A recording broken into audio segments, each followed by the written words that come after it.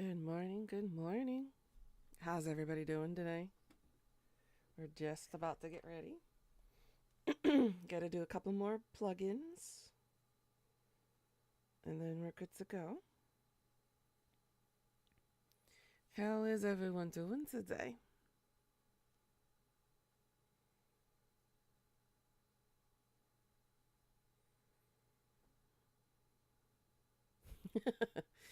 Oh no, I forgot I took a picture of that.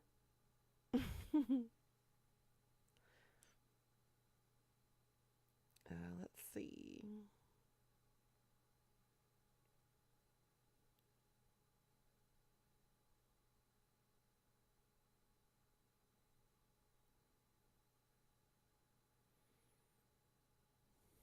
There we go.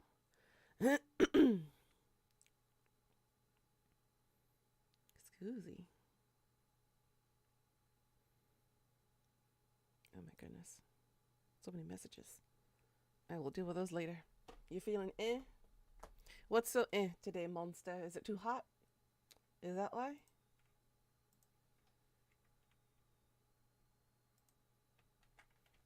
Oh, no, no, no, no. Whoops.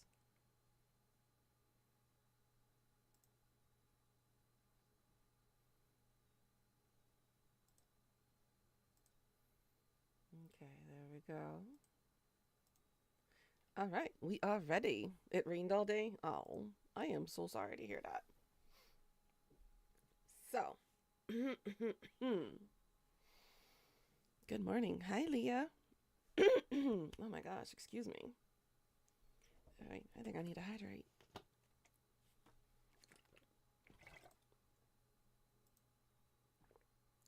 Voila. That's a little better. It's 82. Oof. Yeah, the humidity must be insane right now. All right, guys. Are you ready for today's stream? I don't think you're ready.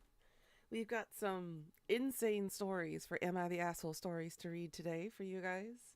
And then we're going to hop right into the Ghostwire Tokyo game. I did a second stream yesterday, which is up on YouTube if you wish to peruse it. But basically, I was just kind of going through and um, kind of grinding out the spirits and some XP to get my character a little bit stronger. I did not continue further on into the storyline, so you didn't really miss anything. It was just me going through, getting more XP, getting more spirits, so that way I unlocked more abilities, so that way the next section of the fights will be easier. Yeah, my mom told me that the tree pollen is done, but it's the grass and the flower pollen that's pretty high right now. Over here, it's the tree pollen and the flower pollen that's high. The grass pollen won't be as bad until next month. And ragweed. Don't forget the ragweed season. Oh, it's the worst. That's typically when most people get yellow fever. But hey, y'all, good morning. I slept like a log. I went to bed at what? About 9 o'clock last night and just woke up about 30 minutes ago. So today was low energy. Understandable. Understandable. Um, I spent most of yesterday evening trying to make new friends on Facebook. I joined an expat community here in Korea for basically it's like lifers, like women lifers who've decided to stay in South Korea long term. And I've made a meetup for tomorrow, which I'm excited. I think we're gonna go grab like tea and coffee and just kind of chat it up because apparently she's been here as long as I have. And she's been in Seoul a lot longer than me. This year makes it 4 years for me in Seoul. So I was 4 years Ulsan, 2 years Sejong City, and now 4 years Ulsan. 4 years in Seoul. So I'm kind of excited to meet and greet new people because I really do need to make like physical friends here because I'm going Lulu by not going out and meeting new people and whatnot. And I need to get out of the apartment more because I am getting serious cabin fever issues. Serious cabin fever. And she lives really close to me. So it's kind of nice to kind of use um, Facebook as kind of like a median to be able to kind of meet and greet people in the area with similar interests. So I'm kind of glad I took another step to kind of put myself out there to try to meet new people. Um, because I really, really do want to be more social. I'm kind of tired of my introverted shell. I'm really lonely. And I think I need to kind of work on my social skills again and just kind of get out there and meet all sorts of different people, to be able to do stuff with them, go out and explore. Because, granted, I have been in Korea for 10 years, but there is still so much of Korea for me to see. And it would be nice to kind of do that with people, you know? Go on a slight hike trail, go on like a scenic tour. Hell, just go out, go clubbing, or just, go bowling and do some archery ranges around here, all that kind of stuff. There is a lot of stuff to do. Hell, even go to karaoke. Granted, my singing voice really isn't that great with those microphones, but you just go out and have fun. So it's kind of nice putting myself kind of back on the friend market and trying to like develop long-term friendship relationships here in this country because it's not easy. Definitely not easy. Um, but yeah. So before we get into some Am I the Asshole stories, I do have some updates. Uh, I don't know what's going on with Korea, to be fair. But they be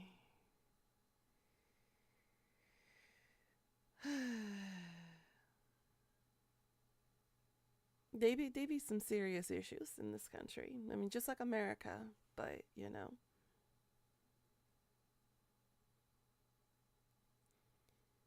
let's see. So over here at the military base in Sejong City, the one that I was in for 2 years, one dead and one wounded in a grenade explosion during an army boot camp training. A hand grenade explosion killed one recruit and severely wounded a non-commissioned officer during a training session held at the Army boot camp in the administrative city of Sejong. Around 9:50 on Tuesday, an accident involved a hand grenade explosion occurred during a hand grenade throwing training at the Army's 32nd Infantry Division in South Cheongcheong Province. The wounded soldiers were immediately sent to Armed Forces Daejeon Hospital, but the recruit has unfortunately passed away, while the officer is currently conscious and receiving emergency medical care. The recruit, in a state of cardiac arrest, was sent to the nearby hospital in the city of Daejeon, but was pronounced dead. The officer, whose hand and arm were severely wounded, were transported to another military hospital. Now, here's the big kicker. This story, SNU, which is Seoul National University, it's one of the top universities in Korea. It's kind of like Yale and Harvard, kind of equal level. SNU student graduates arrested for digital sex crimes on Telegram. A wave of shock has once again swept through South Korean society after 3 men, a current student and 2 alumni of Seoul National University, were arrested for digital crimes, sex crimes in Telegram group chat, reigniting public outrage following the notorious Nth Room scandal disclosed in 2019. Now, if you guys are unfamiliar with the Nth Room, basically it was led by a 19-year-old boy and basically targeted and blackmailed women of all ages, from minor all the way up until, 50s or 60s, even older, and basically blackmailed them for sex videos. Basically kind of like revenge porn. And he stated, if you don't give me money, I will send these videos and nudes and basically ruin your entire life. Yeah, Rotten Mango. She did mention this story before on her podcast. The Cybercrime Investigation Unit of the Seoul Metropolitan Police Agency announced Tuesday that they had arrested a 40-something-year-old man, identified only by his surname Park, who is a student at Seoul National University. Park has been charged with illegally producing and distributing pornographic material containing images of his female colleagues in Telegram chat rooms since 2021. Officials said Park had collected multiple images of his SNU colleagues from their social media accounts to create such content. Apart from doctoring explicit content online, Park is also accused of distributing the victims' personal information, including their names and ages, in group chats. Two other SNU graduates, both in their 30s, whose identities have been withheld, were also arrested in charges of violating the Act on Protection of Children and Youth Against Sex Offense and the Punishment of Violence Act. So in other words, they used AI programs like what was it, Deep whatever, and basically doctored pornographic images of people without their consent. Do you see what I mean by we need to regulate AI? And how in the hands of people like this, it's just going to be used and abused? So this just further proves that even though pornography is illegal in this country, people are still finding ways around that. And remember, there's a lot of mental health issues in this country that is not being addressed. And therefore, a lot of these perpetrators, like this guy, will further victimize their victims by using AI to create deep fake images in order to reproduce pornography. So, has it really helped in this situation? No, it has not. And top national news, high-ranking military officials' emails have been hacked, possibly by North Korea. Again, for those non-tech savvy people, South Korea, as much as they love to promote that they are technologically advanced, cybersecurity is not one of those things. We still have to use something called ActiveX, and it's basically like little pop-ups that you have to download certification, security, like coding, in order to be able to access certain websites to the government and domains and pools and stuff for accessing your bank accounts, and for websites like Hi Korea, where you have direct access for applying for documentations and stuff for the government through the government website. And the thing is, and up until recently, before they killed Internet Explorer off, Korea relied heavily on IE, which the security stuff has been completely outdated. So a lot of these hacks and stuff that comes from Russia and North Korea are more common than you think, because of the lackluster of the updatedness of their cybersecurity settings. There's a reason why I'm still stuck on Chrome, and I will never leave Chrome, because if I try to use, what's that one that they have now that replaced IE? Edge. Edge, you're still required to use ActiveX. They just shifted the ActiveX from IE over to that one, and it's still not 100% secure. At least through Chrome, I can customize my configuration settings and whatnot to be able to protect a good chunk of my internet data. But if I need to access like banking stuff, or if I need to access Hi Korea website or the government portals, I have to switch over, because ActiveX is not used on Chrome or Safari or any other web browser that you might be using here. So it sucks. And hacking happens more often than you think.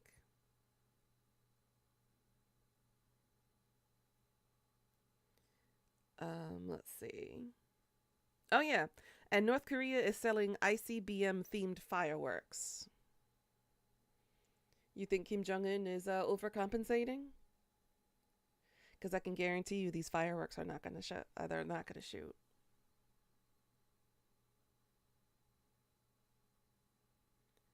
Let's see. That's about it in updates for Korea stuff. Let's see. All right. Are you guys ready for some Am I the Asshole stories? Because I got some good ones for you. The final one that I'm going to read out loud is shocking. And you guys are going to be like gasted of your flabbers. And you're going to be completely confused and concerned. All right. So let's start off with story number 1. This is a good start. Okay. Am I the asshole for telling my daughter-in-law, for fuck's sake, I have a life and I'm not going to be a cookie cutter grandma and I will call the police? So what do you think based on that title already? Do you think she's the asshole? That's a little intense. But let's read the story and see what happens here. All right. My son and daughter-in-law have been married for around 7 years at this point. They have 2 kids. All of my children are out of the home and living their lives. My husband and I are still working and probably will retire in 10 to 15 years, around 70 years old. My daughter-in-law and I got along much better before the kids came into the picture. They live 30 minutes away and she is always trying to drop them off. I thought my son was in on it, but no. I sat them down and he had no idea this was happening. I showed them many texts asking for me to babysit, and he was under the impression that I have only babysat twice this month, not 16 times. Apparently, she has been dropping them off without me to hang out with people, and my son was under the impression she was taking them with her.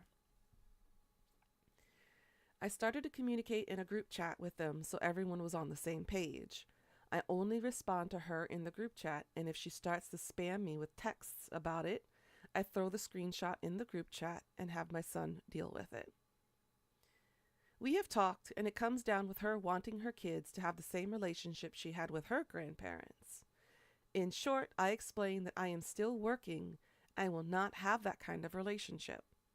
That I can't have the kids every other day just like she had growing up. We agreed to every 2 weeks to have Grandma Day. All good for about a year. My son is now traveling for work and she is at it again. This time, the difference makes it hard to have him shut down when this happens. I was home for about an hour when she showed up at my home. She wanted me to babysit when she went shopping. I had enough at this point. I told her for fuck's sake I live my own life and I will not be the cookie cutter grandma she wants, and if she tries to leave the kids with me from now on without my agreement, that I will call the police for abandonment. She called me a jerk and stormed off. My son called trying to smooth it over and saying I may have gone too far. Edit. For everyone going on about how he couldn't know. He doesn't talk to his kids. The kids were 4 months and a 1 3/4-year-old when she kept dropping them off. They weren't really talking. The oldest, sure, could move, but not a big talker. It really hit off when she was pregnant and got even worse with the second born. So am I the asshole?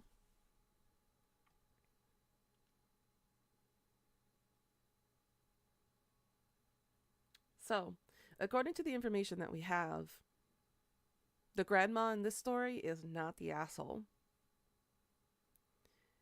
A lot of children believe that their grandparents are entitled, that they are entitled to have free babysitting options with their grandparents. And clearly, this grandmother, she said she's going to end up working until she's 70 years old. And especially with this economy and this age in society, it is very difficult to retire because inflation, the economic structure is, unbalanced. She's got every right to deny her daughter in law because, especially at those ages, the children are not going to remember spending time with their grandma. They're not even 2 years old yet. It's the mother's responsibility. She was the one who decided to have children. Therefore, it is her responsibility to take care of her children. If she is unable to take care of her kids, she should have never had kids to begin with. And if the husband is the one traveling a lot and he goes out for business a lot for work, they need to talk and come to an agreement because this is his responsibility. He helped create this family. So they need to talk. There's a missing link here, and it's the communication between the husband and the wife. So the grandmother has every right to deny free babysitting.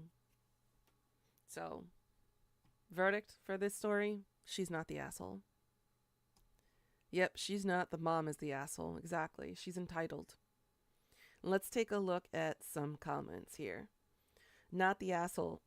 That's nice that she had that kind of relationship with her grandparents, but absolutely nothing entitles her to force it on you.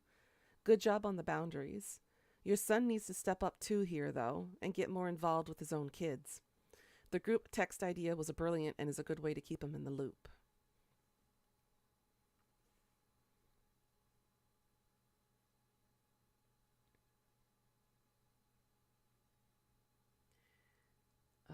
Let's see.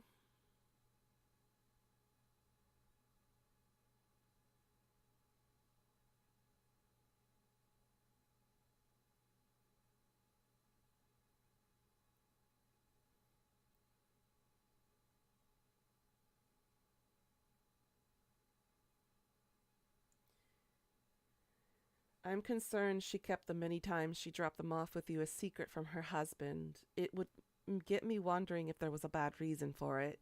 He seems like he goes above and beyond with his kids. I don't think this is just her about her wanting them to have the same relationship with you as she had with her grandparents. It could be something as simple as she is overwhelmed with motherhood and responsibility, or who knows, but whatever it is, she's being excessive with her demands on you. You tried everything you can. What else could you have said to get her to stop trampling over your boundaries? You're not the asshole.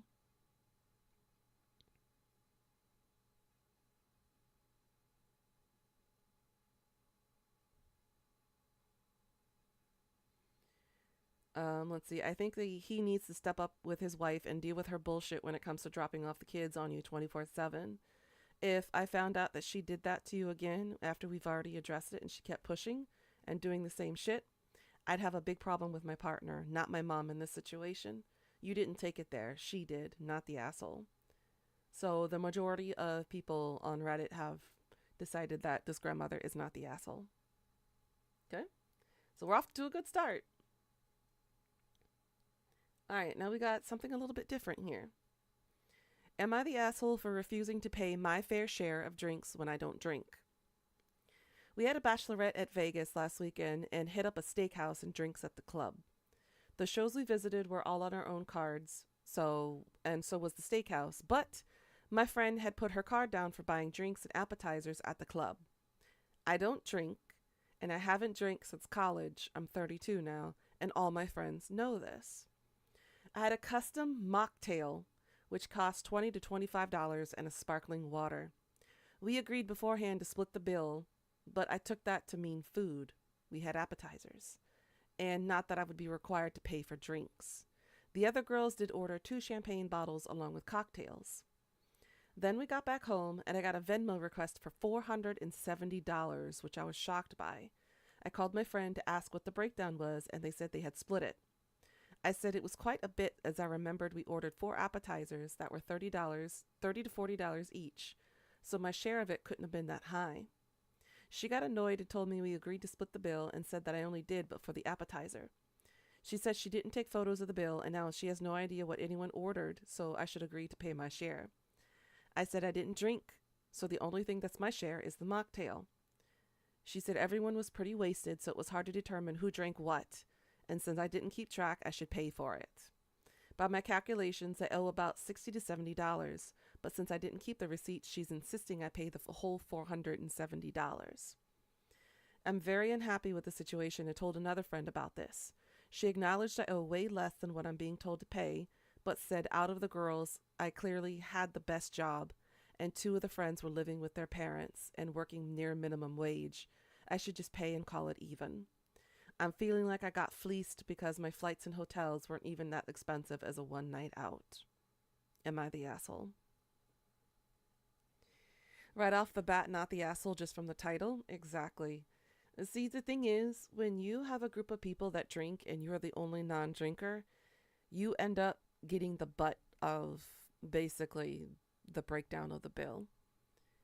Because you decide not to drink, the group of friends is going to punish you for not drinking with them. They're basically calling you a party pooper.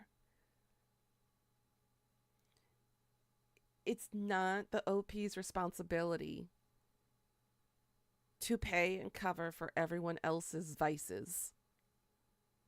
They are the ones who decided to drink, therefore it's their responsibility to pay that portion of the bill. This person only had a mocktail, and they only paid for the appetizers that they decided to split amongst each other. She is not the asshole. It's the drunken assholes that are the assholes.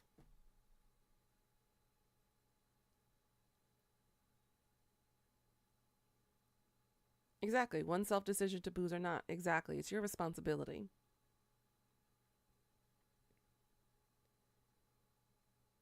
Let's see. Not the asshole. If she is unwilling to readjust for the alcohol without hard numbers, just call the police or just call the place and request an itemized receipt to be sent to your email. Great idea. Do you know how long these things are kept for? We went Saturday evening, so this was last weekend. As someone who used to do reimbursements for faculty, yes, you can do this. You should be fine since it was just last Saturday. Call the place, explain the situation, and they can usually help you find the receipt. If you paid with a card, use the transaction date and time to assist them. Good luck. I'm not saying that any of this is wrong, but as soon as she produces that itemized bill and only pays her fair share, she will lose those friends. Not a great loss if they're justifying someone else paying their night of drinking. And hi, Pika. How you doing, girl? So, Reddit has dubbed this person not the asshole, and I can agree with this. She didn't drink with the group of people, and typically, just because somebody has a better paying job doesn't mean that they are required to pay for your decisions and your vices. Onimusha Warlords works! Yay! I'm so excited for you, Pika. Good. So that story, not the asshole.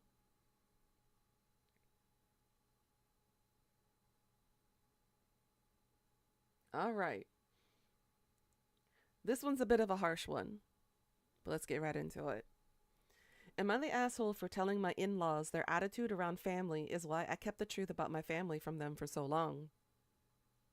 Okay, this is kind of a long one. I, 25 female, married Ryan, 25 male, 7 months ago. His family and I get along just fine, but for 6 years they had no idea about my family background. And the reason is because they're so family oriented and so naive to the reality of unhappy and toxic families that they come across as preachy about being close. This is something Ryan warned me about and spoke to them about before. They still comment on it regularly, though. I don't speak to my family. I have a dad who raised me and a half-brother I was raised alongside half of my life. I'm an affair baby that came between me and my half-brother always. And that came between me and my half-brother always. Okay, so she was an affair baby. She was basically a child born out of wedlock. Okay. My mother didn't stick around long enough for me to even know her, and I never tried to track her down later. My dad ignored how damaging it was to have my half-brother always throw it in my face, how much he and his mom wished I didn't exist. Dad would also try to make his ex-wife and me interact, and she'd get so pissed that I would hear her tell him she'd rather be dead than interact with me. The last time I saw my half-brother was when he was 22, and he told me to my face that he would never love me or consider me a part of his family, and he saw me as repulsive, just like our dad. My dad heard this and still dismissed how much that hurt. So I don't speak to my dad anymore by choice and my half brother, and I don't talk to him by his own choice. Any extended family treat me like I had the affair because they're closer to dad's ex-wife than dad. I was a causality of that. Plus, they adore my half-brother and made it clear he didn't want me to be around. I don't talk about it often and very few people know. I didn't tell my in-laws for years because of their attitudes around family, and when I did, a few weeks before I married Ryan, the reaction at first was somewhat surprising because they said nothing judgmental. But ever since that point, they have talked about my half-brother a lot, and even his mom, and for some reason they feel like reaching out to them would heal everything, and we skip into the sunset arm in arm. Ryan told them it wasn't going to happen and to let it drop. So they got more subtle or less direct. But a week ago, they brought it up again and told me how much better my life would be if I put the effort to heal these relationships because family is everything. Ryan told them not all biological families are equal. They told them they're still essential for us, though. I told them it wasn't true in my case, and my half-brother's mom isn't related to me in any way, and that my half-brother is repulsed by me. He considers me filthy because I'm an affair baby. I told them that's not something I can fix from simply reaching out, and I told them this very attitude about family is why I never told them for so long. Ryan had my back, but his family were extremely upset by my words. Mother-in-law's anger was the most clear, and she told me it's unfair to judge them for wanting families to be healthy, and that's all that they'll try to help with. Am I the asshole? The answer is no. The OP is not the asshole. It took me a long time to realize that I'm privileged to have a family that didn't break or fall apart. I understand that family dynamics are different than mine. Not everybody has the whole mother-father dynamic. Not everybody has, good relations with their siblings or half-siblings or in-laws or whatnot. I completely understand that. And it's wrong for her husband's family to enforce or try to reinforce that what she did is wrong. What she didn't do wasn't wrong. It wasn't her fault that she was born out of an affair. That's like blaming a child that came from a rapist and blaming the child for being a progeny of said racist or said rapist. You can't blame the person for being born out of a situation that was pretty bad. It's not the child's fault. And she keeps explaining that she can't reach out to her family because her family wants nothing to do with her. So what the hell is she to do? She is not the asshole. But her in-laws are. And she's got every right to tell them to shut the fuck up. So, not the asshole. Let's see what people have to say.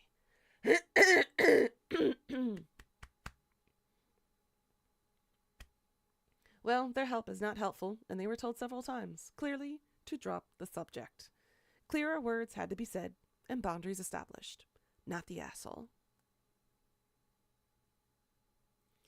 It's the worst help you could give to someone with an unhealthy family dynamic, and they can't see that because they never experienced it.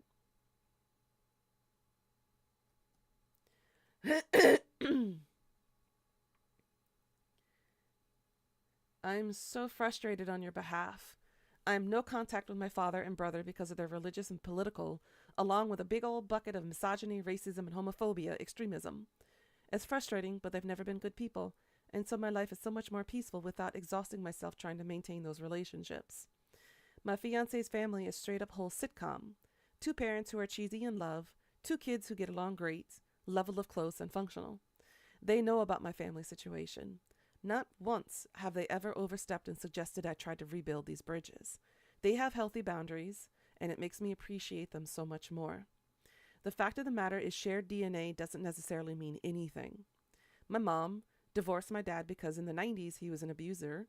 Sister and I are close, but that has everything to do with us being loving, supportive, and kind to each other and putting mutual effort, not just because we're genetically linked. It feels so condescending when people say, yeah, but shouldn't you make an effort to keep connected? When they don't understand the emotional cost of that effort because they have no frame of reference for ever having to maintain boundaries with toxic people. I can agree with that statement wholeheartedly.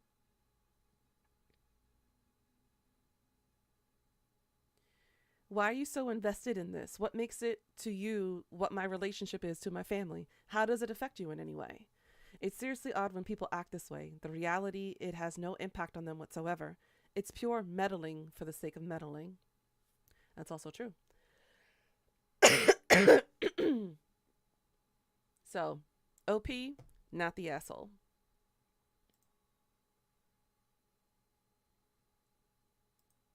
All right.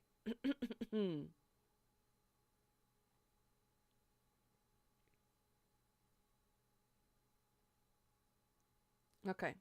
So this one is a hypothetical. This is the would I be the asshole scenario. So this hasn't happened, but this is a scenario that they have thought up that if they decided to go with this decision, would they be in fact the asshole? Okay. My little sister, 28F, is recently engaged.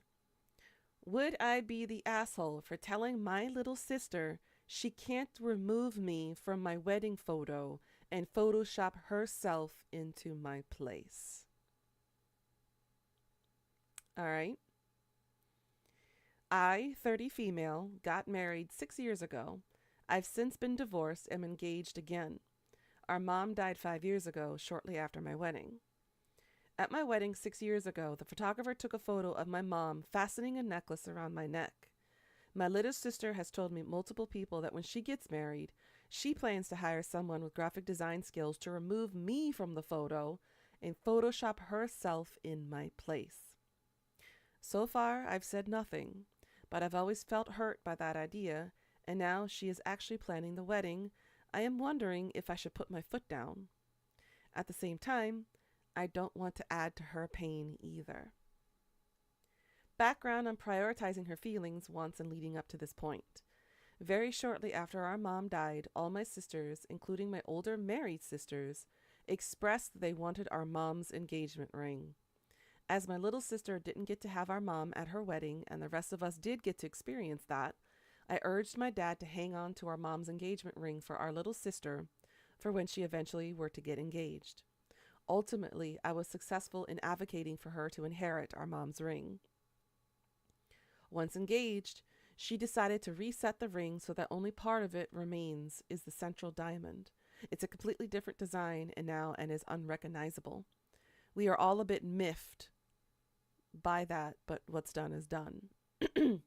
Next, we both wanted to use our mom's wedding dress for our upcoming weddings, but she plans to alter it beyond recognition as it was a long sleeve. A A-line dress, she wants strapless, mermaid-style dress. I proposed that we each wear it but not make significant alterations, but she brought up that I'm the only one who didn't get to have mom at our wedding. I do feel for her, so I dropped my bid to wear the dress. But at this point, I feel inclined to draw the line at removing me from my own photo with my mom. Yes, I did get to have my mom at my first wedding. I won't have her at my second wedding, to the person that I'll be spending the rest of my life with. So I'm feeling some sadness there too. If someone is going to be photoshopping someone out of that picture, I feel like it should be me photoshopping my 24-year-old self out of my 31-year-old self. She also has tons of photos with our mom she could use for this purpose instead, as well as photos of our mom solo that no one would need to be removed from.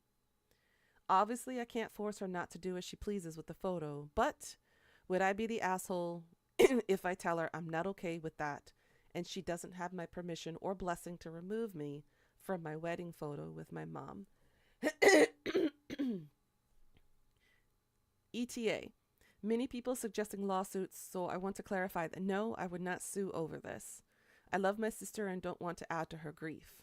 I'm only grappling with whether or not it's worth to ask her not to use my photo in this way. So would she be the asshole?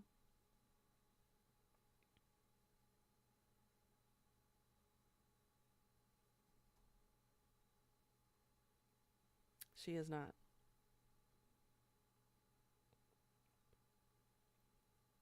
Mm-hmm.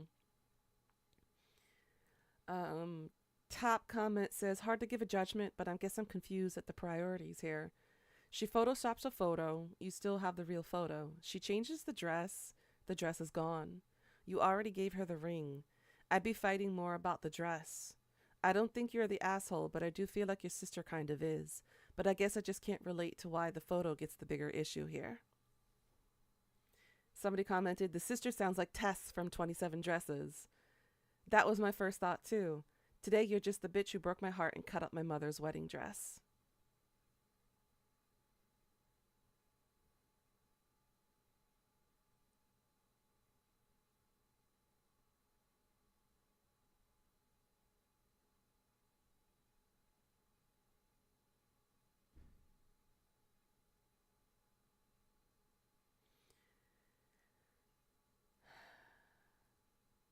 You know what the problem is? Especially when you have like a big family and a big dynamic family. There is this thing called the middle child syndrome as well as the baby syndrome. It's always the middle child and the youngest child who have this sense of entitlement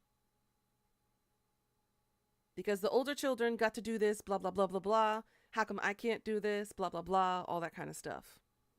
And it's always me, me, me, me, me, me mentality. I'm pretty sure had this happened to my family, I would probably be having the same argument with my sisters. This is why when it comes to inheritance related stuffs and stuffs after deaths, you need to be able to put your foot down. Your feelings are valid too in this case. She is not the only one that's grieving the loss of their mother. All the other sisters are as well. And the fact that this little sister feels so entitled to absolutely change and ruin everything. She changed the ring. She changed the dress. Now she wants to change the photo.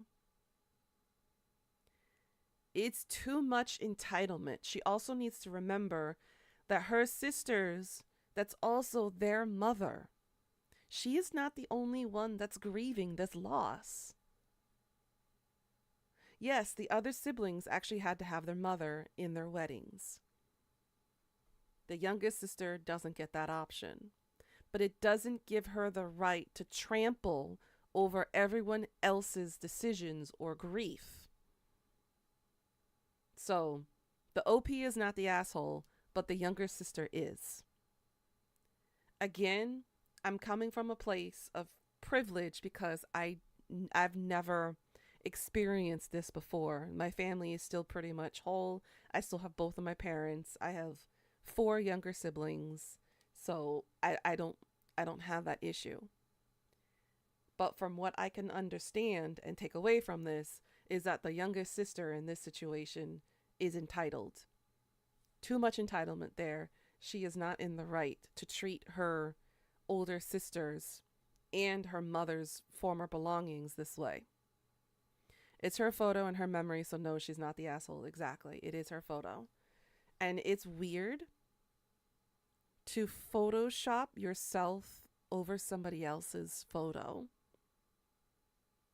That's just a clear sign of disrespect and breaking a certain boundary line. That's just, it makes no sense to do that.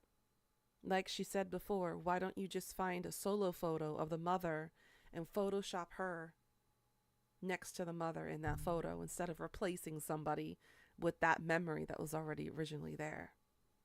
It makes no sense to. So OP in this case, not the asshole.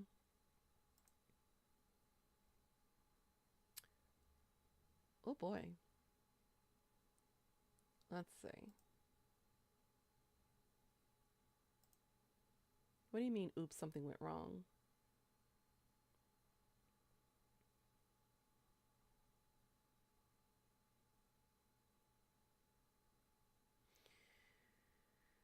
Alrighty. This one's a tough one. Am I the asshole for making my dad cry in therapy? Here we go. My mom, my dad, and me went to one of those therapy sessions together yesterday. I have them because I have behavioral issues and autism. First, I was just trying to be honest about how much of what my dad does upsets me. He never cleans up after himself, wipes his beard shavings on the bathroom towel, interrupts a lot, makes gross jokes, and walks around the house without any clothes on and more. I think I talk too much during there because I can't talk about this stuff with home without being yelled at by my dad or me nagging like a woman, question mark. Like 30 minutes in, he asked me why I'm trying to embarrass him. I said I'm just being honest, and he got really quiet for the rest of the appointment and then cried there and on the car ride back.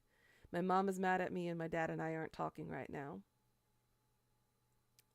Am I the asshole? Well then.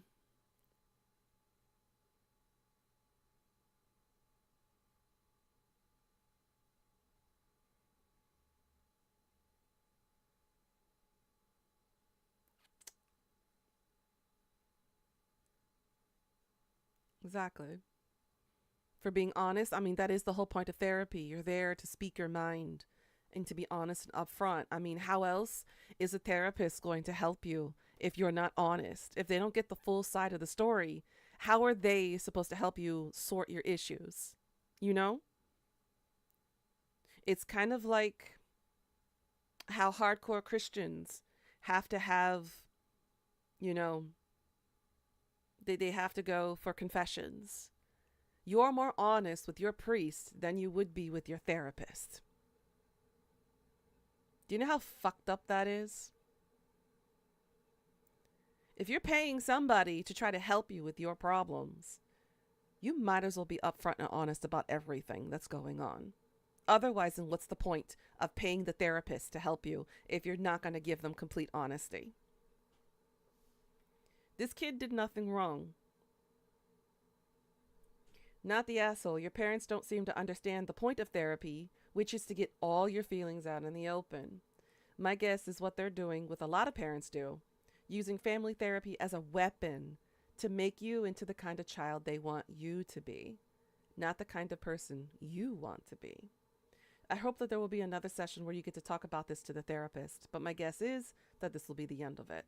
Also, your father's behavior is embarrassing and gross.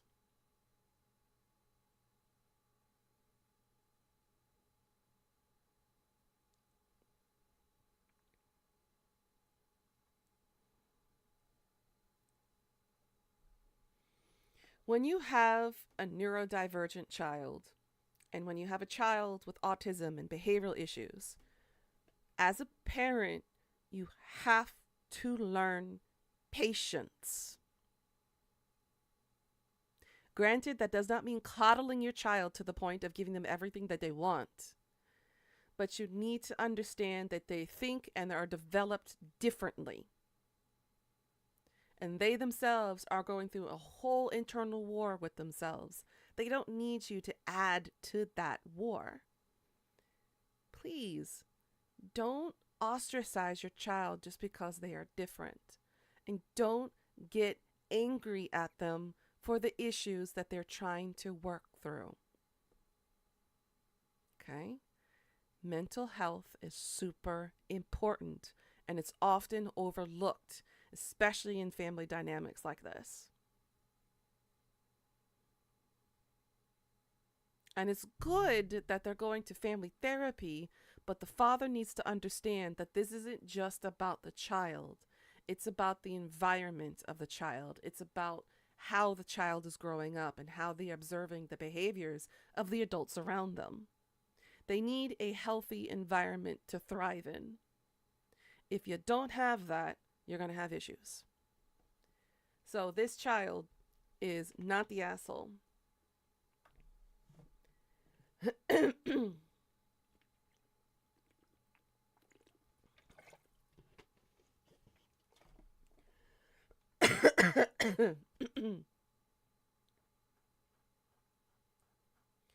So not the asshole. They went to therapy to fix you, with it never occurring to them that they were broken.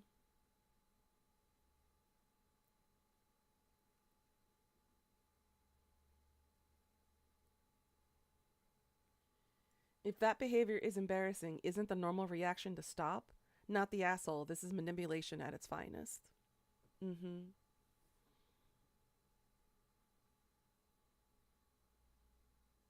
So the OP is 13. 13 years old. That age does make a difference in this story. Why did it take having these things said in front of a total stranger for your dad to actually care enough about your discomfort to get emotional? Because he knows what he does is disgusting and inappropriate. Because now he has to feel accountable for your feelings instead of ignoring them the way he has been for his own inconvenience. Info: how old are you? I'm 13 and my dad is 55. I'm not sure he thinks what he's doing is bad. He wouldn't have been so embarrassed that he cried if he didn't have any self awareness that what he is doing isn't appropriate for a grown man. Has he attempted to change at all since you got home? Your mom must be having terrible standards and boundaries. Doesn't mean you should have to suffer for your dad acting gross.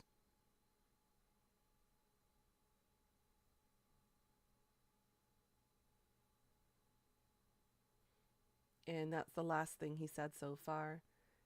And that was roughly 3 hours ago. So this story is still really fresh. So this kid, not the asshole. He was using therapy exactly what therapy is used for. All right, a few more guys, and we're going to get to the big one. Okay.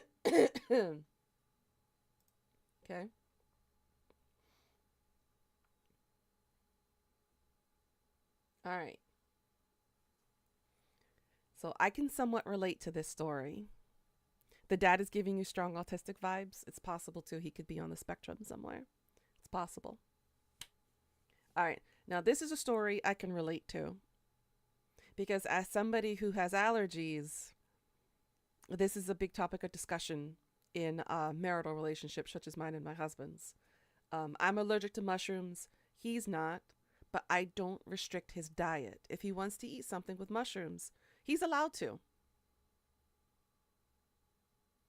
But I have to go no contact until he washes it off of himself. Because again, I can't touch it. Even even after he eats it and he kisses me, that kiss can affect me as well. So any residue or any leftovers, any crumbs, whatever of mushrooms, I cannot be touched by them. I can relate to this story. All right. Am I the asshole for drinking tea my spouse is allergic to? All right. This is far from the first situation of this kind in my marriage, and I really need perspective here. My spouse of a year and a half has a lot of food allergies. The only one that is life threatening is citrus. As such, we try to keep our house as allergen free as possible. And if I want to be able to kiss him, I don't eat anything they're allergic to, which again is most things. It would take way too long to list. I have learned to cook so they can eat safely at home. I have removed many of my favorite foods and drinks from my diet. I have given up scented candles, perfumes, and I have to use all the same skin and hair products as them, even if I don't like them. For the past few weeks, there's been a nasty virus going around our house, and so we've both been pretty sick and miserable. I've had a sore throat and cough for 5 days. Before I met my wife, I would have been drinking my favorite peach and orange tea and honey religiously to help soothe it. But my wife is allergic to honey and most teas. The only tea we have that they are not allergic is to the one that I don't like the taste of. So today I have to go to work and I have to be able to speak, so I made myself a thermos of tea I like, taking care not to cross-contaminate anything, and even put the lid on while it seeped, so that way the vapors wouldn't trigger their asthma. It wasn't enough.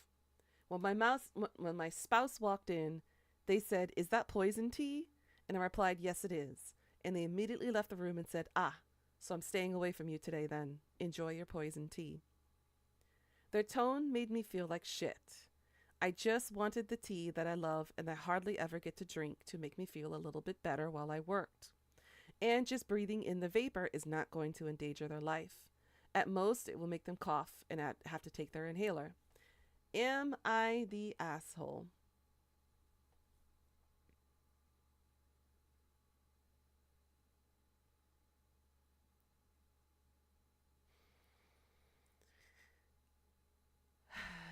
I relate to this so much. The answer, not the asshole. It sucks having food allergies. And it sucks being asthmatic.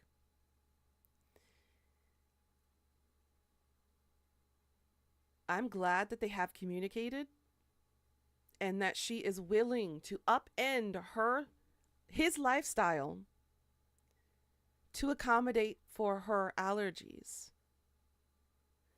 I love that. The fact that they communicated about this, had their boundaries set up. So if they eat this certain food or if they have this certain tea, they can't go contact until everything is washed off and all allergens and they're allergen free. That dynamic I like. And sometimes some of us are comfortable with adding a light joke there, like I do with mushrooms, for instance. My husband loves mushroom soup. I'm not going to berate him or hate on him for eating something healthy. If he wants the mushroom soup, he can have it. I don't have the right to tell him what to eat and what not to eat. I don't get to control his body. He doesn't get to control mine. So we're pretty comfortable with that. And he knows if he eats mushrooms with anything that has mushrooms, he can't kiss me or touch me until after a shower and brushing his teeth. Same dynamic with this couple. They communicated on a healthy level. They understood. But this husband sacrificed way too much. And now he's made himself miserable because he's overcompensated for trying to compensate for having an allergen-free house. He's not the asshole here. And the other person needs to understand that it's also miserable living with it, but it's also miserable living with somebody who can't have the same foods as you do. And you can't expect them to sacrifice everything just because you have a food allergen. That's just wrong. So no, this husband here is not the asshole. There is a edit and an update. Thanks for the replies. I admit I was an asshole here. I should have at least given my spouse a heads up before making the tea. It's not up to me to decide when it's okay for them to be exposed to an allergen. I do believe their allergies are real, and I think just the levels that they ask me are to go a little over the top sometimes. Forgot to mention their only real allergy is citrus. Everything else causes oral allergy syndrome, which will cause their mouth to feel itchy and make them cough, but will not send them into any kind of anaphylaxis. To answer some questions, yes, my spouse has an allergist they work with. They get allergy shots to help with all the allergies besides the citrus one. Nothing can be done there. Yes, I knew about some of the allergies going into our marriage, but the amount of allergies and the steps we have to take to avoid triggering them have massively increased in the last year. When we got married, I could mostly eat what I wanted and kiss them without fear. The allergies have gotten so much worse. Yes, we have had many discussions and tried many different things to keep my spouse safe. It's been a lot of trial and error. I've spent a huge amount of money on foods and products that I thought were safe, only to have them not be safe the next week with a new allergy that pops up. I can't keep buying new teas forever.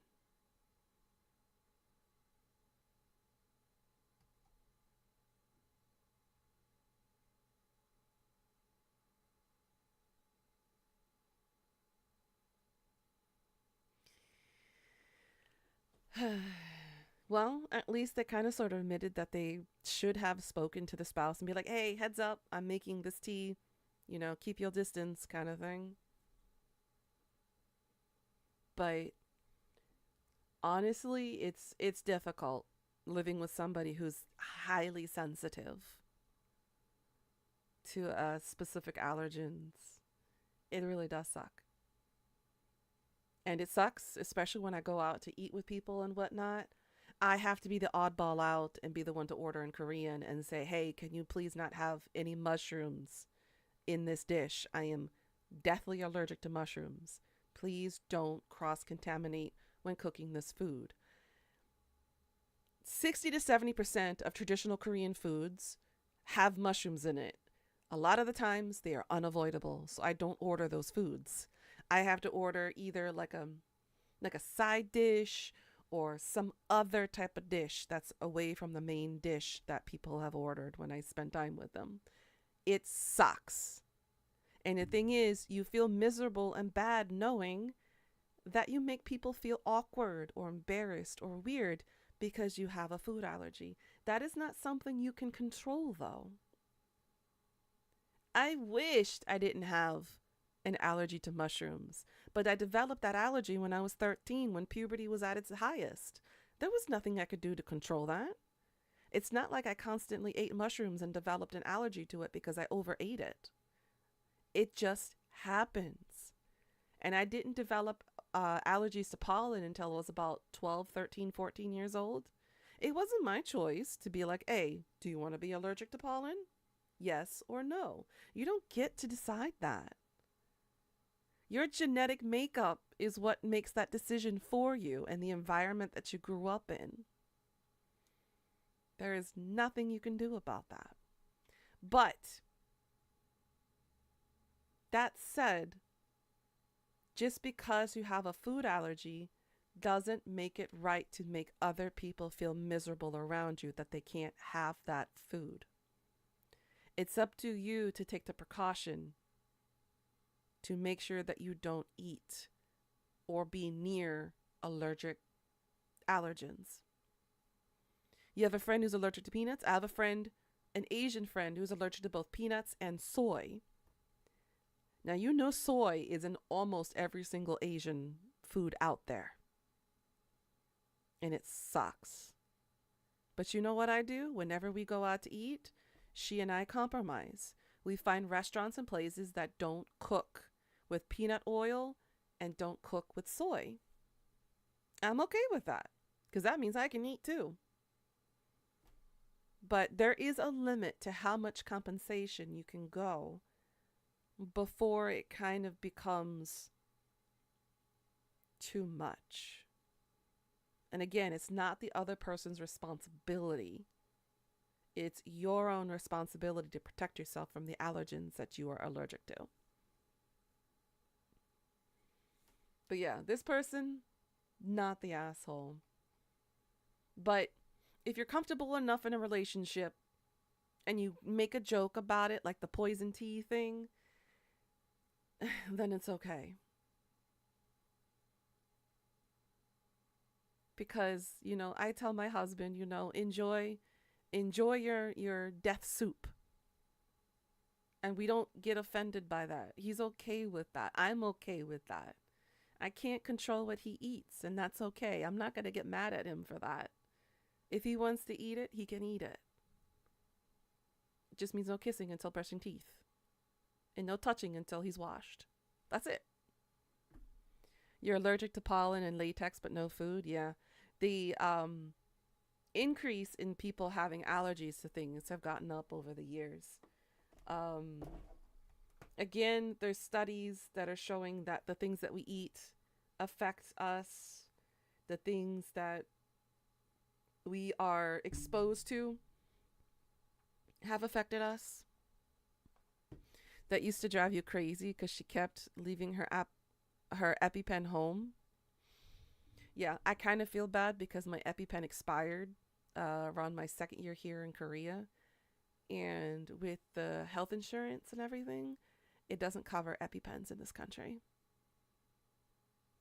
So I've been surviving 8 years in this country, being surrounded by bees, which I'm deathly allergic to, and mushrooms. I risk death every day I go out. And it's, especially when I went to the Rose Festival, I was like, no touchy, no touchy. Okay, I will die if you touch me. Don't do it. Just don't. Hey, Spacer. How you doing, sweetie? So I'm like, yeah, just be smart. If you have allergies and stuff, don't be like me and walk around with no EpiPen. Because something might happen and you may not be able to save yourself fast enough if you're going into anaphylactic shock. But I am pretty cautious and careful about being around bees. So this person, not the asshole.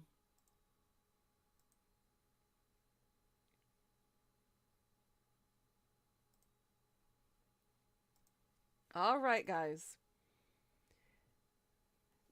Your hands are sticky. Oh my God. You're back from your long journey. Welcome back, Spacer. We are about to do this big Am I the Asshole story that's gained traction over the month. Now, this is a big one. So, buckle up your big girl and big boy panties and sit for this one because this one is a doozy. I tried to find the original poster for this one on Reddit, but unfortunately, their account got suspended. So I went ahead and tried to search for a secondary account. And I found an article on it, and I also found screenshots of the original text messages. So we'll wait till Pika gets back, and then we will continue forward with the story. But this one's a big one, and this one touches on... No, you're fine, Spacer. Don't worry. Don't worry. You're talking to the dirtiest Dami mommy here. I use bad language all the time. What you talking about? But yeah, I will announce this story as soon as Pika gets back. I'm going to have some dots in the meantime and talk to you guys. How's everyone doing today? And what do you think of the story so far? I've tried to randomize them so that way they don't all have like the same context for anything. But I did try to get some different scenarios and everything just based on the titles of each of them. I hope he doesn't either. But speaking of Reaper, wish our boy a happy birthday, guys. In less than 6 hours, it's Reaper's birthday.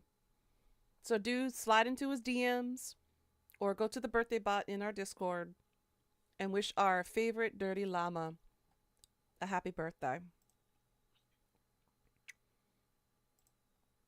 Okay?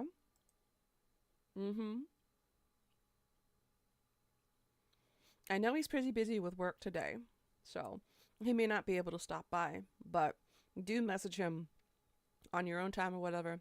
Wish our favorite dirty llama a happy birthday. Okay. All right.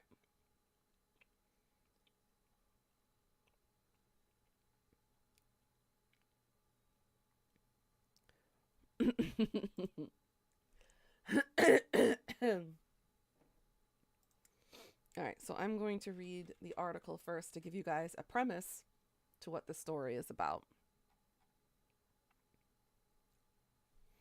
Even though he probably is heartbroken at the moment, I understand. I know this is a rough time for him. But please do be there to support each other. Do give him some love. And remind each other that you guys are not alone, all right? I'm very aware of the situations. And I honestly respect the decisions. And I hope that despite going through grief and despite going through what the family's been going through, please do take care of each other and remember that you guys are not alone. You had cotton candy in a tub? Ooh, I haven't had cotton candy in a long time. All right, guys. Are we ready for the biggest Am I the Asshole story of the year? And I'm not just overhyping this up. This story shocked me. All right. Some of y'all may have potentially heard this one before, but here we go. My husband said he wants to divorce because I breastfed my son. And I quote, now they've been in another man's mouth. Here we go, guys. A husband has texted his wife that he wants to end their marriage, and it's for the most extraordinary reason. In the message exchange, he accuses her of incest over a disrespectful act shortly after she gave birth. The disrespectful act? Breastfeeding their son. Quote, you know how I feel about that.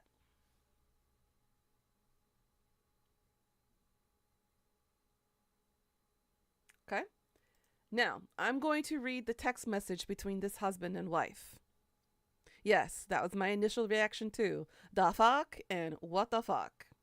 What the actual flying fuck did I just read? All right, here is the text message. I will show it to you guys on the screen so you can read it with me so you know that this is real. Okay. You've been breastfeeding? You know how I fucking feel about that. What time are you coming back? I don't know if I am. Why? Why are you mad at me? Yes. What did I do? Is it just the breastfeeding? That, the feelings it gives me now, I finally understand you don't truly respect me. Okay, incel. I do respect you. I just thought that you could compromise about the breastfeeding. You know, talk about it. If you don't like seeing it, maybe I can just do it in a different room. Well, we didn't talk about it. You just did it. And it's not about seeing it. I know it's happening. I'm done.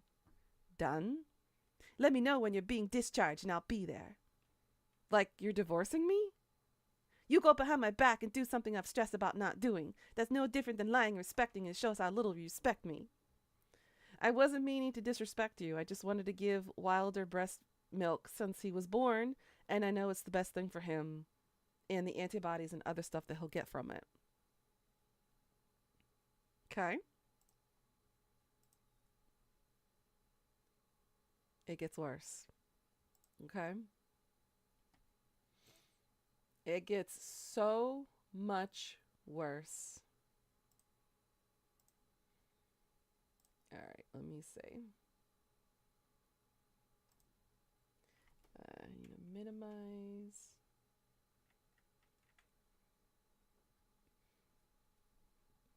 Okay. It gets so much worse, guys. All right, let me. All right. You could have always asked the nurses for a pump. It's a proven scientific fact that breast milk is no better than modern formula. Like this bitch knows what is best for their daughter or their son. I know, but the benefits of breast milk still outweighs the formula. Latching helps drop the milk better than the pumps. Yeah, the benefit to where I'll never be able to look at you the same way again. What do you even mean? You think I'm a bad mom for breastfeeding? I think you're a bad wife.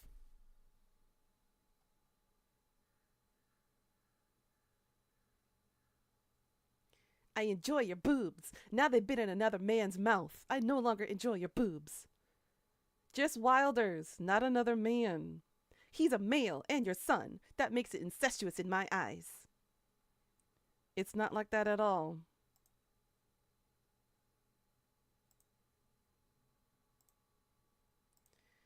The last text exchange ends with the irate husband telling his wife he still wants 50-50 custody.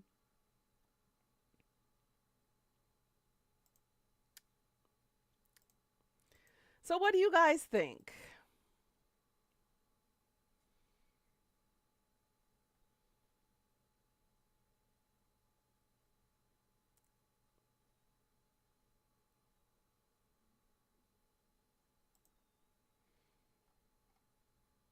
What do you think? The dude is fucked up in the head. Breastfeeding is natural. Uh huh. The fact that he has sexualized the boobs so much to the point that the natural use of the boobs have now become incestuous for a child to breastfeed on.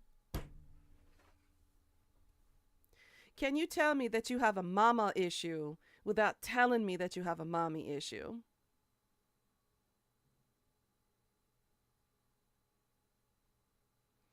The fact that he is jealous over a baby having to suckle her breast and not him is outlandish. Let's take a step back here and go back to life and biology studies. What is the purpose of women's breasts? They are to provide milk, which is a form of nutrient for newborn babies to be able to share and absorb from the mother to grow. It has nothing to do with sex. Areso? Understood? This man is not only a danger to the child, but a danger to society.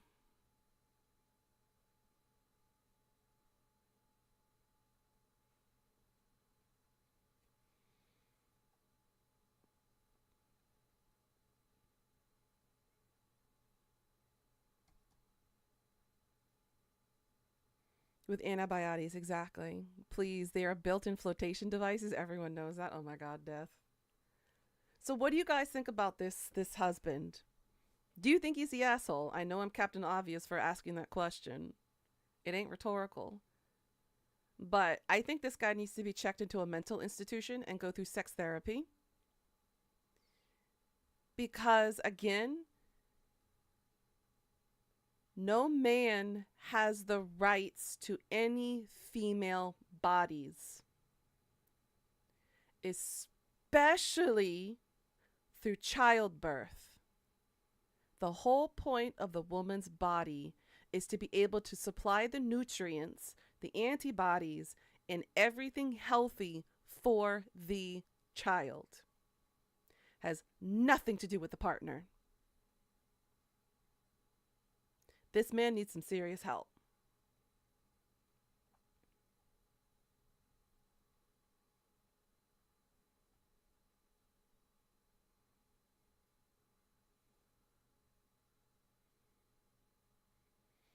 A lot of people are claiming the story is fake, but there is a sampling of divorce papers and pictures she sends him where she is breastfeeding and he flips out. The whole case is here.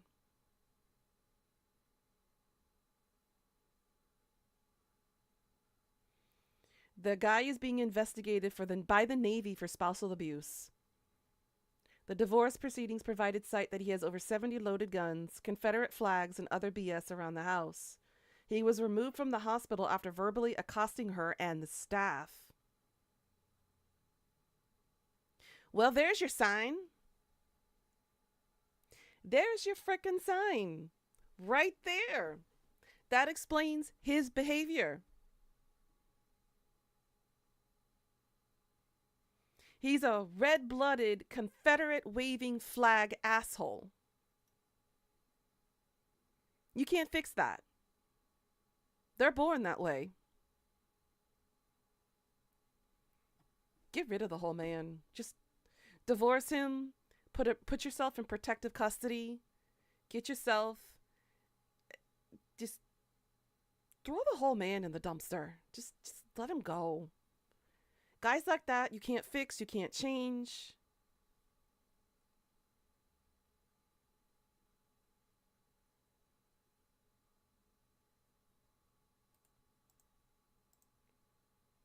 You can't fix it. And we can try going to the main account, but the account has been suspended.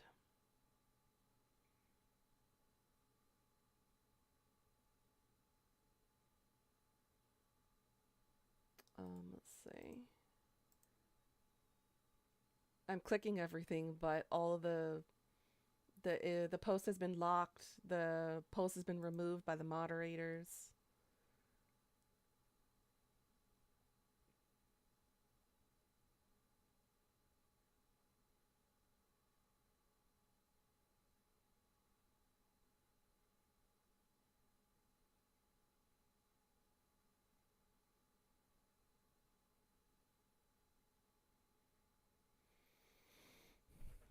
She needs a whole new man. And what if this ended getting violent towards her and the baby? She's definitely better off without him. Yup. As someone who's worked with domestic violence victims for the past 10 years, this is a classic move. Post marriage, and more so, post baby switch flips and full blown abusers is something that happens. If they're already abusive before, the danger increases by a large margin once a baby is born and they feel jealous of it. It's a massive red flag to expect your wife to place your feelings above the health and well being of your children at all times.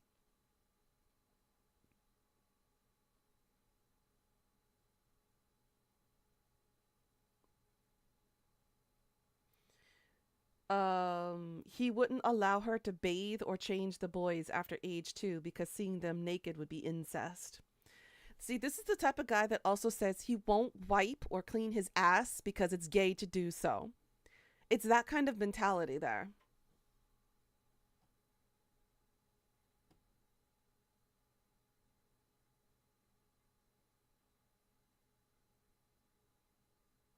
Yes, there are men like that.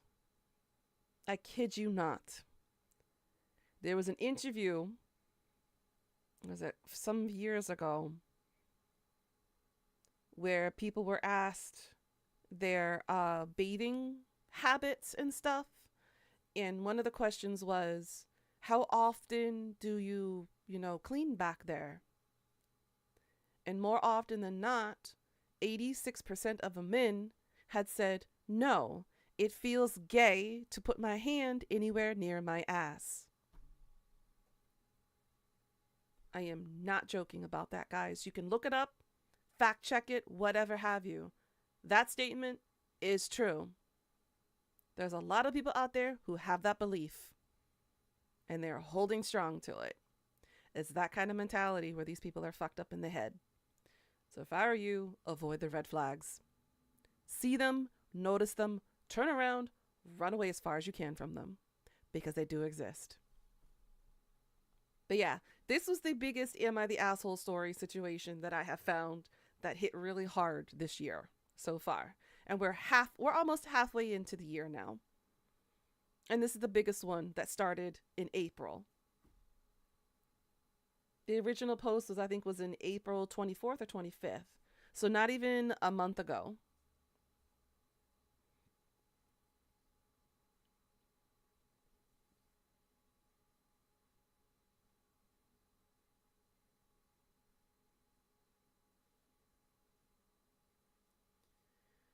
Let's see. Another commenter said, dude is dumb as rocks. I have an ex just like this. Insecure man child, jealous of kids, and picking fights over dumb shit because of it.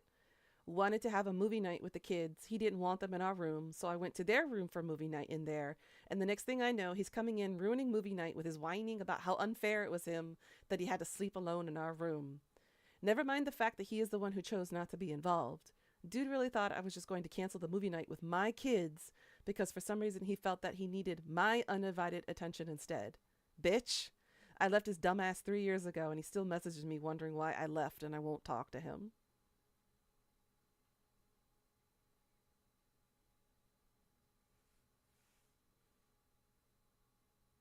Wait till this guy learns that babies have to touch a woman's vagina to be born, or most times, vaginal births.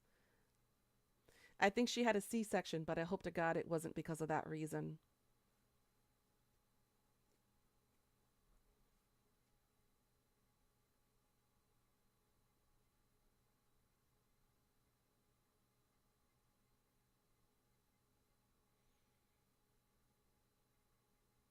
I've seen this exact situation happen many times to know it's possible and that this is absolutely real. Apparently, it has been confirmed through court documents posted by the original poster. It makes you wonder how these people's minds work. He's outright saying it's a sexual thing in his mind. It's very concerning. This is a little infant, his own son, and he thinks it's incestuous. I don't know how to word this, so I'll just say it. It's getting off pedophilia vibes. Anyone suspect the same? Or is this someone who has zero sex education and has been told its entire life that any contact with women is sexual, even between a mother and a child?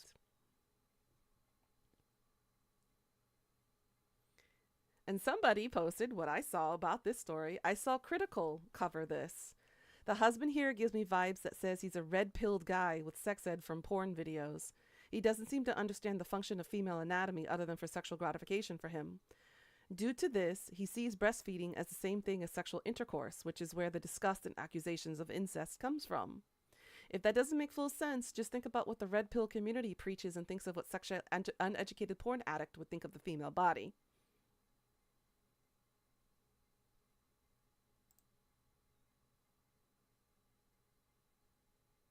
But yeah, the wife, not the asshole. The ex-husband now, the asshole. Not just, if there is a word beyond the bastardization of asshole, I don't know what that word would be. Asshole doesn't cover what this guy is to us. He's an absolute, I don't even use this word lightly, freak. He's an absolute freak.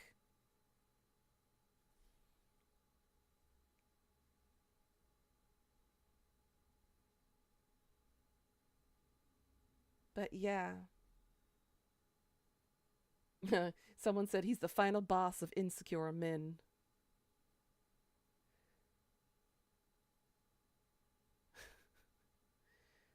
Ugh, it's always the dumb ones cranking out babies.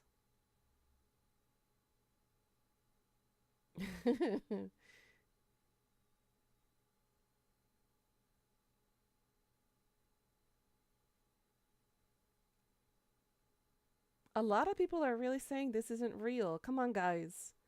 I'm so jaded and so cynical that I know this is real. I did my research. I looked at the court documents and everything too before they all got ripped off of the Reddit.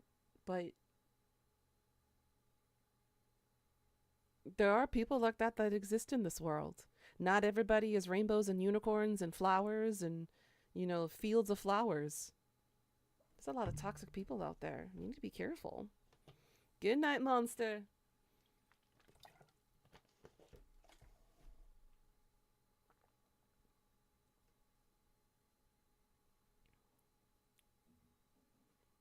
Night night.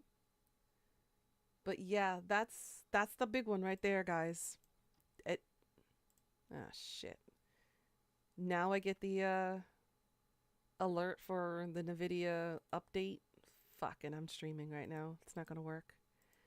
Well, that's gonna fuck up stream today. But yeah, what'd you guys think of the asshole stories today, and which one got your blood boiling? There was a lot of not the assholes today, shockingly enough. There wasn't that many assholes, except for that final one. But I saved that one like the final, you know, boss in like a Japanese RPG. Because that was the big one. No matter how much psychology or sociology you study, there are still some people out there who will shock you to your core at how unhinged some people are in society. And unfortunately, they are real. They do exist. And they're dangerous people. So really, honestly, before you bed someone, before you get into a relationship with someone, before you even consider meeting with the person, be careful with who you get intimate with. Because people like that have been coming out of the woodwork for years. And you can't live in La La Land and pretend that they don't exist. because they do.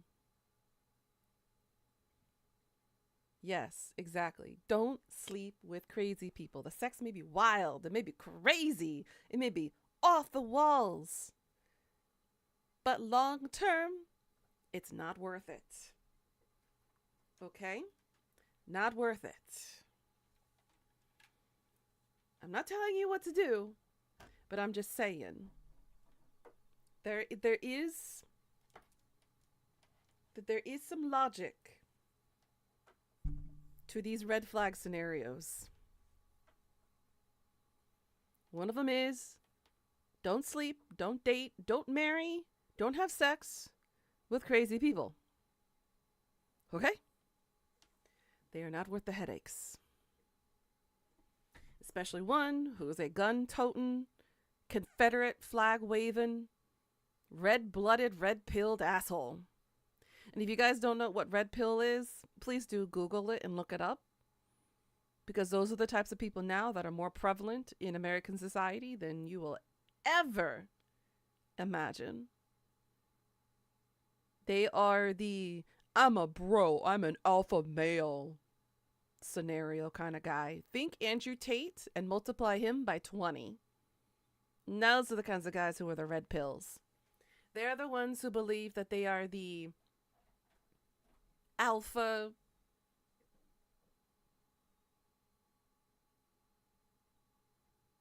species, that they rule everything, that they are the superior, that they don't have to respect society's rules or laws or government or anything, that they are the supreme.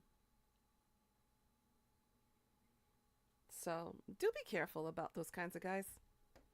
And please put your foot down. If you say no, put your foot down. Do not give in to their little manipulative minds. If you say no, hold to that no. Do not falter. Do not give them an inch. Because these guys, once you say no, you really, truly see the facade fall down and you see exactly who they are for what they are. So again, I know that the dating world has changed since I was last in the dating world and everything, and that the dangers have increased for both male and females and transgenders and whatevers. But do be cautious as who you meet. Dig a little bit. Do a little bit of background. Understand the person first before you get to meet up with them. Place your boundaries down. Make sure that they understand that there are certain things you will do and will not do. If they don't understand that or respect you or your boundaries, walk away. Block them from all social media accounts and move on. Okay? Y'all are smart enough and bright enough to know this. Just don't mess with the crazies. Just don't. It's not worth the risk. You're not only putting your life at risk, but you're putting others in kind of the same way too. Just don't do it. It's not worth the trouble. And it's a pain in the ass, and it's a headache, and just understand red flags and walk away. It sucks being this pessimistic about people and cynical, but you need to protect yourselves. Because there are people like that out there, just like this husband who thinks breastfeeding is incestuous. Why am I not getting audio? Uh-oh. Hold on. Oh, hold on. Nope.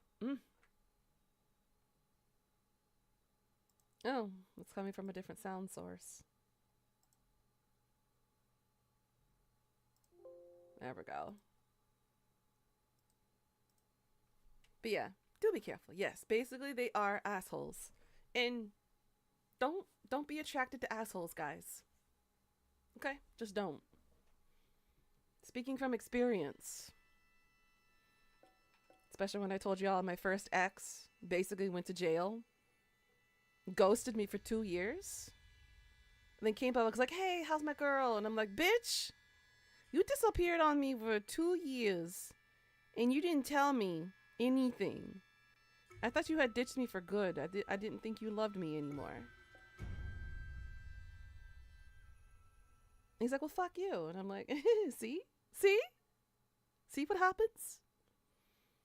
It's not my ass that got in jail for speeding tickets and breaking laws and doing stupid shit. Glad I walked away from that one. I wouldn't have wanted to be in his receiving end on his fists. That's for sure. Because now that the facade went down, I could see him for what he really was. He was a piece of shit. He didn't give a shit about me.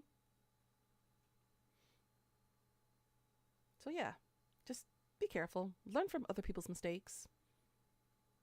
Read a lot of relationship stuff in Am I the Asshole stories on Reddit. It'll help you understand red flags a lot better.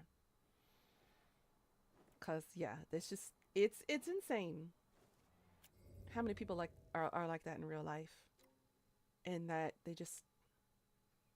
think they're supreme, they think they're superior, they think they're awesome, they think they're the best, when in fact the answer is no, they're not.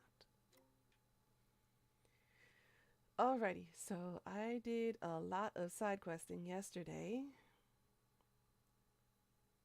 Now let's go to the main story.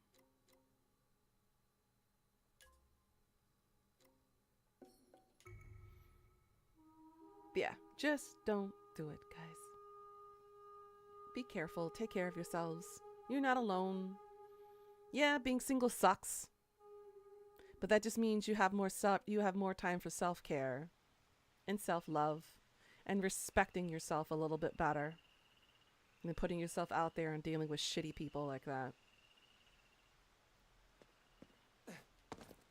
Believe me, I was alone and single for a good chunk of my adult life. Because for a long time, I technically still am. I'm under the oppression of boys, ew, cooties syndrome. Because honestly, all the heartbreaks were not worth it. And had I known what I know now, what I knew back then, I never would have gotten in relationships with those guys. And I was lucky that I listened to my instincts. Because one of the guys that was a potential suitor who wanted to date me, who did ask me to be his girlfriend, I said no. Because his situation made me feel so uncomfortable.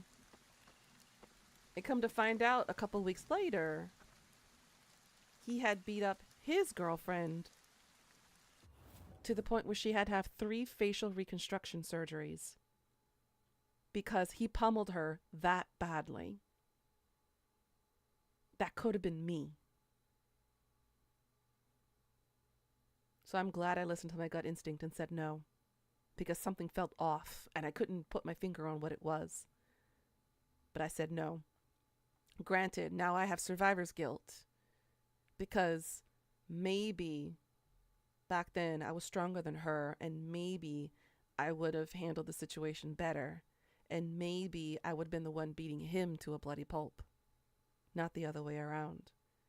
I could have protected her, and that's something I had to, think about for years.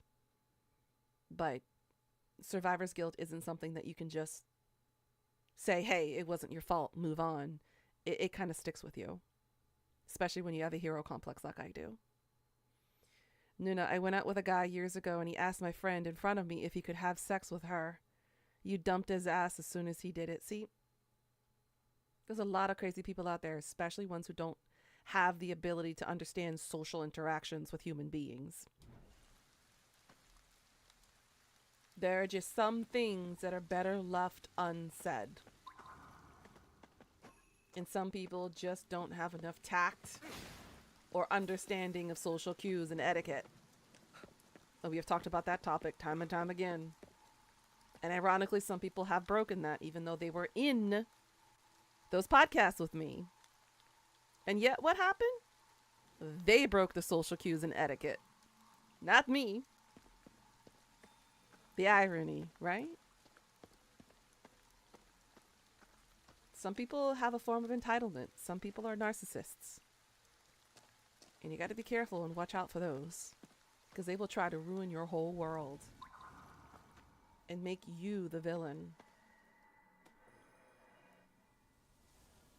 これは魂だ。全部あいつらが集めたものだ。なんて数なんだよ。 And I have been the villain in plenty of people's stories. And you know what I did? I walked away. たまに鈍くなったその頭をガツンってぶったたいてくれる事件がある。目の前の光景がそうだ。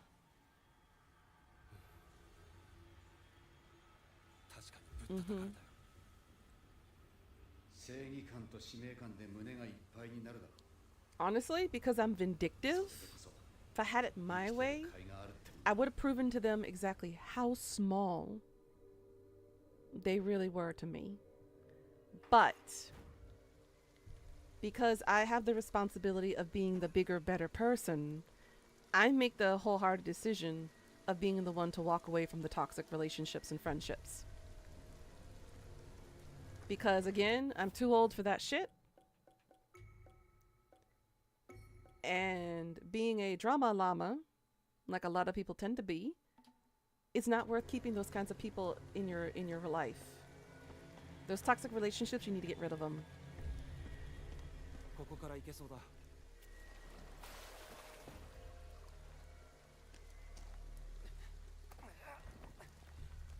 This looks so wrong. This looks really wrong.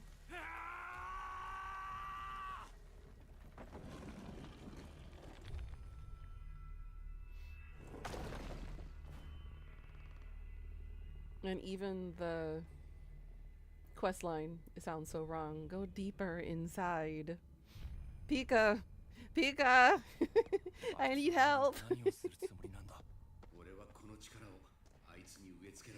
They want me to go deeper.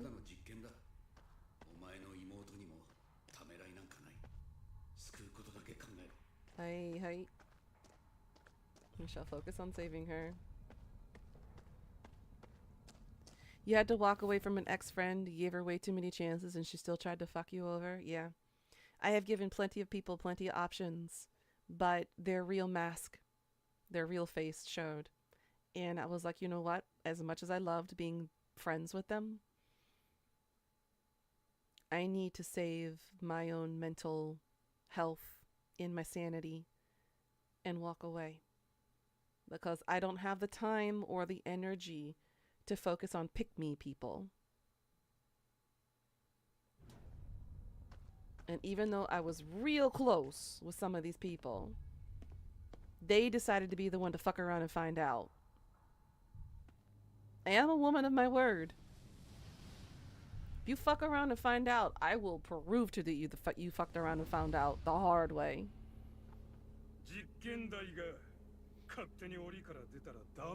Hanya! Bakemono. マリはどこだ。一心同体か。実に興味深いが、儀式は間もなくなる。なる？君らにはもう使い道がない。救ってやれなくて申し訳なく思う。へ？何を言っている？マリを返せ！残念ながら、根性の別れをさせてやることはできない。彼女にはもう最後の晴れ舞台に上がってもらっている。 The trouble is when it happened, it was winter and we were in the village in the middle of nowhere. You had to call someone to get you. That frickin' sucks. To put yourself in a vulnerable situation like that. That really sucks. 私にはまだ仕事が残っている。大切な仕事だ。君たちのもてなしは私の名代にしてもらう。お前、こんなことで本当に死人が蘇ると思っているのか。 Oh, I'm sorry, hun. That must have been rough. どういうことだ。こいつは大勢の魂を借り集め、それを利用して冥界と現世をつなごうとしている。5年前に病死した自分の妻を呼び戻そうとしている。 Ah, well, now we have our villain's motive. So he thinks he can break the barrier between the world of the living and the world of the dead to bring back his wife and daughter. Bruh, you can't play God. You can't be God. It ain't possible. You're just a sad little human being who can't accept the reality of life and death. 娘はどう思うだろうな。てめえの父親がここまで狂ってると知ったらよ。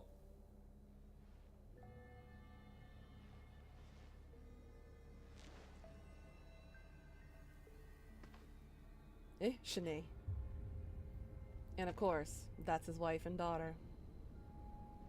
He's using their bodies as catalysts. ケケ、どうした。誰なんだあれ。すまない。勘違いさせてしまっていたようだ。妻と娘は理解してくれている。あとは魂を呼び戻すだけだ。娘は本当に役立ってくれた。この結界も彼女のおかげだ。自分の子供を生け。 Once she abandoned you in town to have sex with some random guy, she invited me to hang out with her, and you had to walk home in the dark, and your home was 5 miles away. See? This is the reason why I don't have that many females as friends. Because almost every single fight is about a boy. I lost a bestie of mine, and we never made up before she passed. But she got super jealous that I was spending more time with my then boyfriend, now husband, than I was with her. Because she wanted to go out to parties, she wanted to go clubbing, she wanted to meet random guys and go home with them and leave me there. So I gave her the silent treatment for a couple of years until I found out that she passed away. And a part of me is still bitter for not being able to tell her how I truly felt and how hurt I was. But I had to push those feelings aside because she died. Which just ingrained more ideologies of why I don't have that many females as friends. It's almost every single time it's about a boy. I lost a best friend of mine in high school. She and my ex-boyfriend had an affair with each other while he was still dating me. He wanted somebody younger, more malleable, one that would change to his religion, that would conform to being barefoot and pregnant in his kitchen. Because I didn't want to conform.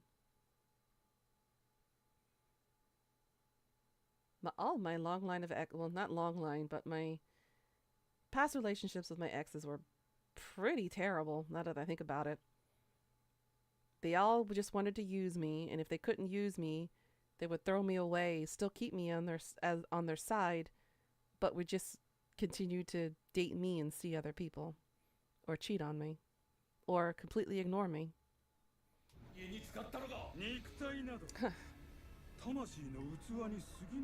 Hindsight's 2020 when you really think about it.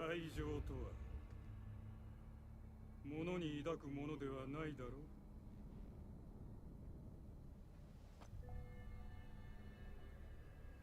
なんだこいつ。時は満ちつつ。He's cracked all right. Just like the booby jealousy guy. 君たちの相手はこの子にしてもらう。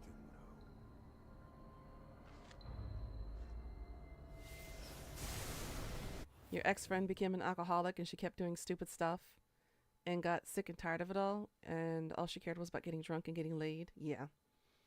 At that point, I'd be like, you know what? Time for me to let go and walk away. If she wants to self-sabotage and become an absolute fool, who am I to stop her from being an absolute fool and letting herself sabotage herself? Like the situation that I was dealing with back in February, this person is absolutely self-sabotaging everything that they ever built on.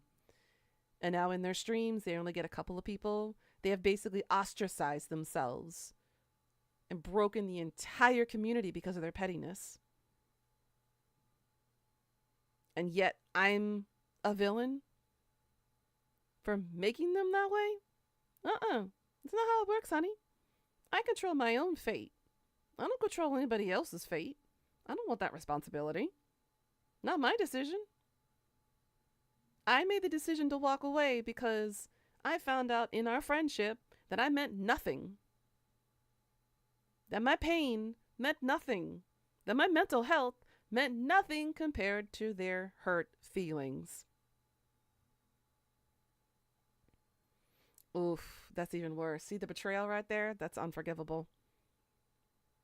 Walked away immediately after you find that out.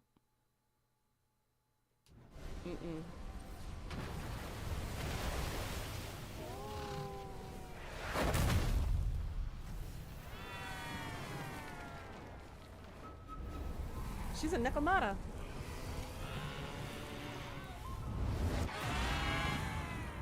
There's the cat person.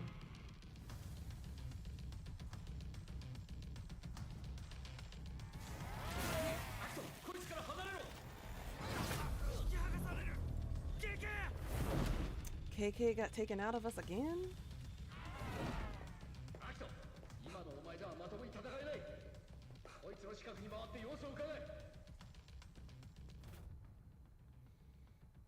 Yeah, we know.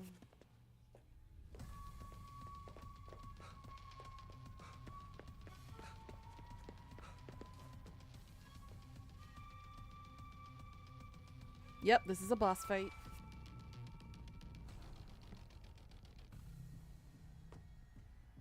Where the frick is she? KK, 無事か? こいつは尻尾が力の源だ。俺が手助けする。ヒル君だ。分かった。 Okay, got 気づ it. かれないように背後に回ってみる。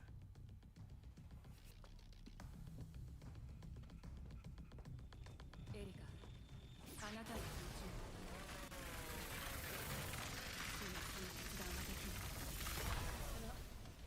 So basically, I just have to sneak around and grab her tail from behind. Got it. お母さん、リンコさん、みんな私を守ろうとしてくれる。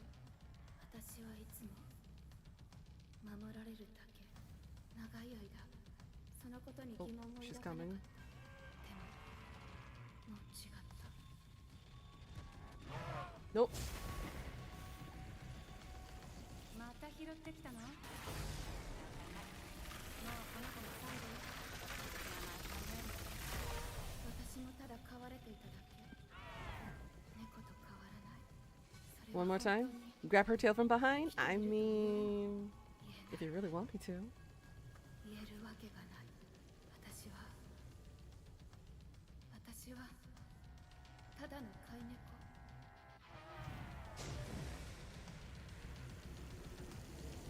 Oh shit.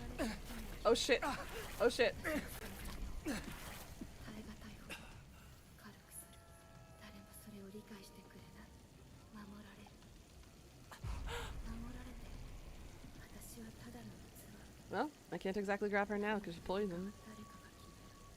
私は生きている。 Can the poison go away? I like my hiding spot. Thank you. あなたはここにいればいい。ここにいれば安全だ。 Alright, where is she? 違うのよ。 She's over to the left. 私だって生きていたい。 She's circling back around. こいつは尻尾が力の源だ。 Meow. ヒル君だ。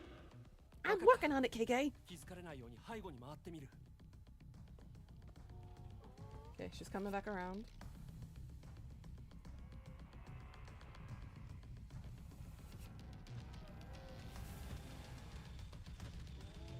And kapoof.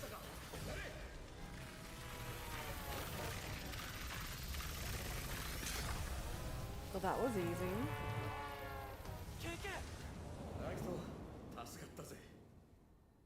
I was expecting a bigger fight from that. That was kind of easy. ごめんな。 Oh, we took out the daughter. Now we just have the wife and the husband.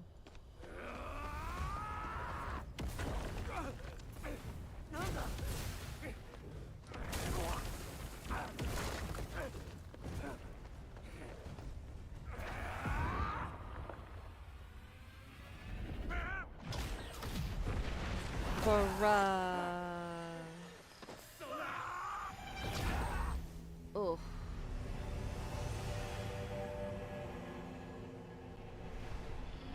Oh, that's not good.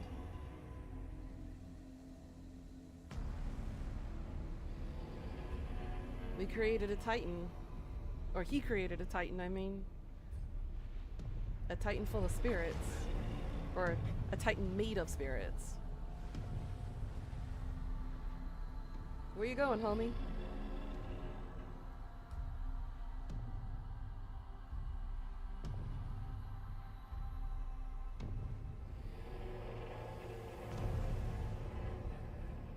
We're in trouble.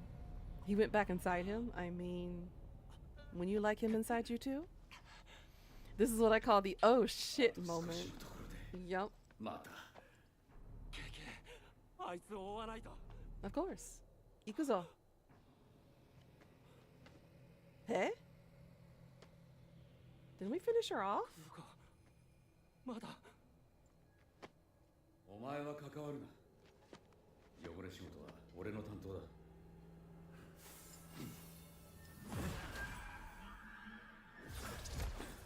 Oh.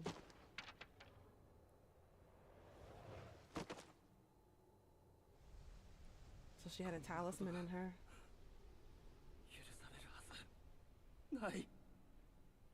あいつを止めない限り終わらない。行くぞ。 Damn.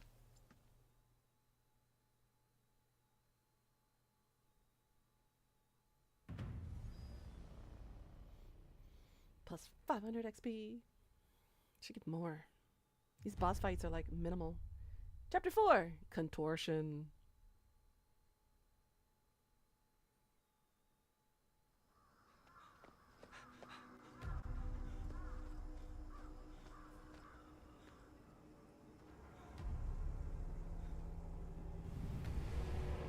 Oh, there goes Tokyo Tower.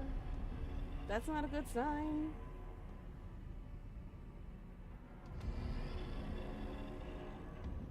Oh boy.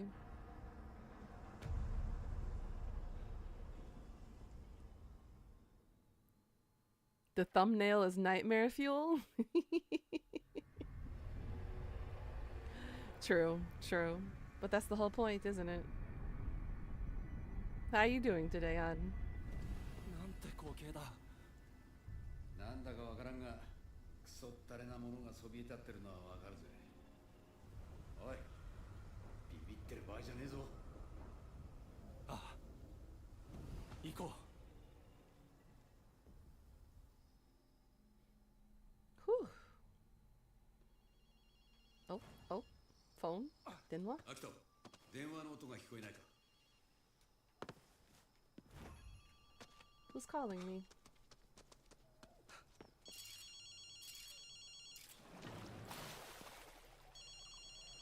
Pick up. Pick up. Only 2 days to wait for the WWE event. Hey, yo. I'm good. I'm good. I'm having a good time. Yes, this is Ghostwire. Ghostwire Tokyo. I am loving this game. It's intriguing. I especially love the lore and the mythos behind a lot of the enemies. 汚れ仕事は慣れてる。 Because it's stuff I studied for my writing. まだですよ。まだ終わってません。Mm. 今は僕たちが新しいチームです。 アキトの言う通り You だ。 want to play, but you have 15 and it's for 17? Aw. Yes, and the guy is hot to boot. True. True.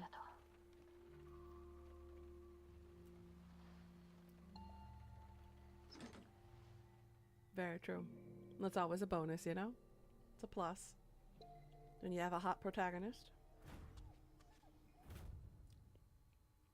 The Bakaneko Kafuda you've acquired has revealed Torii gates whose locations are now hidden until now. Hunt down and cleanse these new gates to open up new areas. Adesso.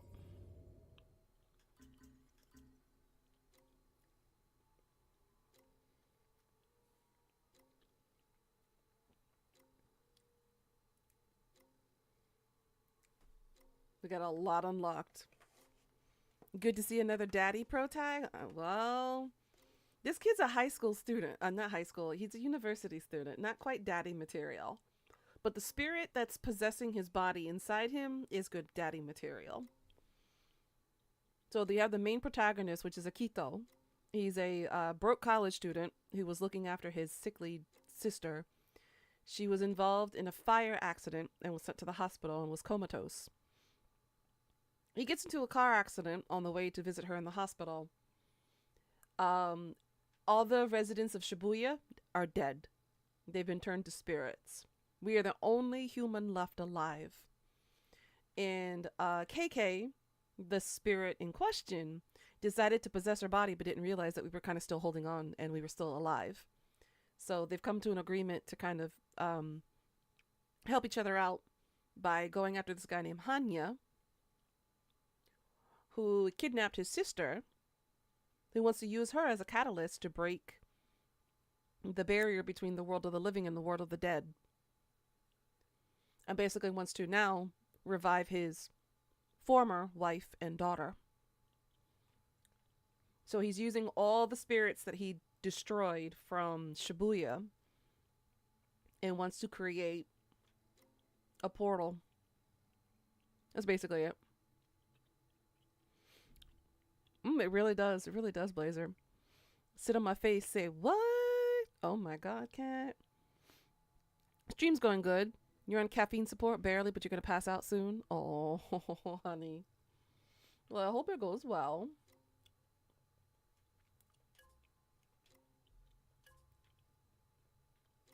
But good to see you here. Yogi Anjuseo. Please sit here. I can't believe yesterday you guys got me to teach you dirty Korean. I still can't. I'm still not over that.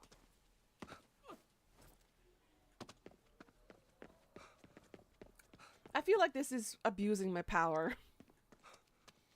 Knowing multiple languages and teaching you guys in dirty language. 何が？お前みたいに素直なやつは仲間の中にはいなかったからな。言いたいことはなんとなくわかるよ。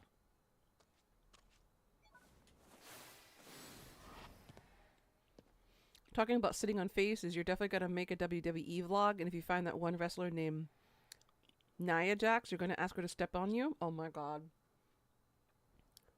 You must teach your children? I don't have children to teach anymore. I'm no longer an English teacher here. COVID made sure that happened.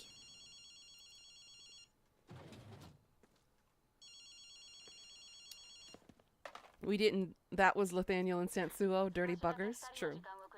True. なんだよ突然。 She's also the type that would do it. I mean, true. 余計な時間はないぜ。 True. で、場所はどこなんだよ。俺は断りたいが。I don't know how many people have asked me in the past to step on them. KK の言う通りですよ。 Quite a lot of you have, 場所を教えて actually. ください。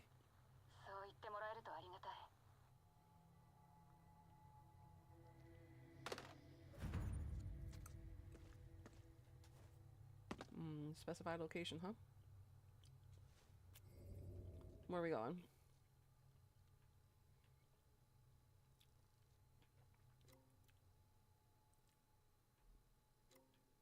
Hey? Doko? Add me to the list when I meet you? Oh my God. Y'all do realize that I am roughly 220 pounds. That's a lot of weight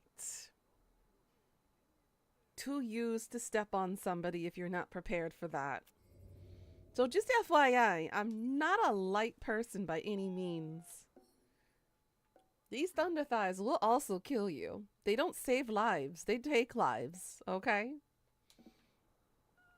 So just be aware that there could be potential consequences for me stepping on you. Like, it could be a detriment to your health. Just saying. You think that's gonna stop us? I mean, common sense would dictate yes. But I do realize that common sense isn't so common now, is it?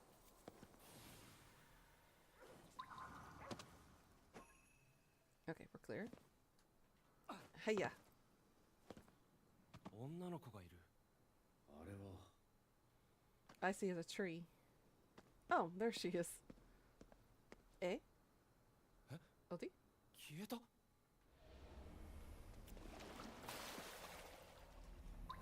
I guess we'll just follow her spirit. この思念を追ってみるか That cracked you up. Just telling you, I'm gonna put a label warning on myself. If you expect me to step on you or crush you with my thighs, you better beware that there could be potential adverse effects on your health. Who saw me? Oh, invisible asshole?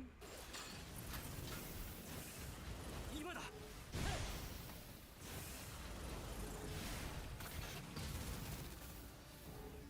消えた? いやまだどこかにいる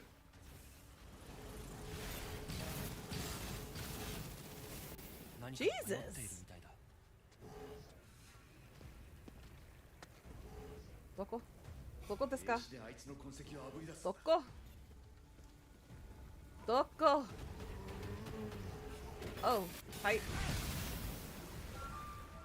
Damn it. I see you.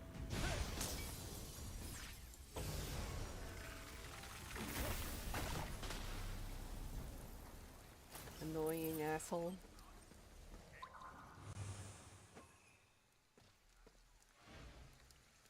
Headlines: Guy dies by begging women to step on him. It was my dream, said the guy. I guess so. I guess so. Okay, back to... I think I'm being maxed out on fire. I might need to get more. My god, she's walking so slow. Oh, I got an energy drink out of that. Can you walk a little faster, ma'am? I got places to go. I got things to do. Butts to kick. People to step on. Ooh. Ooh, that looks delicious. Oh my god. Look at this desserts. Ooh.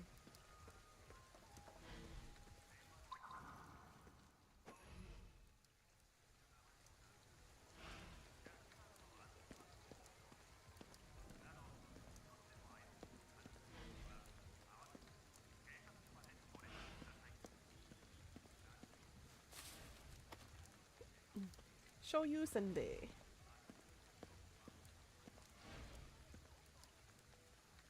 You finally started Sleeping Dogs. Oh my god. Sleeping Dogs is good. Dying Light is good. And Witcher 3, even better.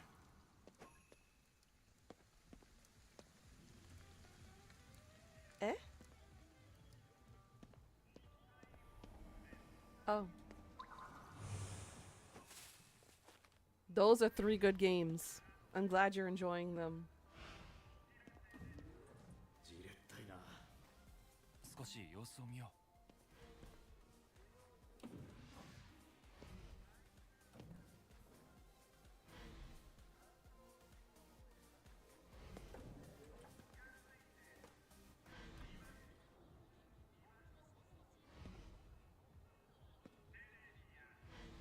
Oh my god, this is so slow. I love that you wake up and Sleeping Dogs, go out of your room, kick an aunt in the face, and just go with your day. I know. It's such a good game. You got so annoyed at the frozen food store today. This old man was whistling the same few notes over and over again from the moment he went in and the moment he left. Oy. That can be a little annoying.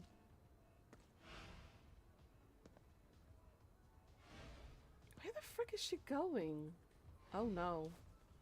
I'm not about to fight that bad bitch there. I'm gonna sneak. Hopefully don't get noticed.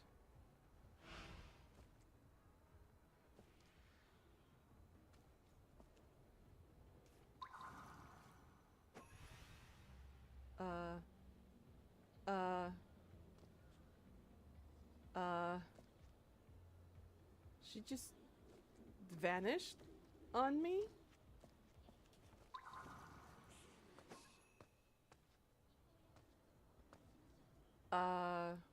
Oh, there she is. 何かある？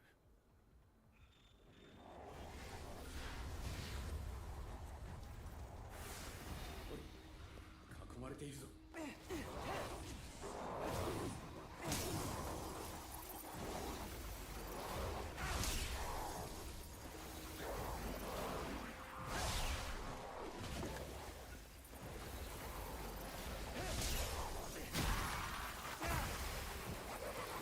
Hi! Yay, yay, yay. Oh shit, she notices me too now? Oh, this is not good.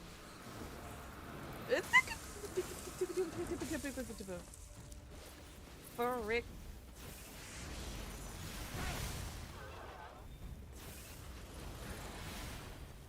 I said I did not want to fight her.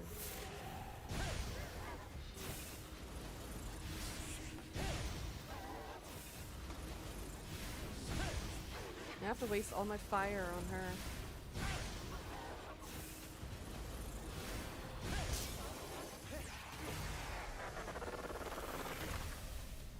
Holy shit. Shiromuku.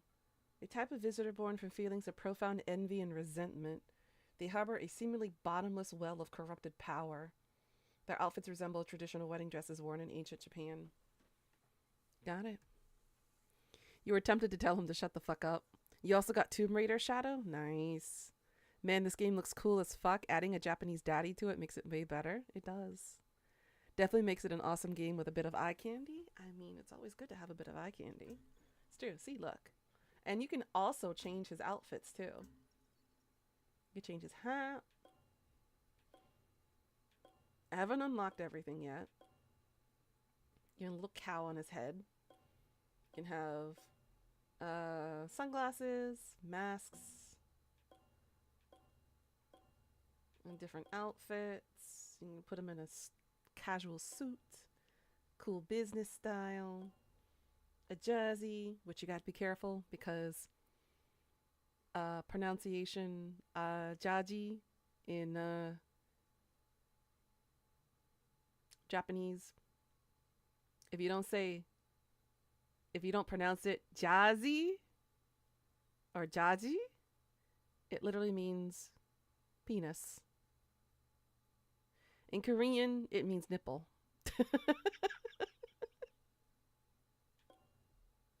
So you have to be careful with pronunciation because pronunciation's everything.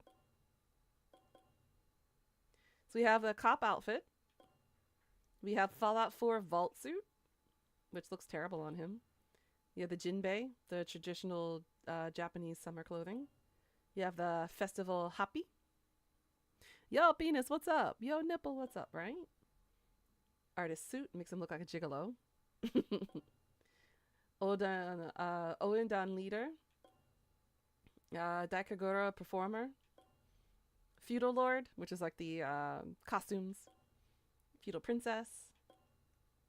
Hanasaka Aniki. Rain gear.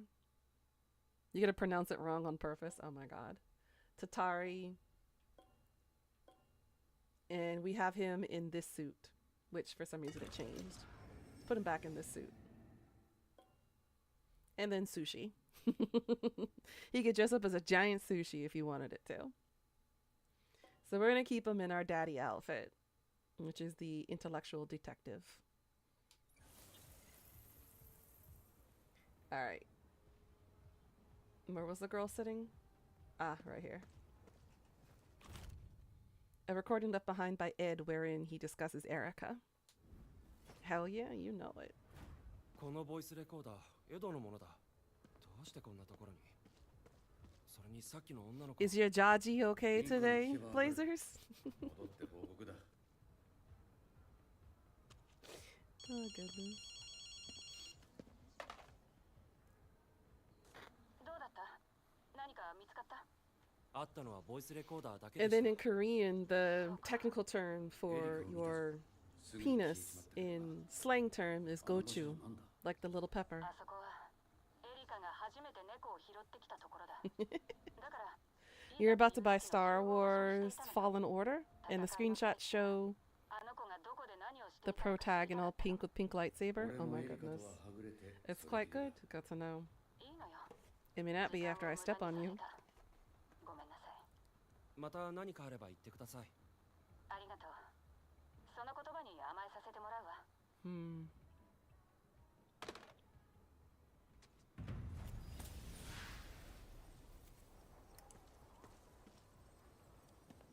Ah, these are the spirits.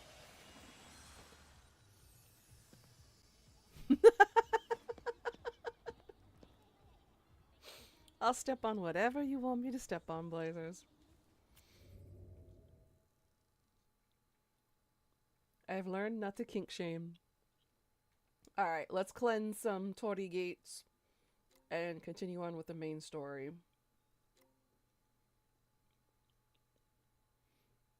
You might have to sacrifice your kids then? Oh my god. Alright, we need to go there.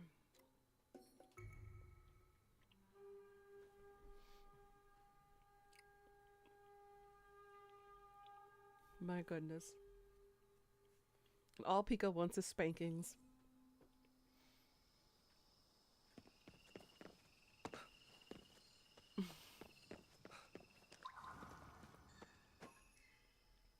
Eh? Eh?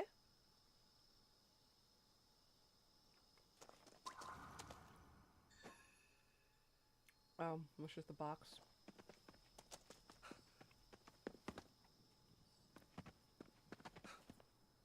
Spanking seems so innocent after that talk. I mean, true. True. But who am I to kink shame, right?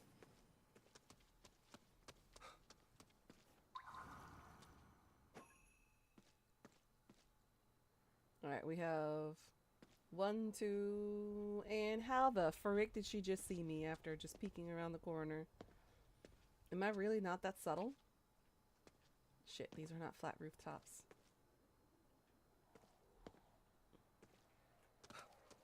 I'll go over here and see if I can pounce on them. I worked really hard getting that ability yesterday, by the way.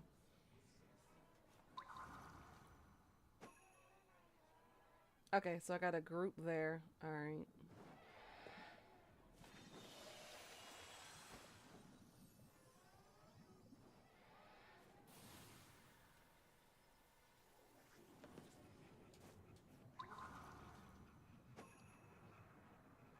So we got 2, 3, and then the person hanging there is 4. So there's 4 of these guys. Let's take them on easy.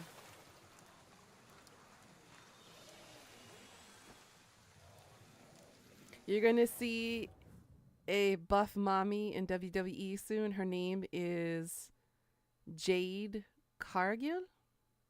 Interesting. Oh crap, I was gonna send you something on Instagram, but you forgot and you probably won't be able to find it again. Oh no. Do you think maybe you can go back and check your history to see if you liked it or commented on it or anything? Maybe that might help.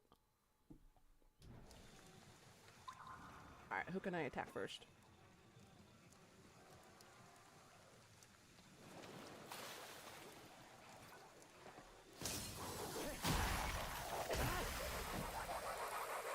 お前の腕がいいんだろ。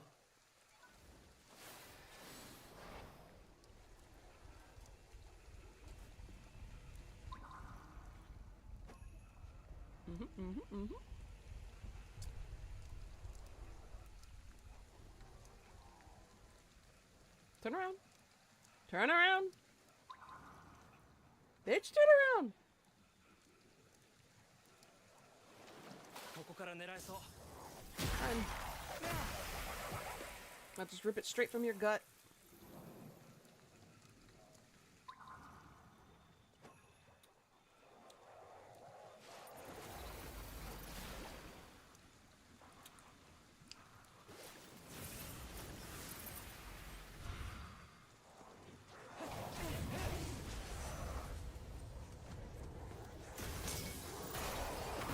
Woo!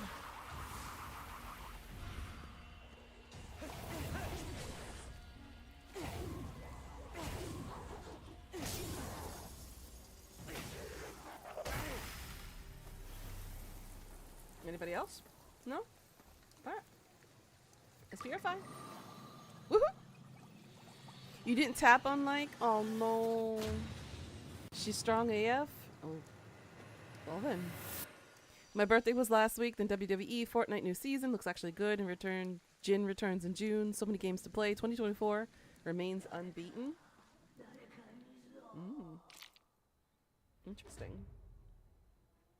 And what do prosperity beads do?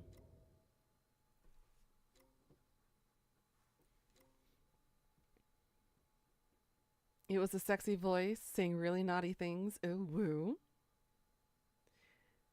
Was it BM saying he wants to spread you wide and taste your nectar? I mean, NCT also said that too with their nectar song. Just saying.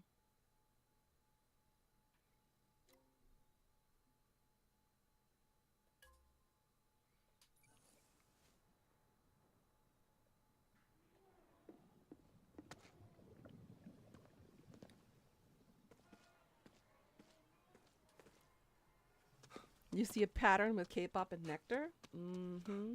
And nectar being a euphemism for something else?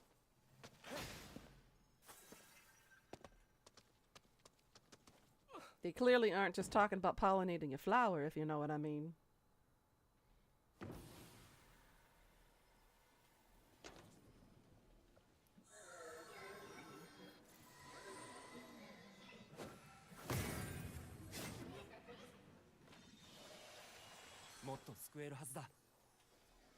But no, I've been talking to people, especially people in the K-pop community, and I have noticed that I have aged out of K-pop.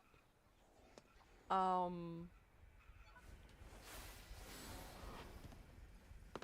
like all the older groups and the older stuff, but anything that's new that's come out like the past 2 years, especially with all the young rookie groups and everything, I've aged out.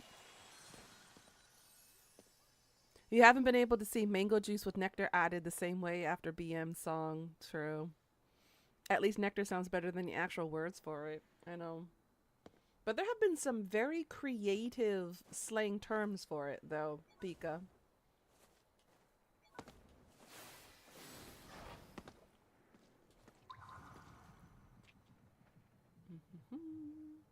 One, two. There can't be just 2 people guarding this. There's got to be more than that.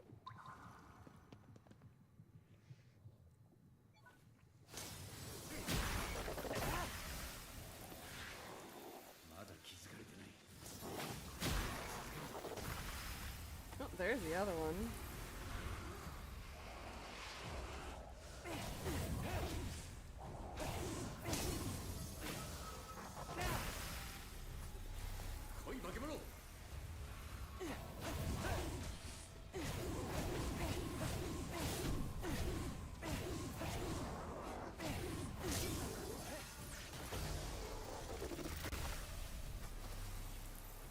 Sorry, dude. Had to go all out on you. No, not sorry, though. The only rookie group you know is Illit and Xers, and you faded out, yeah. I think ever since the drama situation with SM Entertainment and all the controversies that have been surrounded by the CEOs and whatnot, I have literally lost interest in K-pop because I know that if I buy like K-pop merchandise and stuff, it's not going to the artists who actually deserve the money. It's going straight into the pockets of the CEO. And I'm like, I've had it. I am so tired and done of the corruption of the higher ups and people not getting paid their due diligence for the hard work that they have done. So I decided to take a step back from basically supporting the K-pop industry at this point. I'm just done. I'm done with it. I don't like the fact that CEOs and everybody is still taking advantage of their idols.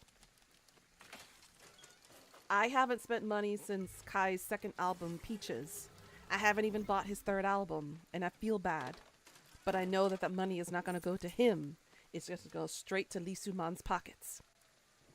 And I hate that. And I hate that he has to be the one who has to suffer for this.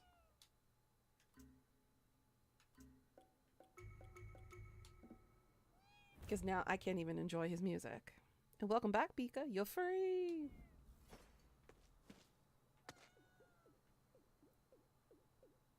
Where was I going? Oh, right over the bridge. Is it safe? Should be.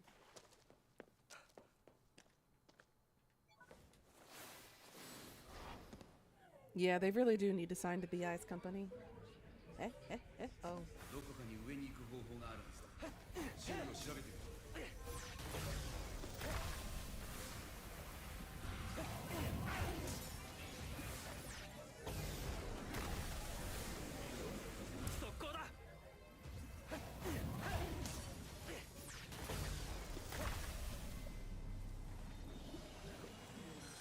Sorry, dude, I was all up in your butt and didn't even realize it.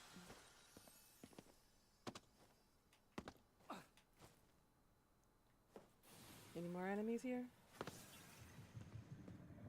Nope, we're clear. Alright. This is easy. Speaking of Japanese daddy, they didn't add a Japanese daddy to the new Assassin's Creed game. I know. I'm a little annoyed ああ、厄介だぜ。 that the whole inclusion thing basically ruined an entire game that's supposed to be focused on the country of origin. Yes, he is a real person in real life in that historical era, but the bigger picture is that this is taking place in Japan during the feudal era of the Warring States. You had the biggest historical figure, Nobunaga, but yet you choose a female character that's not even real, and then you have to insert your political clout and have an African American person be the main character in a game about Japan, about the feudal era of the Warring States.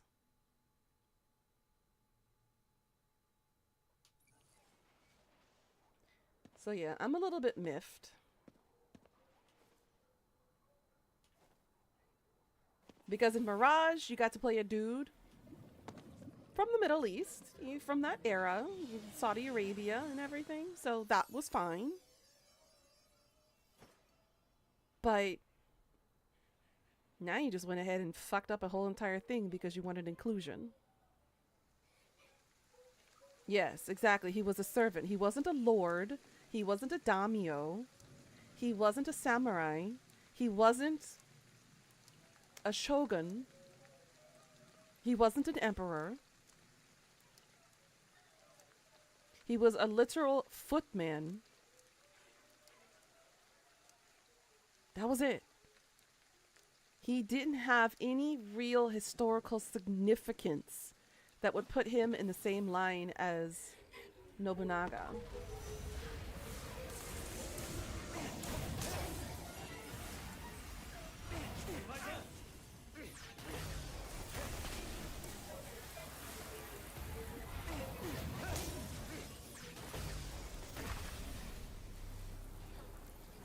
Right. It makes no sense that they would go this far and break it. So, whatever, because they're not getting my money or my support. So, and I'm not going to play it. So, it is whatever. My Lego games are coming tomorrow. Yay! Sweet. I'm so excited for you girls. It's going to be so fun. I love all the Lego games. They are so entertaining and adorable. Oh, I'm too high. I'm like right above him. I can't. You know what? I'm gonna go after this girl.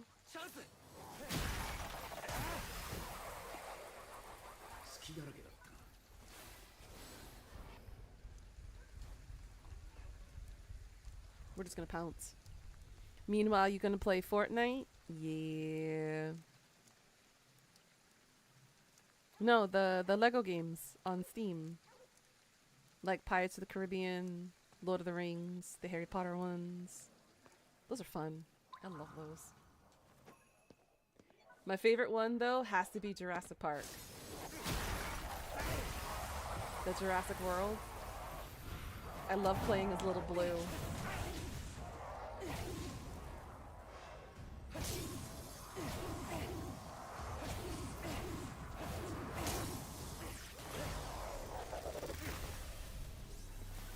Woo! You're jealous then? They're so much fun. I'll play some on stream too. I did play the Harry Potter ones on stream before I became affiliate on Twitch. That was a fun one. You can only play on your PlayStation 2 and your laptop can't handle the games, which sucks. You're waiting to buy the Naruto game? Gotcha. Sleuth beads.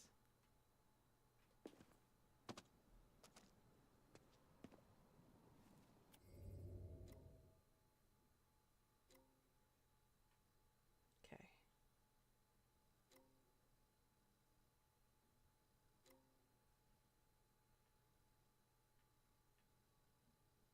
Where is the main quest? Okay, it's that one there.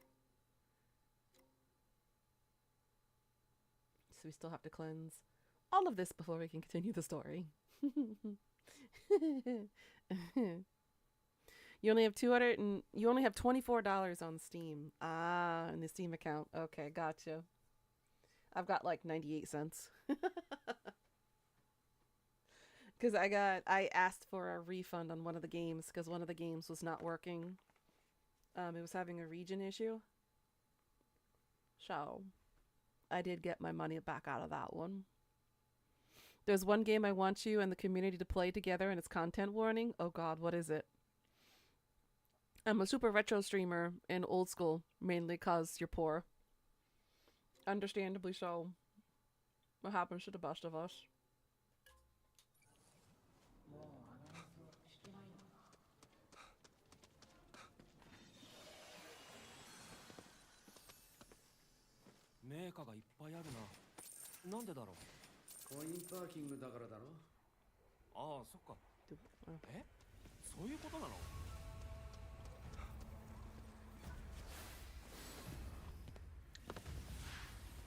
No. Get up there, bitch.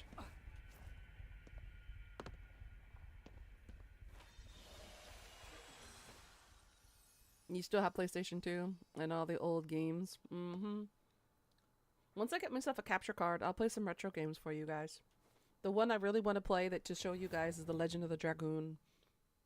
That is the first RPG that I ever played that was fully complete. That I finished in one run through. Final Fantasy 7, 8, and 9. It took me a little while to finish. But Legend of the Dragoon was really, really good. The game's name is Content Warning, but it's fun. Really? Let's take a look at that real quick. See if it's available on my side. Is it on Steam by chance?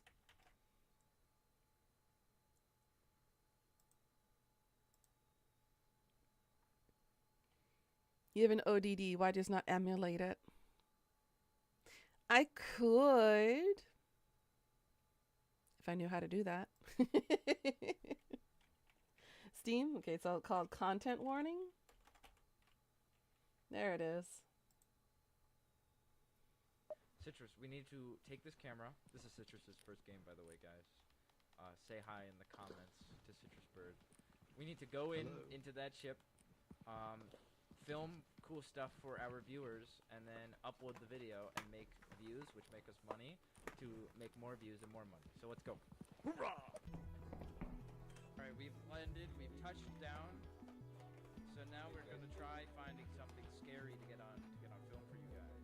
Alright, so we've just been suggested. Can you touch it? Yeah.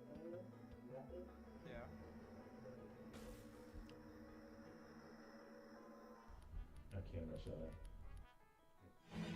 Oh, you jumped. Keep running, don't look back, Okay. We gotta move. Welcome back to another video. Today we're gonna get Oh, this looks fun. Oh my god. And cute.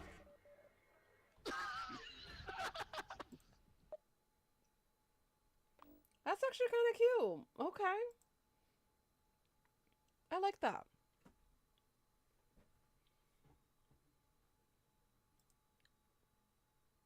That's kind of cute. It does remind me of Lethal Company. It does. It does. That's cute. That's going on my wish list. Thank you for that recommendation, Blazers. That's a cute one that we can come up with. Is that a Jizo? It's a Jizo. And a Tanuki.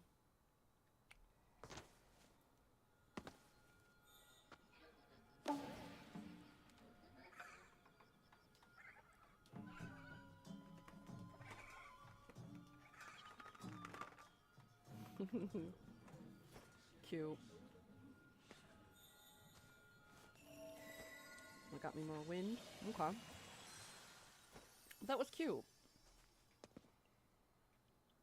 And what you up to, Death? You excited for our Dark Souls run tomorrow? I'm not.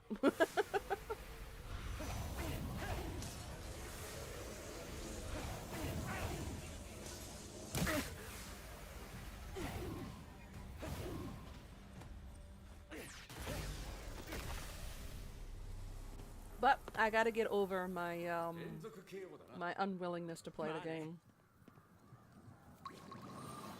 Making room for a new character? Nice. Good. And basically, you can record, cut whatever you want, record whenever you want in perfect timings, and it'll edit the video, and it's fun to watch with friends. That's fun. Yeah, I've decided to punish myself, and potentially Death too, by revisiting Dark Souls. We're going to be playing number 2. And for me to get over my hatred for the game, because I have a problem with gravity. So we're going to train myself, with the help of Death, to not be so clumsy in game when it comes to cliff sides and gravity. Nuna's next stream ends when I finish Dark Souls. No. I have a life outside of streaming too, you know. I got a lot to do. But yeah, we are going to attempt for the next 2 days, tomorrow and the day after tomorrow, we're going to start fresh with a new character, because I only got a couple of hours in to the game, and my character kind of sucks because I didn't really plan my character well. So we are going to start fresh and work on helping me get through my inability to be able to play the game, because I got to get prepped for Lies of P, because I'll be playing that game with Reaper, side by side because it is only a solo game. But I bought that for him for his birthday, and he wants to do like side by side gameplay while we play with it together. So I got to get myself prepped for that kind of game because Lies of P is very similar with Dark Souls and Elden Ring. So it's kind of like a mental prep kind of thing. Kai Senate did that with Elden Ring. Man streamed for 164 hours. Damn. Another one that's above.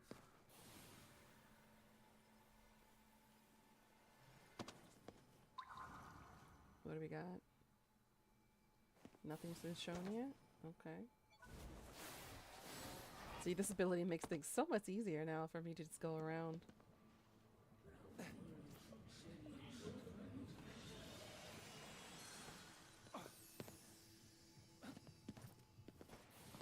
I mean, if I was younger and I didn't have stuff to do after streams and whatnot, then I would totally do like consistent streaming like that.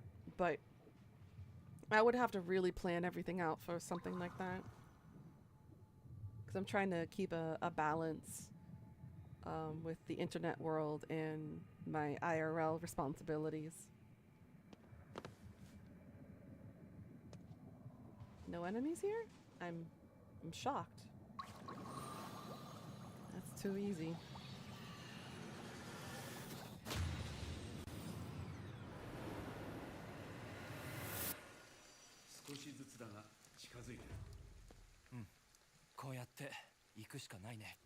Nuna, you can't die more times than Richie in Dark Souls. Some of his deaths were hilarious. Honey, you underestimate my abilities. If the people that I used to play with were still here, they would also tell you that my inability to be able to play the game normally is kind of ridiculous. I died stupid ways for stupid reasons. After my biggest one was after I fought the spider lady, and I was supposed to go pick up my souls in her stuff that she dropped.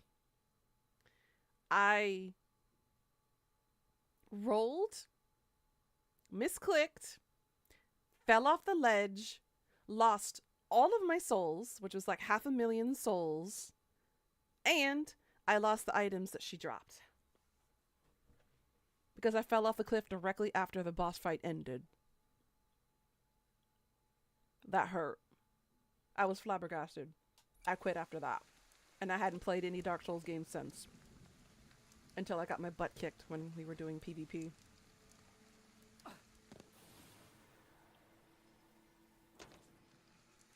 So yeah, I died for ridiculous reasons too. You were his death counter? He was like, Pika, watch this, and fell off the cliff. Oh my god.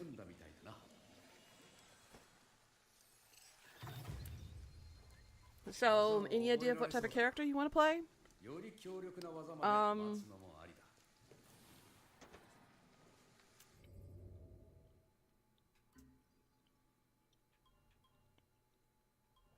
I am thinking of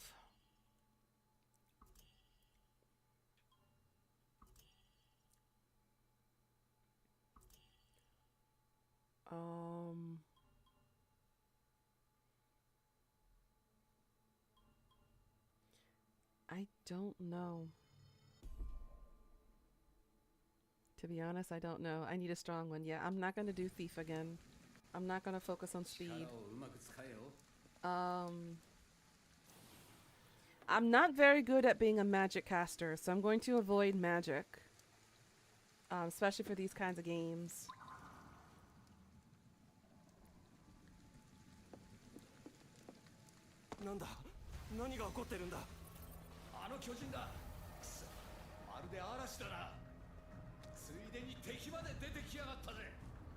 Oh shit.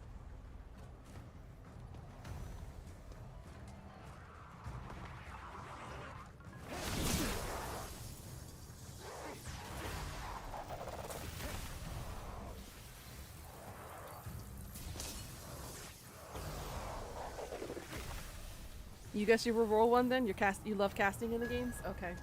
Yeah, I'll leave the magics to you. I think I'm gonna focus on...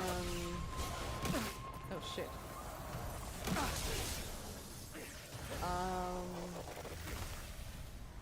I don't know. I'm gonna have to take a look at the classes again. It's been a while. I don't remember what exactly is available.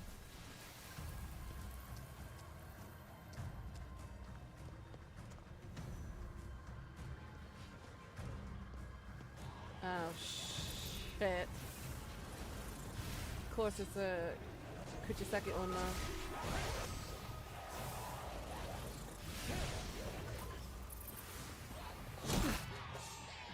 Shit.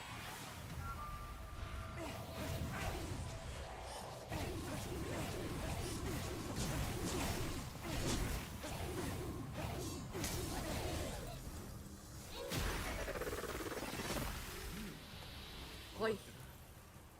出てくるなら出てくるって教えておいてほしい気分だ。 That was frustrating. ありゃうかつに近づける代物じゃねえ。あの世の霧が集まってできてる。このまま突っ込んだところで魂が引き剥がされる。 Don't you just want to put your hands under his vest, Pika?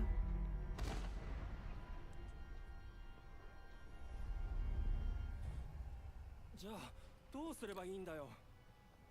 簡単だ。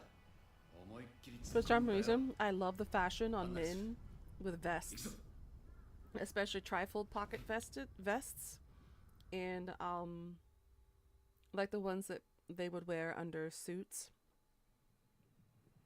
Just gorgeous. I love it. I love men in vests. I don't know why.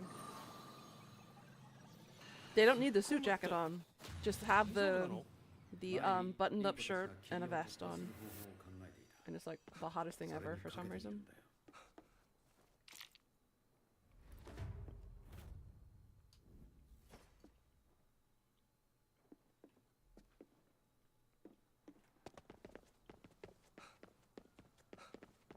Nekomata?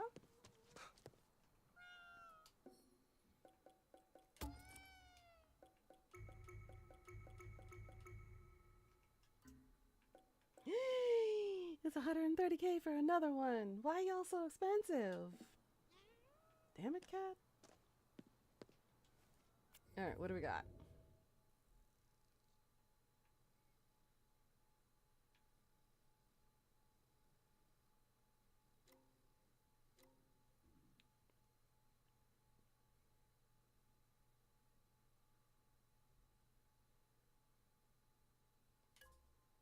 Alright, so we're gonna go that direction.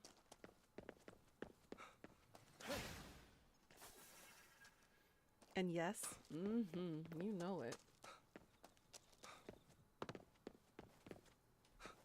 Can it jump? Jump, jump, jump, jump? No? Come on, you can jump higher than the fence. お楽しみのところ悪いが。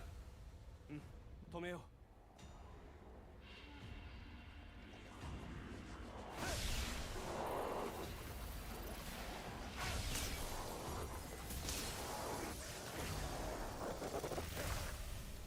We really gotta do this here and now? もしかして増えてる？ああ、バレたか。悪いニュースだから黙っておこうと思ったんだけどな。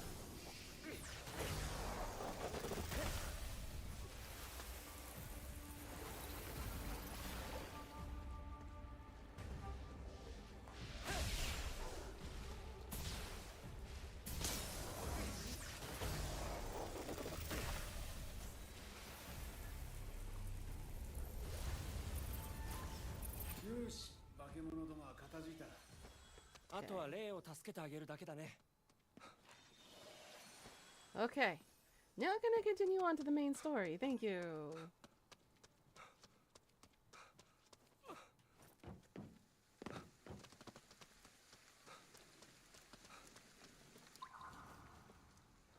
Hontouに?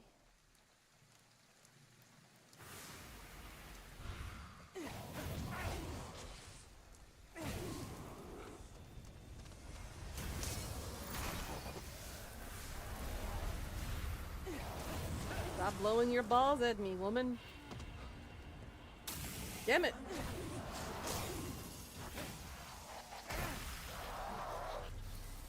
Oh wow, she did a full tumble.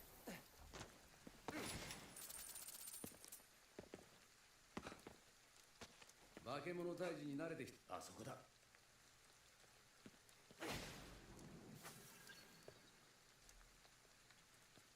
You cannot buy this because it's not ready. Okay. See how it is? Head to the basement. Ooh, Will. What do you think, Pika? Do you think his basement's flooded? Or is it your basement that's flooded? 奥に行ってくれ。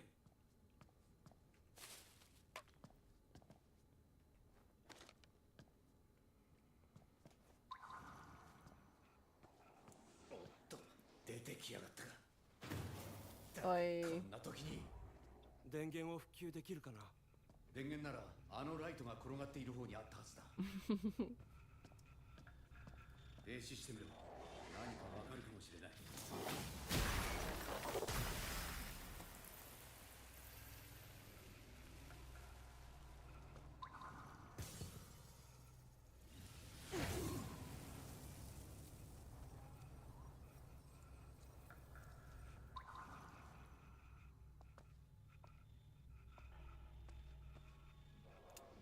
She's not turning around. No comment. What do you mean, no comment? It's a yes or no.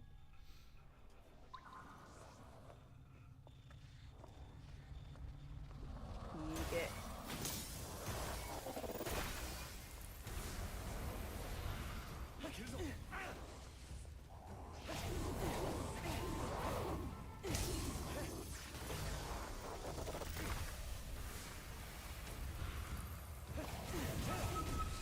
Trying to be subtle. Who the fuck are you?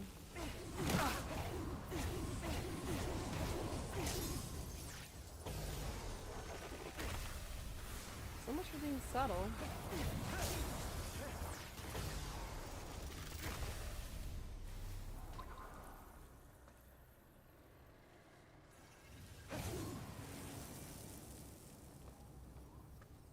What's over here? Oh. The red shoes. I can drop you one after the first few bosses? How about using a katana? I'm fine with using a katana. I'm good with that. I'll be a samurai. A pair of red shoes that would fit a young girl, and the fact is supposed to belong to one who was taken to a far-off land. Do you guys know the urban legend of the red shoes?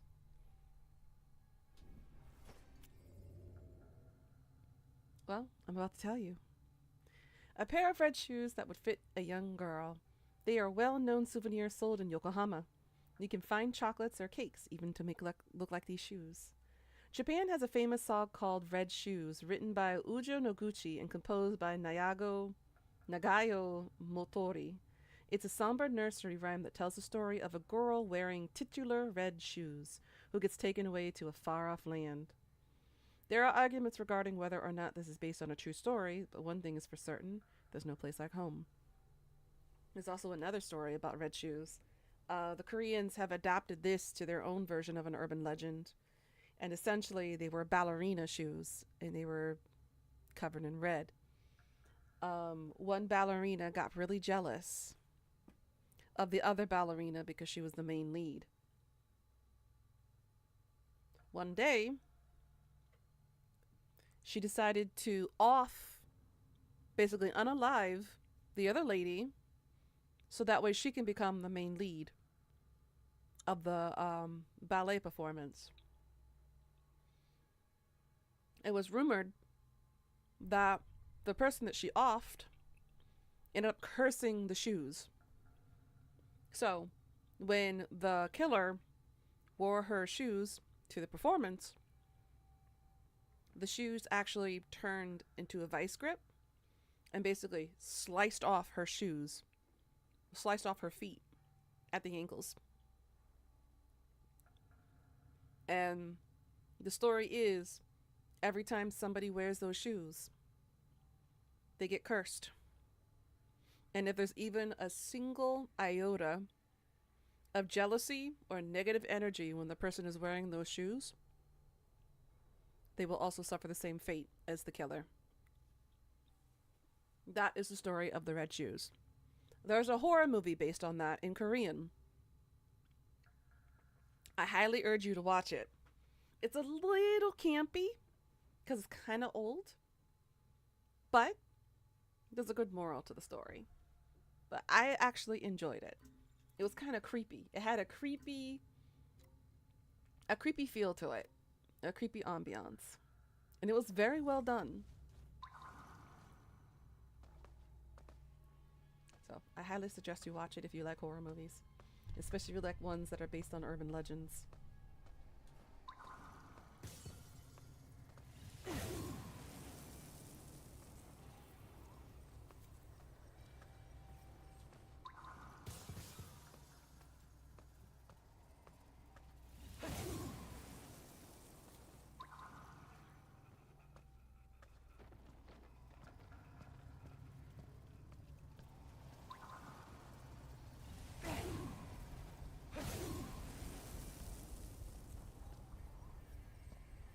Oh, he spotted me. I was like, who sees me right now? Sakura mochi. Yum yum yum mochi. Where the frick do I go to turn on the lights?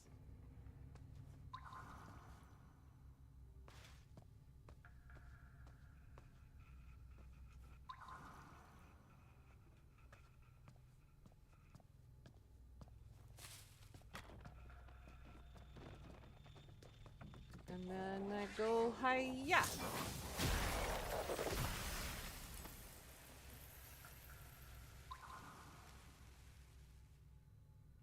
Where the frick am I going?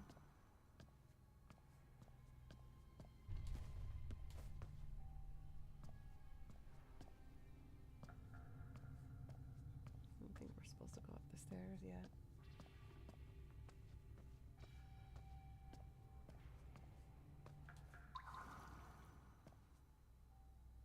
Hey? Hey? Hey? Hey? I'm stuck. Oh, there we go. I can't see anything. Oh, hello.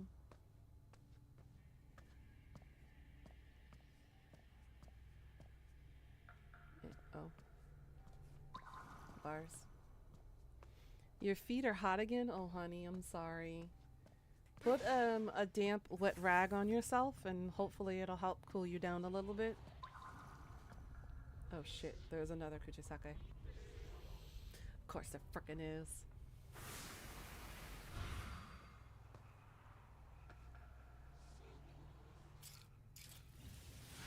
Alright, can I sneak?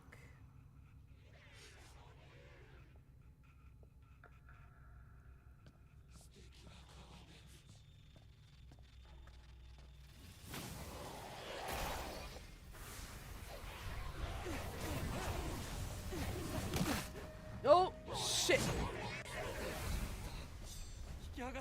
Oh, no.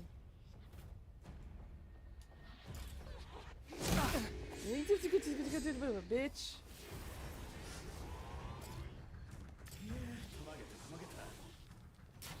Oh, God.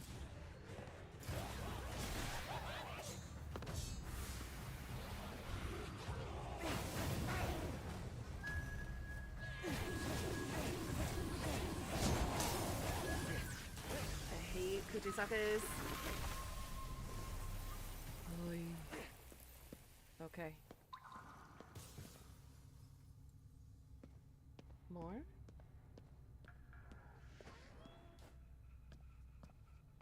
Oh, I heard there's an item in here too.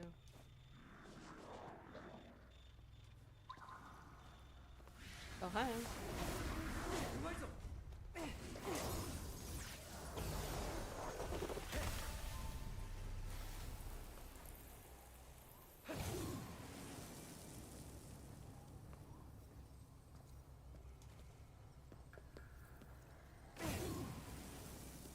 What's this? なんだこりゃ A type of folk art hailing from Fukushima depicting a Rotund red cow. That's the Akabeko. 汚れが悪さしてやがったのか。 Yay! Now we have power! There we go. Now we're at max again. Okay, now we can go up those stairs. That's what you started to watch earlier? It was getting good? What series? Oh, the one that you were watching earlier? I bet it was. From the sounds of it, it was getting interesting.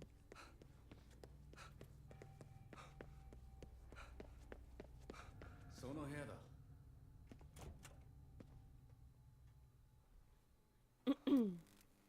So what's happening here?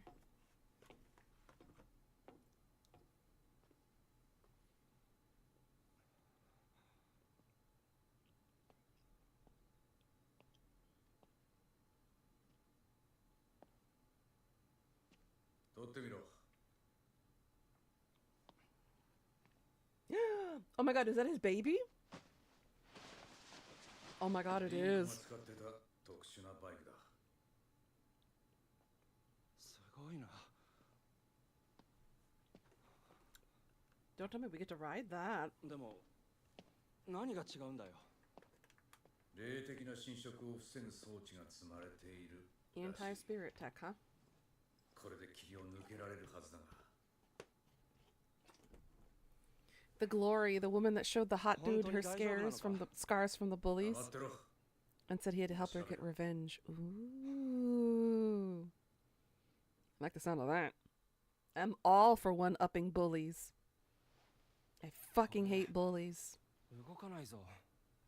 まあ、ガソリンが入ってないからな。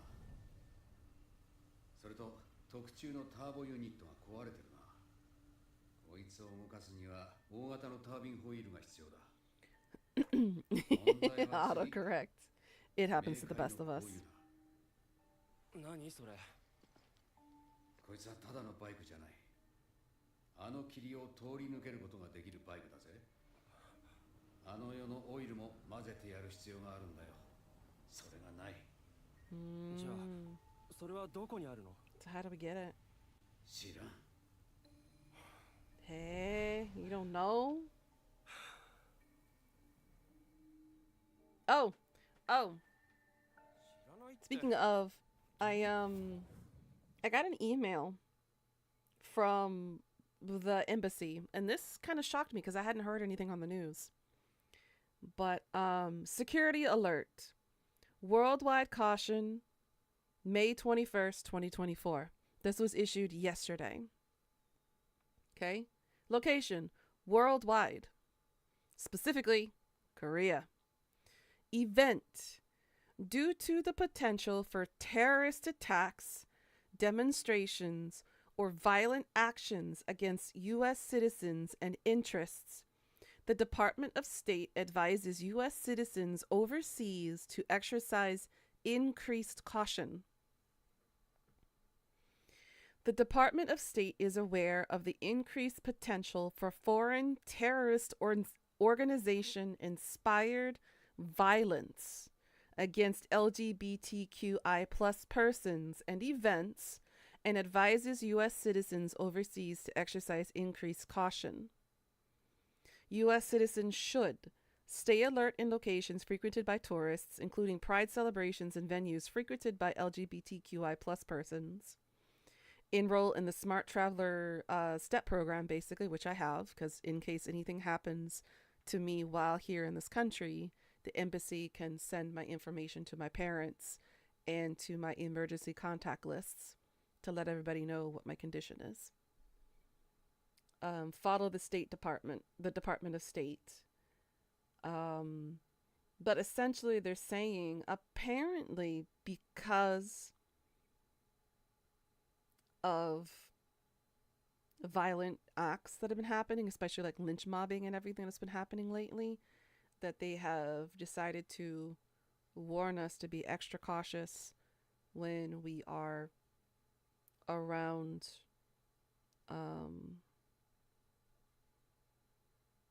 events and situations that are dealing with LGBTQI+. Um, this is the first time we have ever gotten an email about this. Unfortunately, due to last year's incident at one of the Pride parades, there was a hate mob that from one of the religious organizations here, which I can't call them religious organization, I should just call them as they are, a cult. Unfortunately, took the life of one of our members of the foreign community, all because they didn't agree with the fact that this person was of the alphabet. And the government did not charge this said person for the hate crime.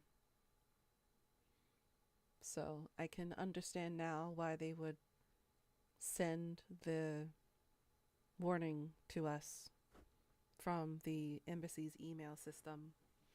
So I guess because of the return of Pride Month coming up in June, we've got to be a bit extra cautious and look out for each other.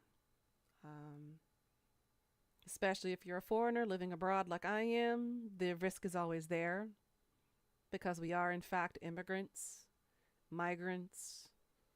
We are different, and people are going to hate just for the sake of hating, because either they don't want to understand our differences or they just are projecting their issues onto you. But please do be cautious and be careful, especially if you're going to pride organizations and events and stuff like that. Do be cautious and be careful and be aware of your surroundings. And if you see anything that could potentially be construed as violent or attempts on people's lives, do reach out to the police and to any other sources you can find that can help destabilize this or stabilize the situation and de-escalate and make sure that nobody gets hurt or harmed. Unfortunately, there's a lot of hate out there in the world. And regardless of who or what you are, you're always going to have some type of hater. So do be cautious and do be careful, especially ones that are either abroad right now, living abroad, or even at your own homes in your own home country. Still do be careful. You still don't know what people are capable of. And even if you do know, that's only a slight hint as to the amount of violence people are capable of towards each other. So do be cautious about that.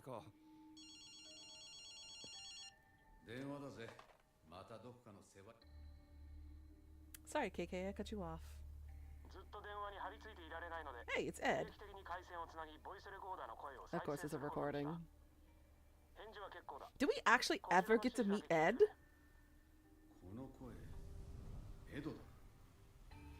You missed the parade, the Pride party in town this year because you had it earlier than normal? I don't remember when ours is. Actually, let me look real quick. Let's see.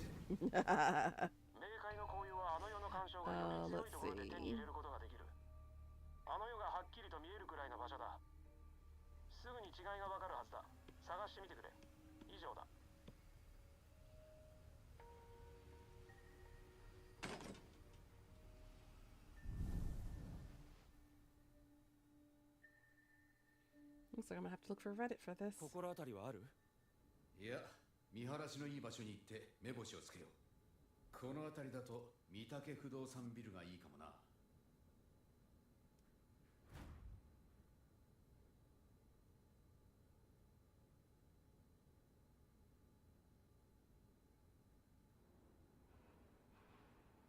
Okay, so the parade itself will be on June 1st here in Korea. エドっていつもあんな感じにボイスレコーダーで会話するの？まあ、よくやるな。長い時は1週間くらい喋らなかったぞ。だから、ある時お前の後ろに忍者がいるぞって言ってやったんだ。そしたら何か喋ったの？いや、忍者に関する音声を20分聞かされた。So the venue changed because last year we had the issues. あのバイク、すごい改造だね。そういうのが好きな奴らだからな。特にリンコはこだわりがすごい。あのバイクもそうだが、自分でロボット掃除機も作ってたな。 But there's not enough 掃 information 除が on 死 it. ぬほど嫌いだったってのが本当の理由だけどな。 It doesn't tell me where exactly.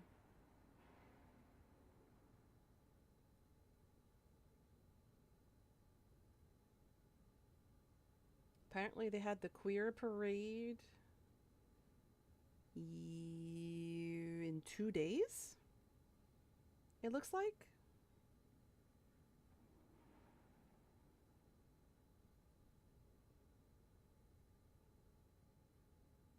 For registration, it starts in 2 days. So it's starting June 1st, from 11 until 6:30 p.m.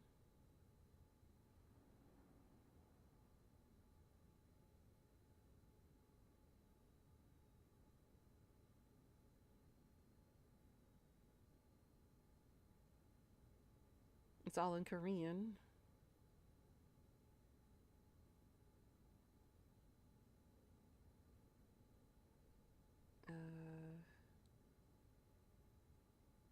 It's not giving me the location.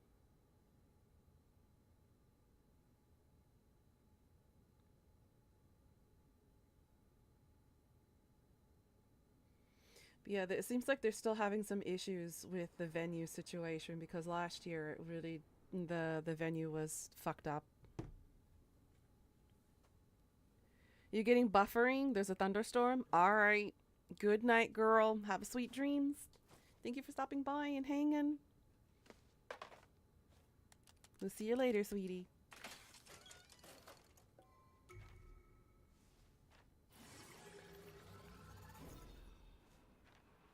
I think we'll be able to finish this game. We'll be able to finish this 強くなっ today. てるのがわかる。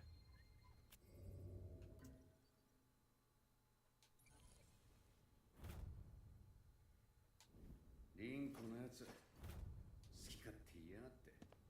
そんなのがリサイクルショップで売ってるの？普通のやつは気づかないだけで、その辺に転がってることもある。汚れた物品か。調べる価値はあるな。 Head outside, so it looks like we have to go back. 今のお前なら新しい技を習得できそうだな。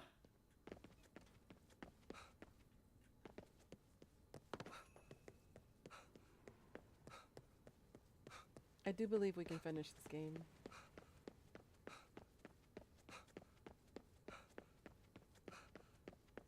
If I don't, stop to do any side quests or whatnot, we don't need to do the rest, I don't think.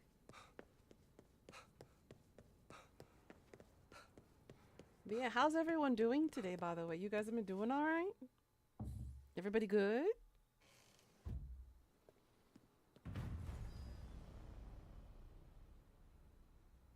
Head to the roof at Miyatake Real Estate Building. Where are you at? I still have to purify some more. Why? I just want to finish the damn game.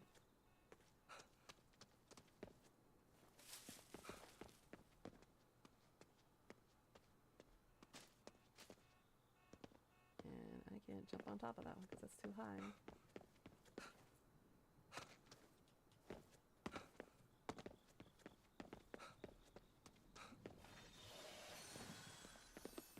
Kappa カッパより天狗の方がいいよ。なんだお前、天狗派か？はっていうほどでもないけどね。足元に気をつけろよ。油断すると転ぶぞ。Oh, two big bosses. Okay.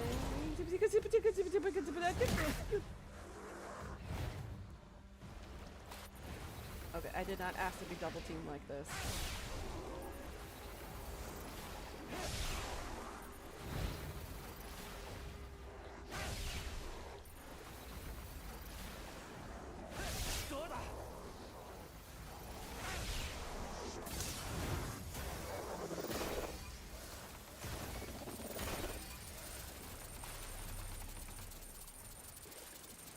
Okay, that could have been worse. That's a lot of money. 11,000. Okay.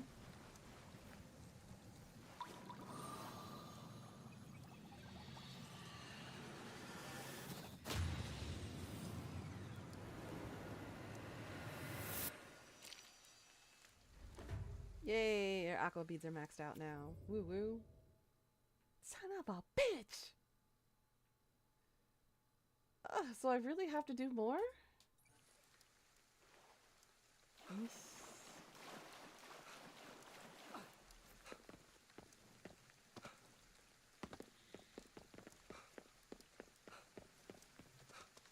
But yeah, despite my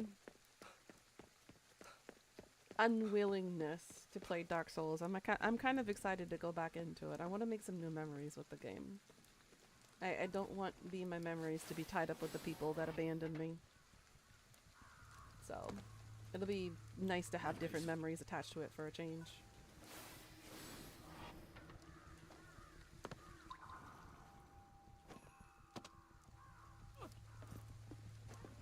Oh shit, we got a hanging girl here? Alright.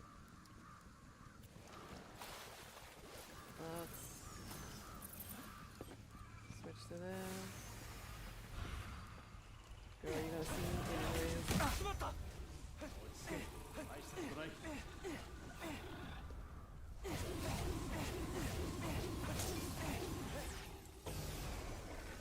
I'll assault you before you can come at me. Who sees me? Who's this? Oh, you? Oh, there's another one of you.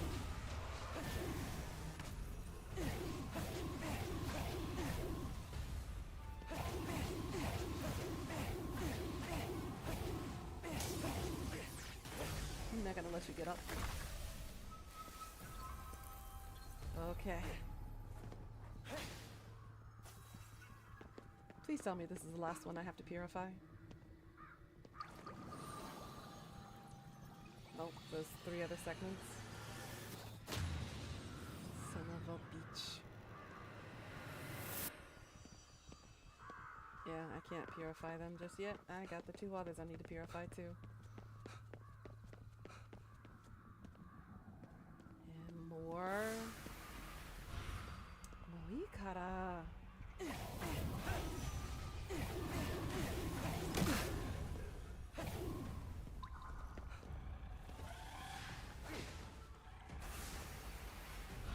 Come at me. Come on. Don't be stuck on that damn wall.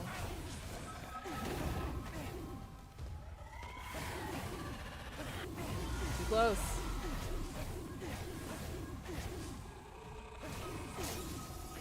I'm thankful I moved, because that would have probably put KK out of me again. Is she the only one? Yee? Okay.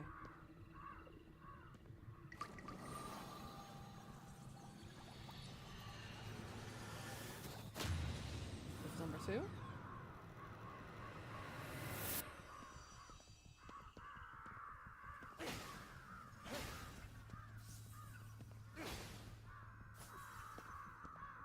And number 3 is down here. Who do we have? No one? Okay.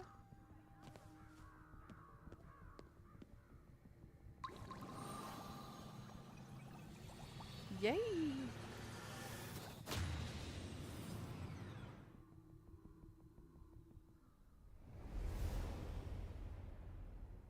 Okay. So it looks like that was the big one I needed to focus on. Alright, there's another cat.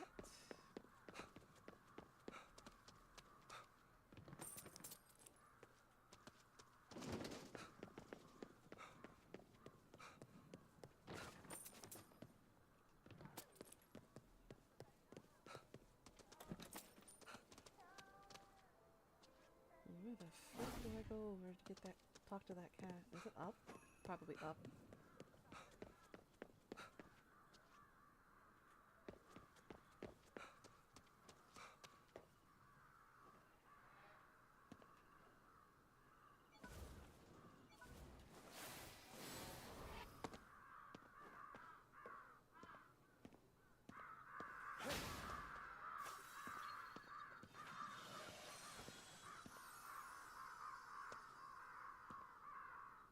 Okay, that was that. The major one is...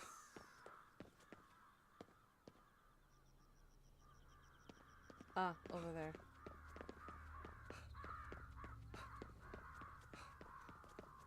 Those crows are absolutely insane. Where is the cat?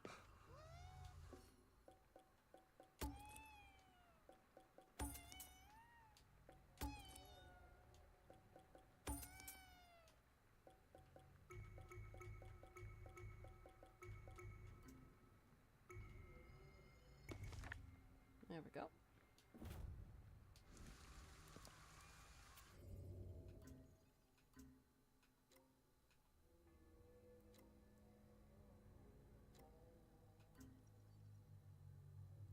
We have 30 points now.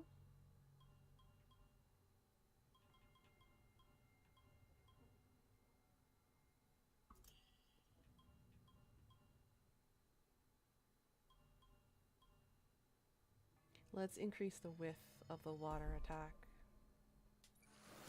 There we go. いい買い物できたか。まあね。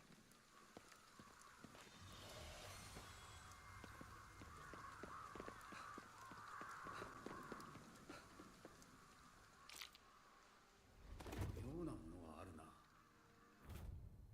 Haniwa, earthenware statues and figures produced during Japan's Kofun era.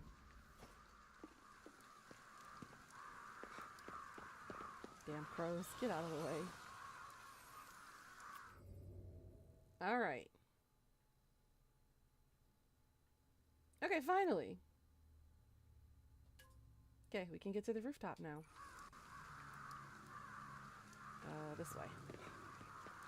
200 meters.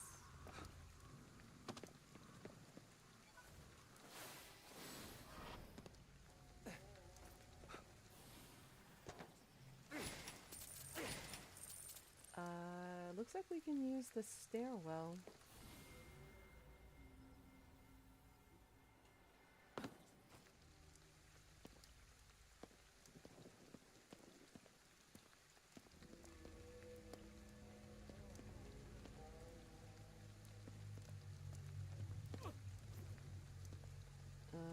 Let's see.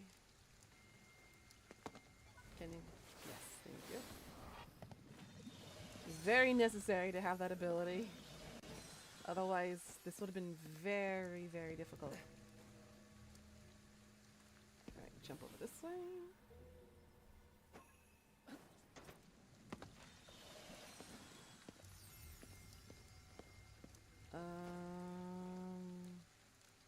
Looks like this construction building is where we need to go.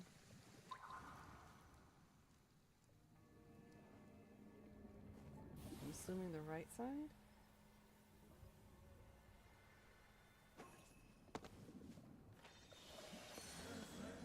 Yep, here it is.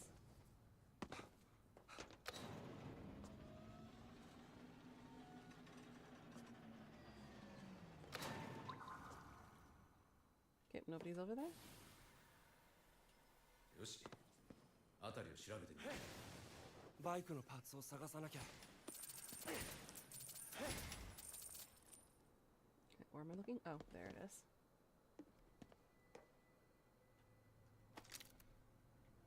ガソリンとタービンホイール、それにあの世の干渉が強い場所か。高そうな車だ。あれならタービンホイールがあるんじゃねえか。ガソリンもありそうだね。Okay, so we need some turbine, wheel, and some gas.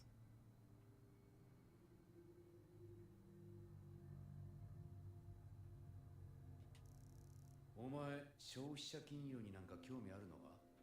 あ、そういうところなんだ。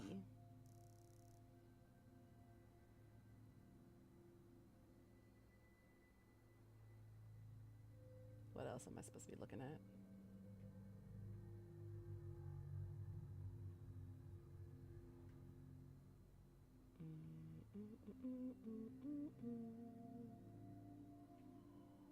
What am I looking for?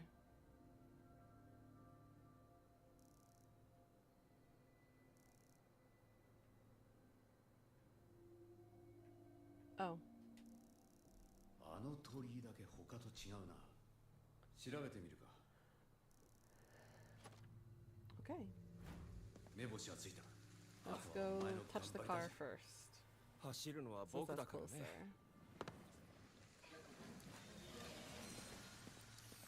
命が何個あっても足りないな。Whoopsie.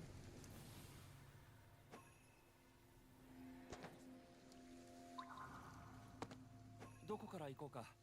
お前の好きなところからでいいぜ。どれだけ回り道しても最後はあの男のところに行くだけだからな。 Hi! Yeah, that's not what I wanted to do. I didn't want to land on top of her. I wanted to frickin' pummel her. No! Back. You didn't see me. No, you don't see me. No. Don't perceive me. I failed my skill check.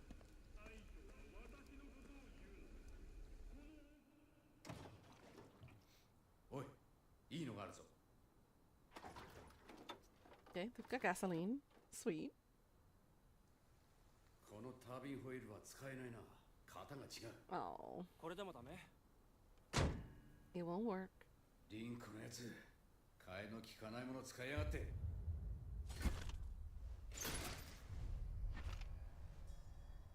Uh-oh. What do we do? What do we do? おい、あれ。 Not this bitch again. しまった。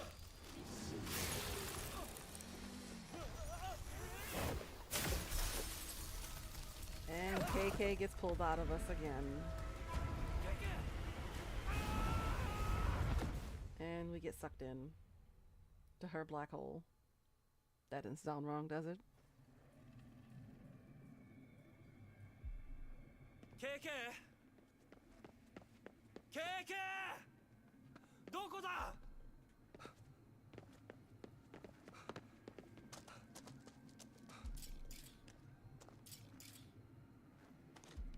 KK! こいつら。アキト、なんとかできるか。やってみる。全部片付ける。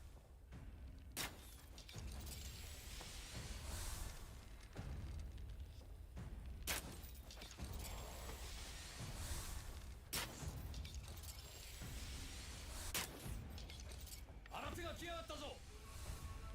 うまいぞ。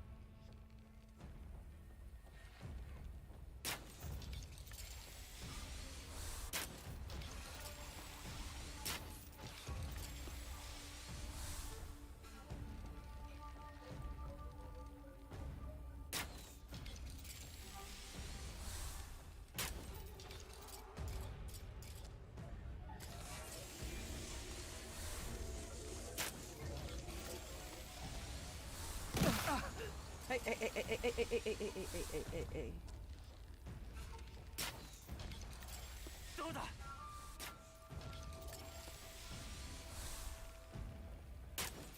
アキト、また来やがったぞ。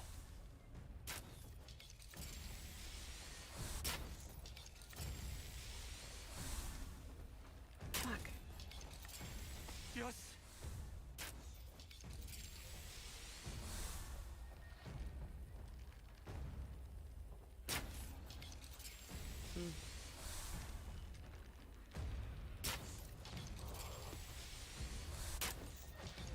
大丈夫だ。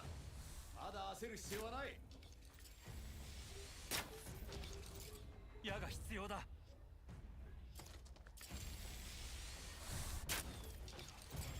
どうだ?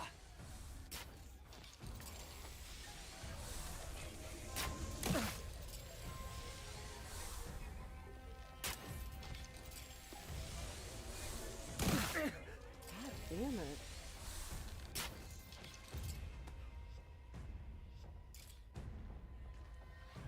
Not over yet? Oh my god. うまいぞ。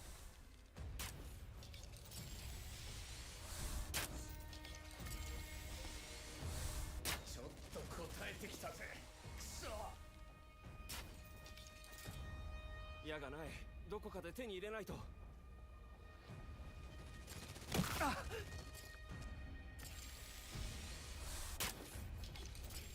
どうだ。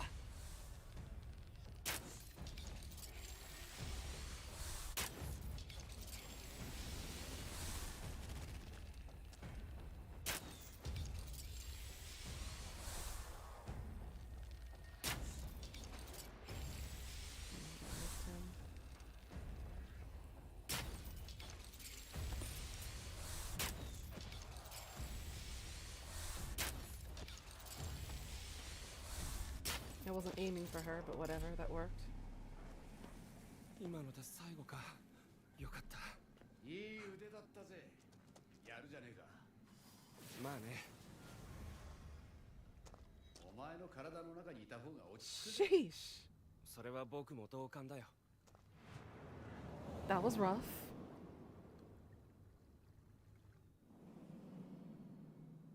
Can we not do that again? Thank you. バイクのパーツを探さなきゃ。 Alright, small white soapstone unlocked, ready for tomorrow's new character. Perfect. Thank you, thank you. I hope we successfully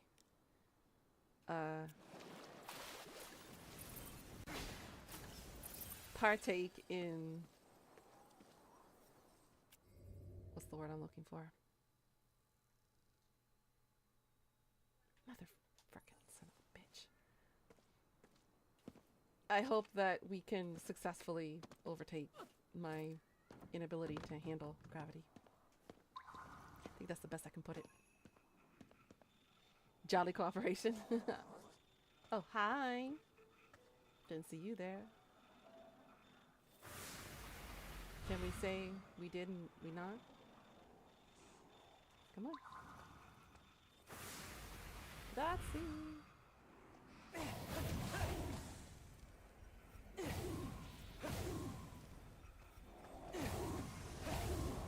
Oh, he's on the other side.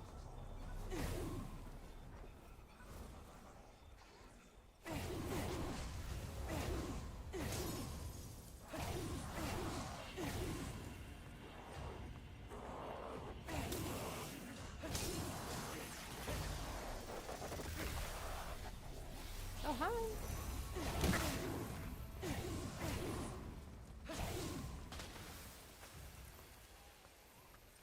余裕じゃねえか。 Yeah, shit.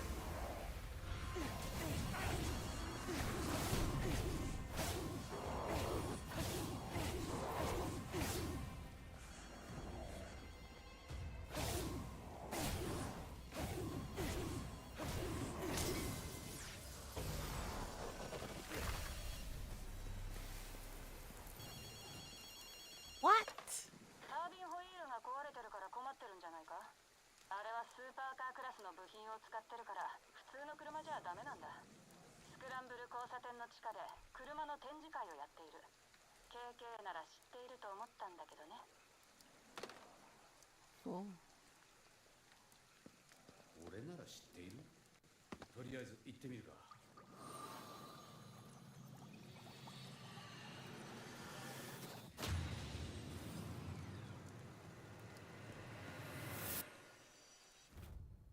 なんだかもったいぶった言い方だったね。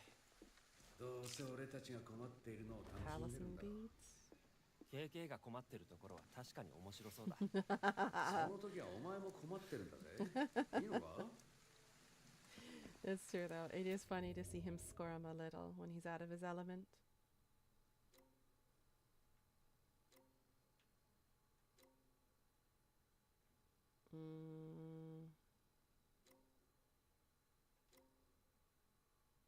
We'll go for the turbine wheel first. Get that out of the way.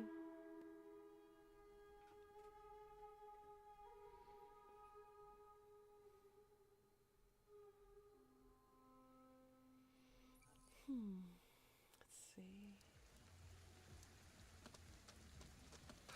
Go this way.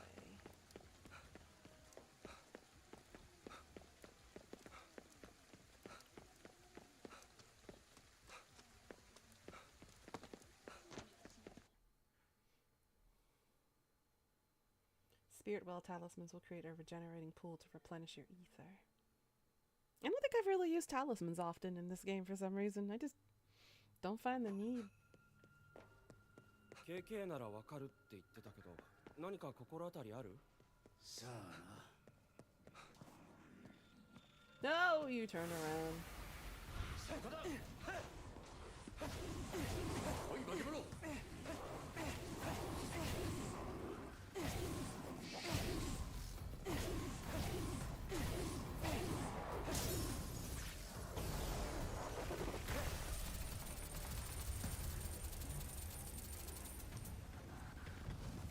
Thank you for all the money.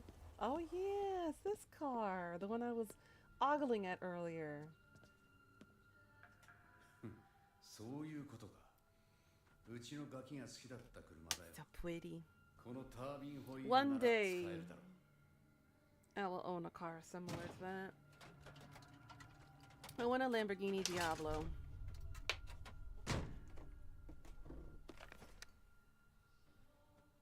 It's always been my baby. KK の家族の話、初めて聞いた。 Well, it used to be a Dodge Viper, but then they stopped producing Dodge Vipers. じゃあいつか聞かせてよ。僕も話す。 And then it was the Lotus Elise, which the Lotus Elise has a really beautiful body. It's very sleek, very aerodynamic. And now it's the Lamborghini Diablo that's my obsession. And it's been that way for almost 15 years now since I've wanted one. Maybe one day when I retire a rich person. One day. Let's see, let's go here and then go here.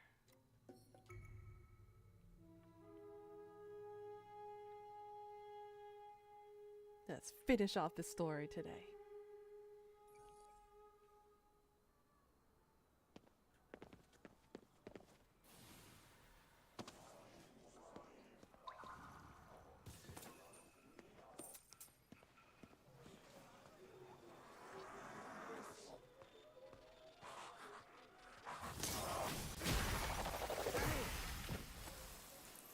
Yoshi. 終わり。商店街か。俺はなんだかんだで利用するな。欲しいものはすぐに手に入る方が好きだ。 Really? You gotta try to interfere with me now? Gosh, y'all are annoying. 高いな。どうやって登ればいいんだ？ここからじゃ無理だろうな。高速道路の方はどうだ？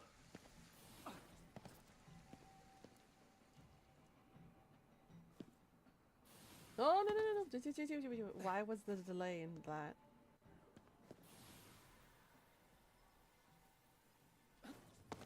見えちゃいけねえものが見えちまってるな。 Oh shit, we're going back to hell again. 近い場所だ。入ったら簡単には戻れん。準備はいいか？ Hi, hi. 覚悟はで There's きてる no みたい turning だな。 back. We're finishing this today.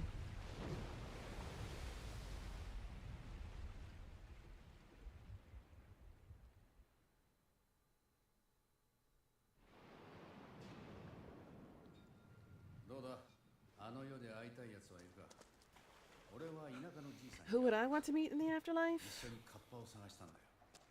父さんと母さんか。 I don't know. 汚れだらけだ。エドの言う通りなら、 There's a lot of people I would love to talk to again. あいつらまでいるのか。 Oh, there's the heart.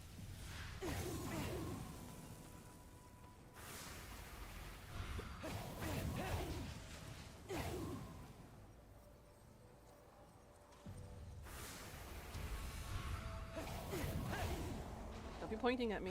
It's rude.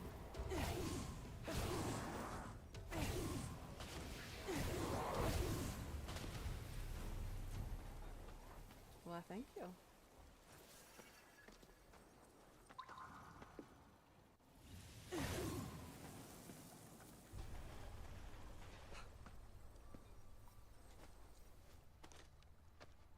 Really?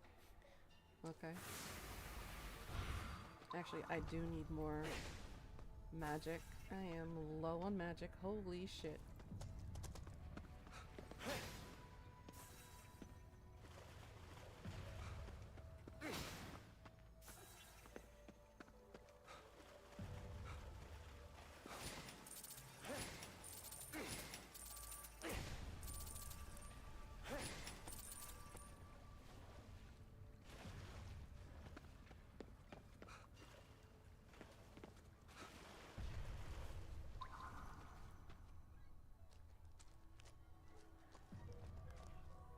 Alright, we have another teke teke. Okay.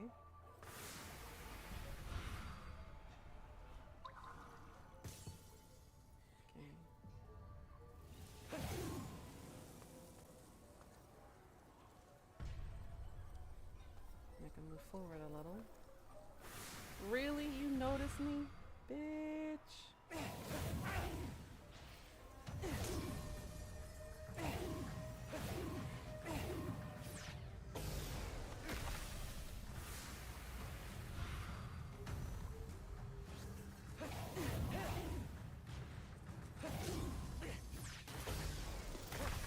Rid of the flying ones. Now we just have the...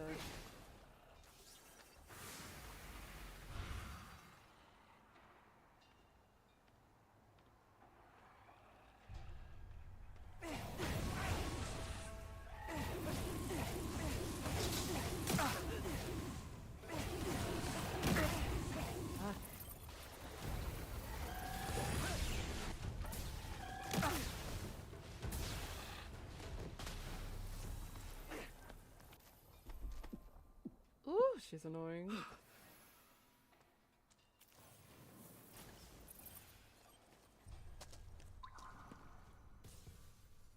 Left.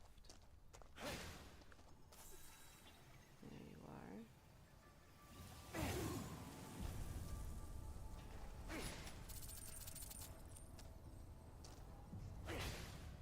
Another teke.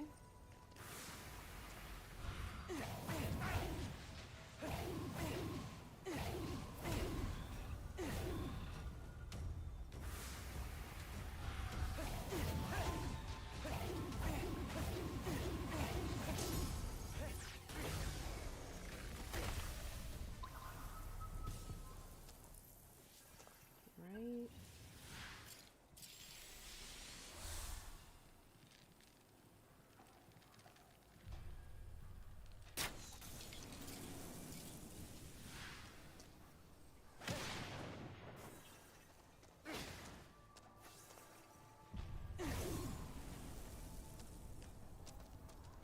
Alright, let's max up on our magic. That didn't give us much. What's this? Ah, Badango.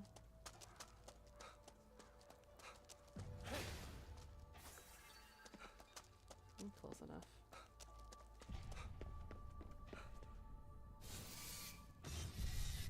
Of course, they wouldn't make it easy. See, he even said the same thing.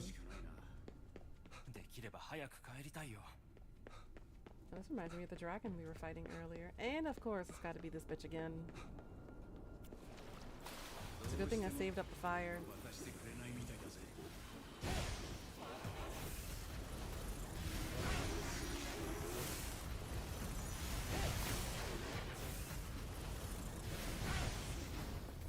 Shit.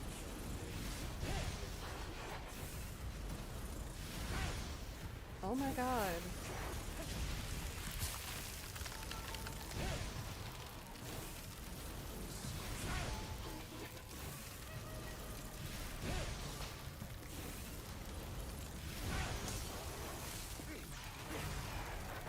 I've used up all of my fire because of her.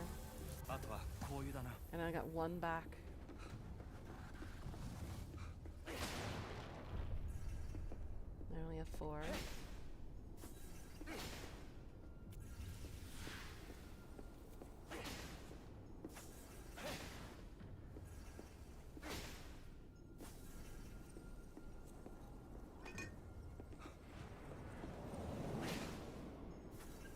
Damn it. よし、長居は無用だ。とっとと帰るぜ。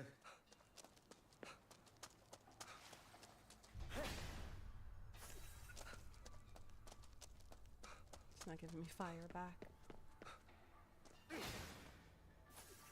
汚れが元に戻ってるよ。道理で帰ってくるやつが少ないわけだな。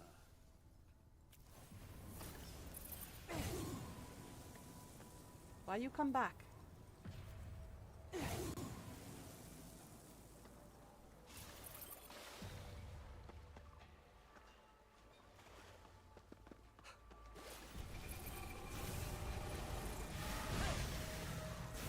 No, you don't. And there's two. Akito, 相手にするな。出口まで突っ走れ。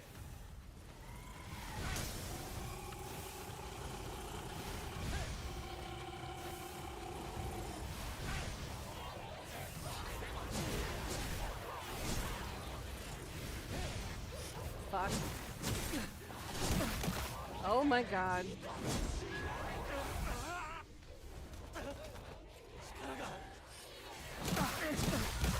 Jesus fuck! こっちだ。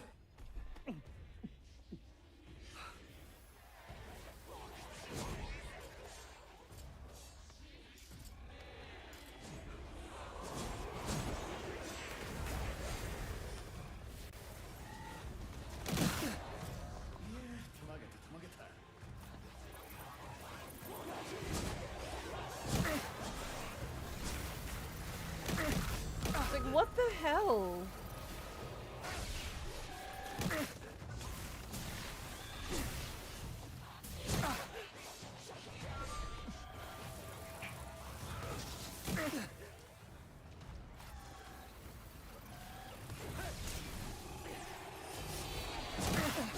Fucking bitch! I don't care that your husband killed you. Back the fuck off!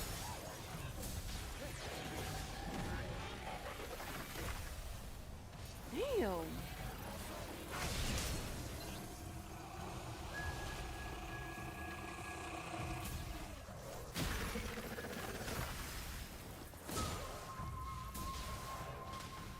Sheesh.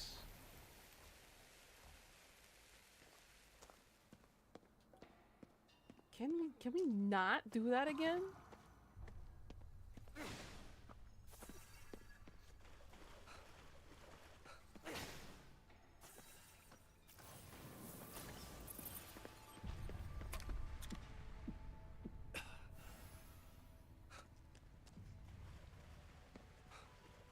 Get the frick out of here and never come back. My god. That was annoying.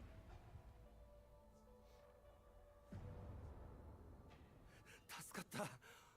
死ぬかと思った。あの世ってのは帰ってくる方が難しいもんだからな。これで全部揃ったな。はい。アジトに戻ってバイクの修理だ。 Okay.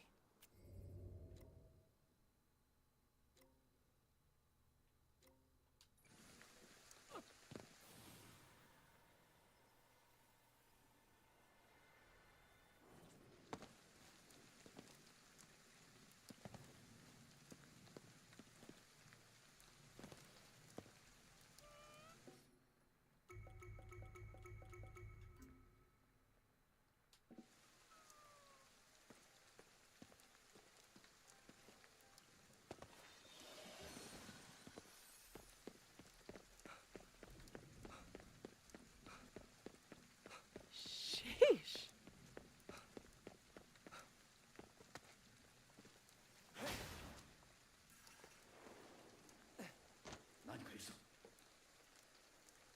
I don't want to know.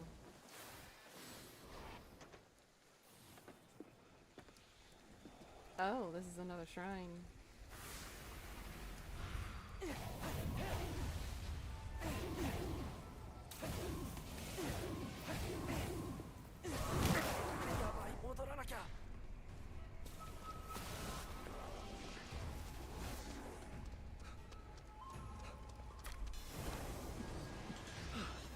Oh no, not you two. No, no, no, no, no, no, no. We are not fighting you two right now. I do not got time for you, buddy. Where is it?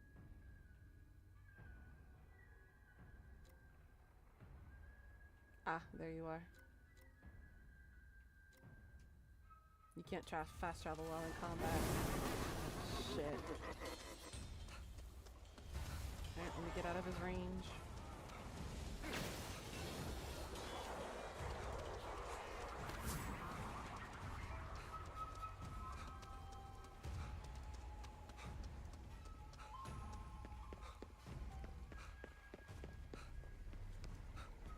Whee!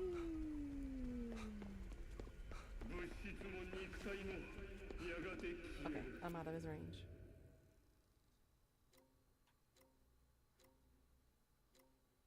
Go here. No! That's not what I wanted to do. Get back there. Thank you.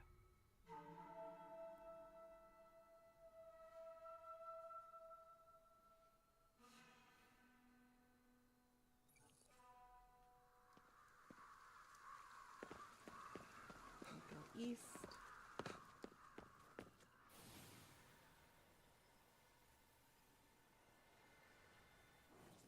Okay, no one's around.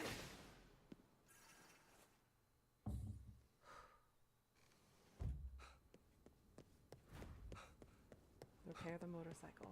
Got it.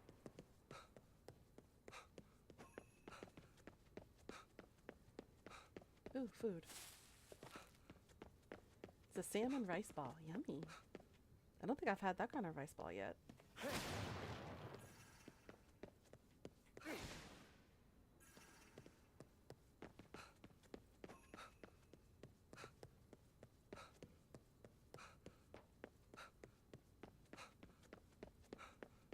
Whee. There we go. No, really? I can't jump down like that. Okay, let's turn these guys in.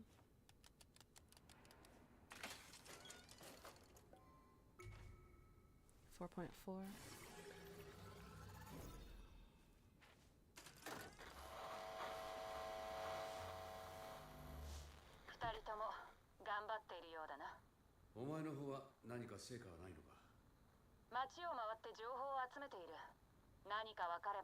Oh, hey, Death.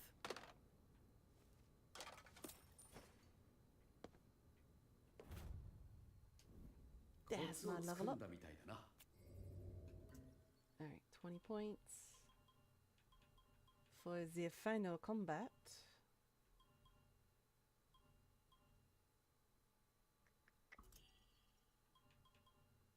Just increase the fire rate of this guy. Okay, let's fix this thing. Akito, 少しの間、俺に体を貸せ。修理する。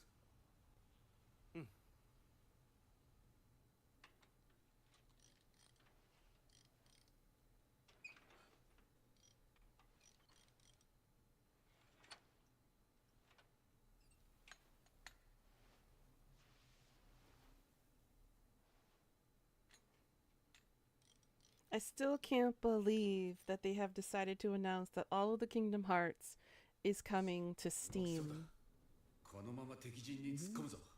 I should have never bought it on Epic. Well,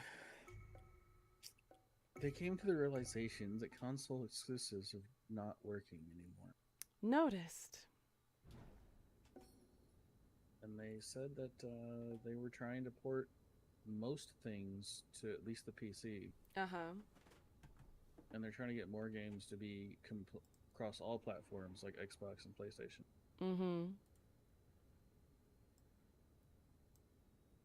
They said specifically it was the Final Fantasy VII Rebirth and the Final Fantasy 16 sales that made them realize this exclusive isn't really working very well. Yep. Because people like me want Final Fantasy VII Rebirth, but we don't have a PlayStation 5 that we can afford to be able to play that game with. And still getting a PS5 in this day and age, especially in this country, is nigh impossible. Because they don't make enough. And Korea is not a console-centric country. They are more, you know, PC based. Alright guys, let's go. Let's get to end game.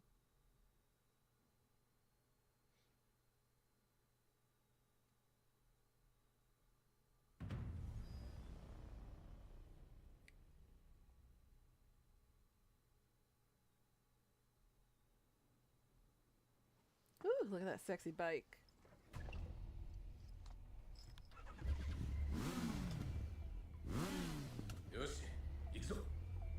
Ah.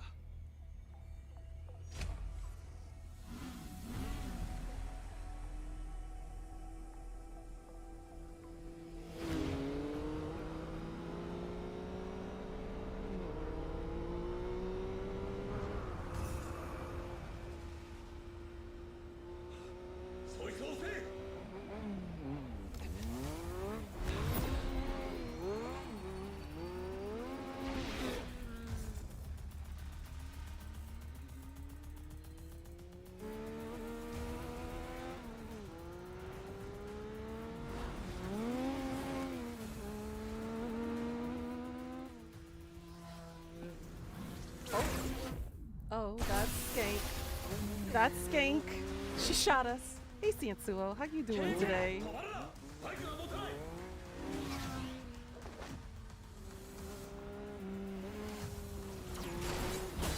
Damn, she really don't want us to go through.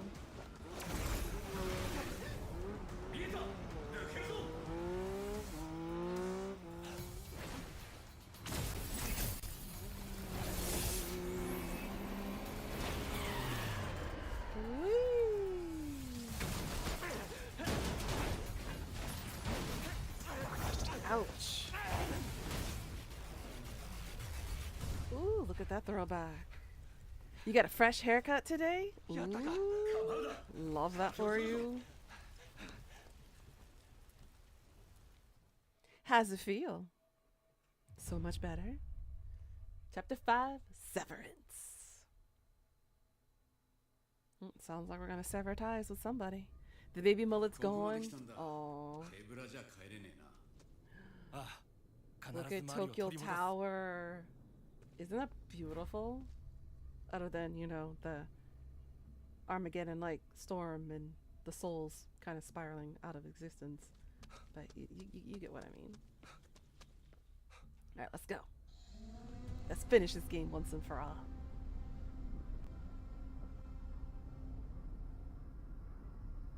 Look at that.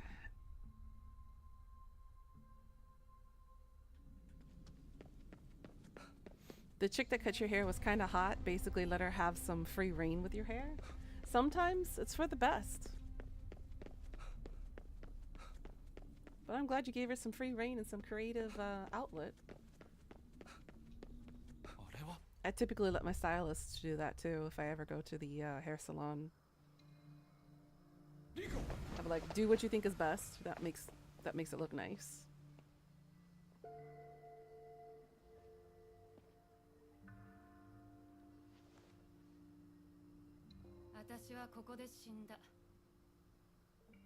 Ah, so Rinko was already technically dead. You've been communing with her spirit the entire time. So what about Ed then? Is Ed the same too?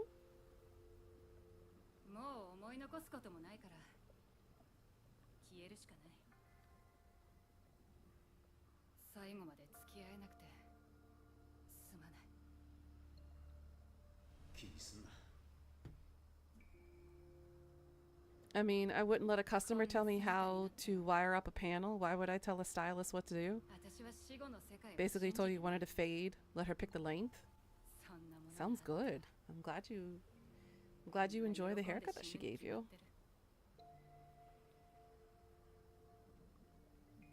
It's nice to be someone's canvas, you know?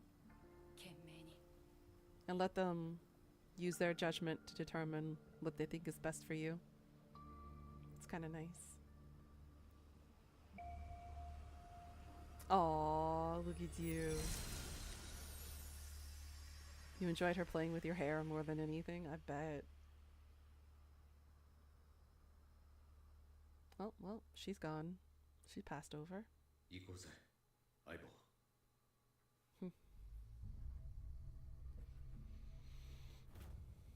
It was all my fault. I'm so sorry, everyone. Ooh.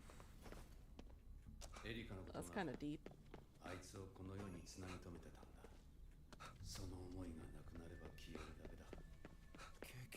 Watermelon. You've always liked it when a woman just plays with your hair? Sometimes it do be like that.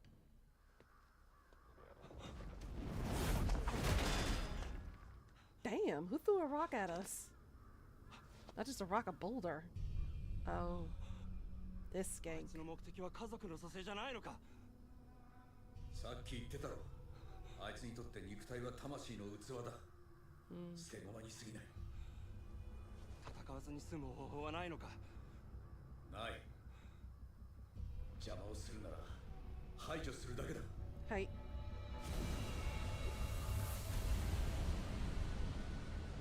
行きましょうか。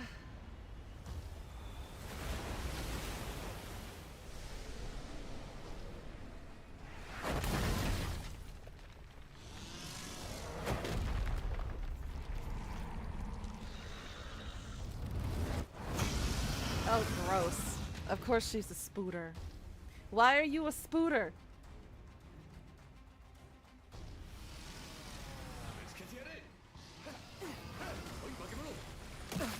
Ow. Okay, so she does have a weak point. A mouth, her mouth and her chest. Damn it. I'm not good at timing. あいつら夫婦の記憶ってわけか。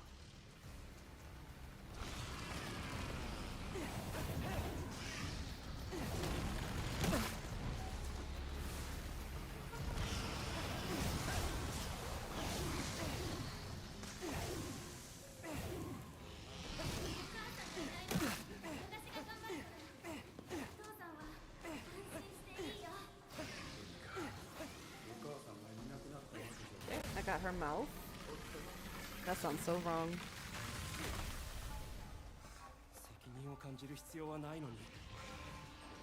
Way back in elementary school, the older girls would entrap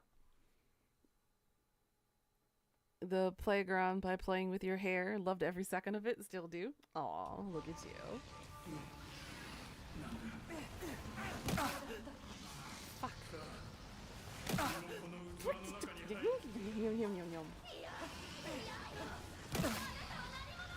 Oh my god. 君の幸せのためなんだ。そんなのおかしいよ。Like. 戦わなきゃ救ってやれるんだ。 Alright, looks like I'm gonna have to use explosives on her. If I can stop missing. Alright, aim high. Got it.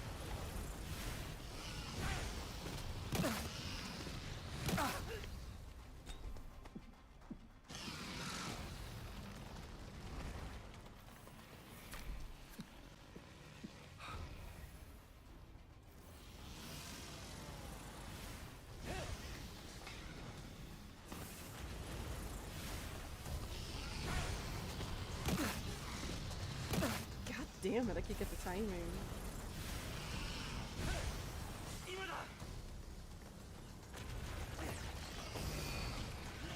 Grab her core.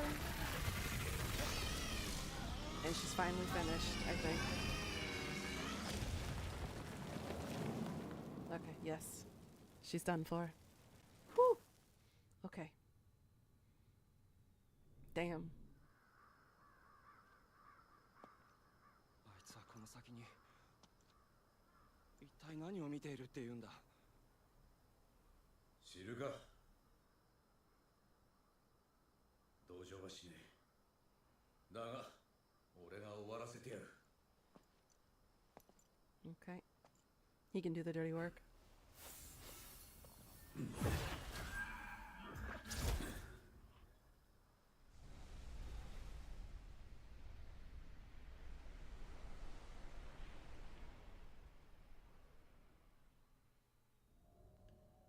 Damn.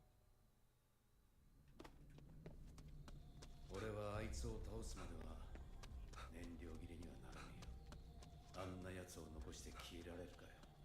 あの写真の家族のためにだろ。いい父親だな。まあな。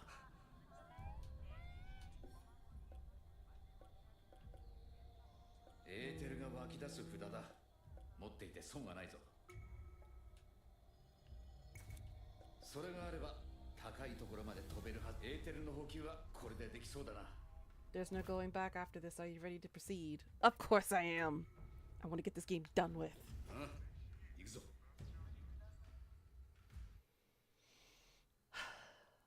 Let's kick Hanya's butt once and for all. Get his stupid zealot ass back to where it belongs. ここもみんな消されたのか。どこかにあいつがいるはずだ。上に行ってみよう。 Now let's try to get all of our magics back.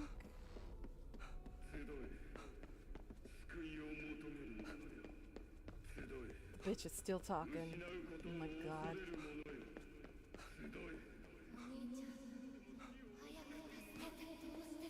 Oh, Mari? 何言ってるんだ。 I need more fire. Where's my fire? What's this? お兄ちゃん、本当は私のことなんて考えてないでしょ。お兄ちゃんは自分のことしか考えてない。自分のせいで私が死ぬのが怖いんでしょ。どうした？変な声が聞こえる。妹の声だった。あいつらが何か仕掛けてきてるのかもな。おい、どうした？アキト。アキト。行くぞ。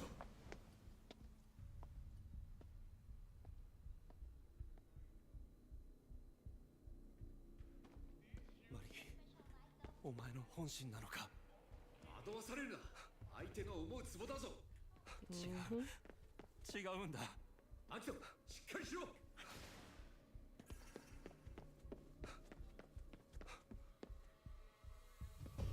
Yeah, it looks like I only got 2 fireballs. Let's make them count.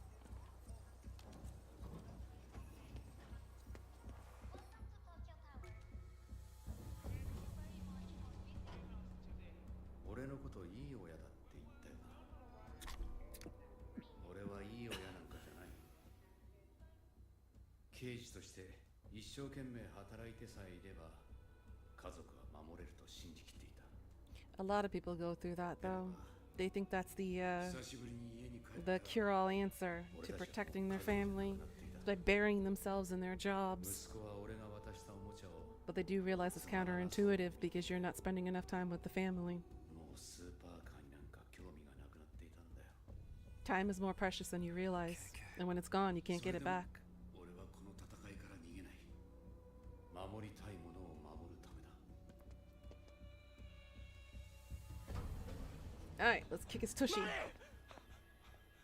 Here we go. あの人形は時間稼ぎすらできなかったのか。てめえ。肉体の死はただの事象に過ぎない。 Hey. 魂は肉体を離れてこそ本来の姿を取り戻す。死生観は自由だ。否定はしない。だけど独りよがりの妄想に人を巻き込むな。正しい導きはいつの時代も疎まれる。 Says the one who's actually denying the truth. You can't bring the dead back to life. 君もすぐに理解するだろう。肉体がいかに無意味なものなのかを。マリー様だ。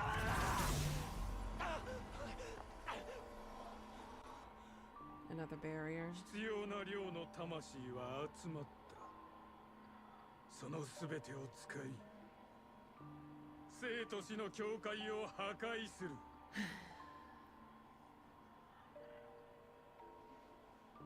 君の妹は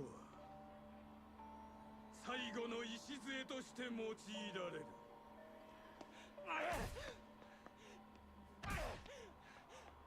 とても尊い役割だ。そんなことさせるか。 Put some magic into those punches, Akito. You're not doing much by just punching the barrier. 私はそこにささやかな楽園を作るつもりだ。妻と娘の魂が永遠に輝き続続けることができる。何が楽園だ。そうだ、素晴らしいことを思いついた。この娘にも楽園を用意してやろう。強い意志を持った稀有な魂だ。場合によっては新世界の導き手になれるかもしれない。新世界のマリア。いや、 See, he had to go religious. イブか。 He's an absolute nutcase. Calling her お前の Eve. 夢物語など何の価値もない。夢か。 Hi. You are. 直接確かめたのか。妹の魂がこの肉体に戻りたがっているか否か。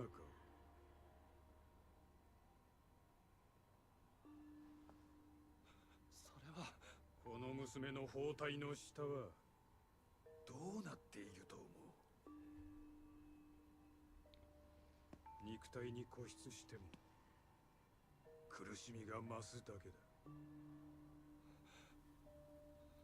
This guy's playing on your sympathies, Akito. Don't listen to him. だからって。おい、惑わされんな。こいつを倒さなければ世界が終わるんだぞ。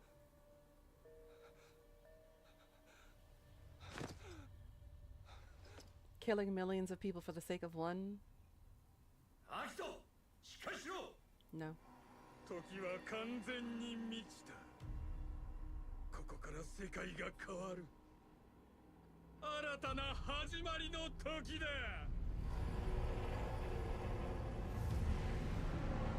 Oh shit. The giants are back.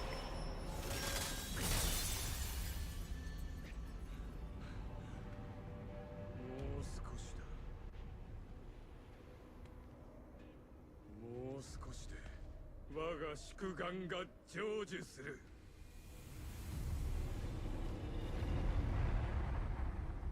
Oh.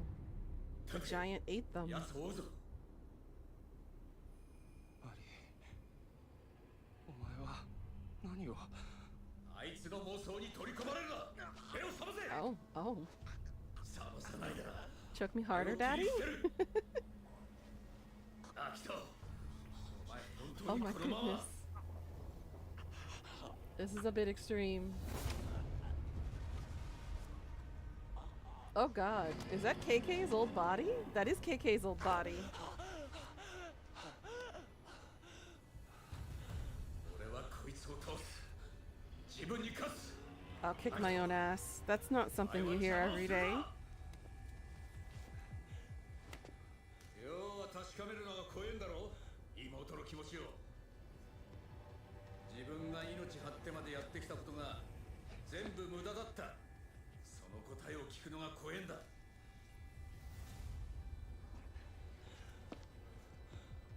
あんたに何がわかる。わからねえよ。自分の家族の気持ちさえな。わからねえから確かめに行くんじゃねえか。 KK、俺は止まらない。お前はどうする。 Of course. Just kick your unnatural ass. 行く。マリに直接確かめるまで死ねない。 And he transforms into the big Oni again. Of course he does. This is gonna suck. Because I'm low on magic. 俺は戦ってんだよ。誰よりも戦ってんだよ。誰よりも戦ってんだよ。なんで誰も俺を認めねえんだ。家族さえもだ。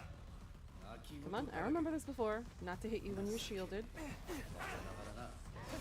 そいつをぶん殴れるんだ。願ってもない機会だよ。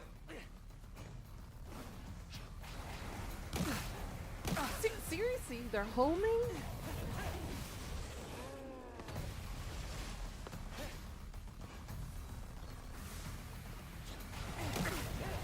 You can't be kidding me.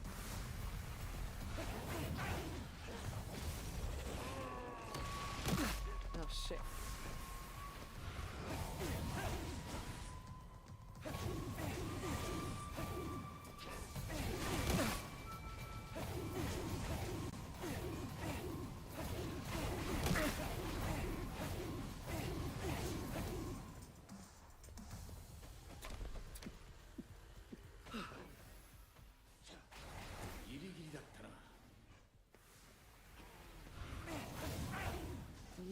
son of a bitch.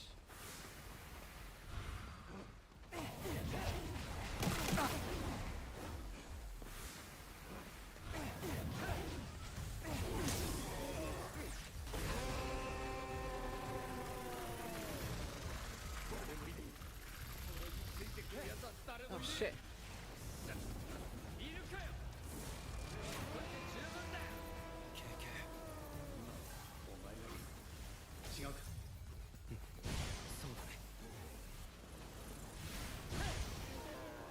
I ain't letting you get near me, dude.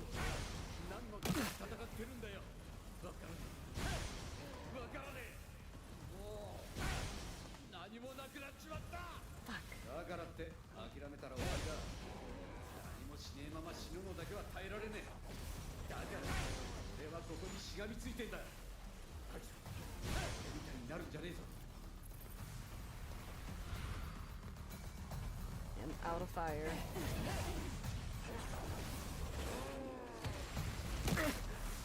I thought I dodged it.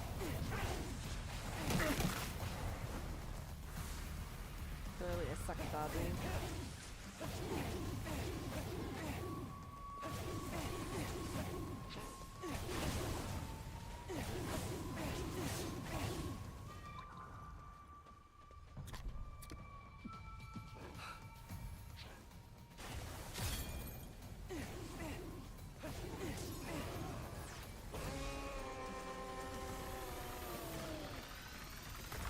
Got you, you bastard.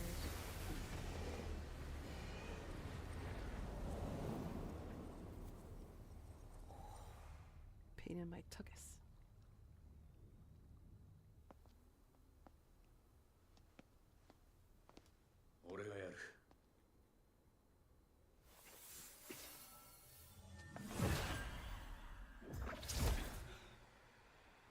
You just literally, what you literally unalived yourself. He said the same thing.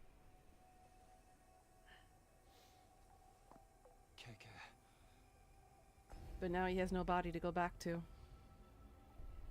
行くぞ。黄泉の国はまだ先だ。ああ、行こう。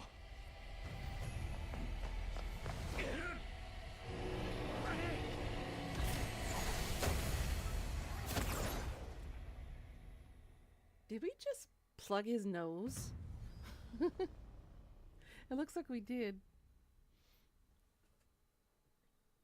Alright, final fight.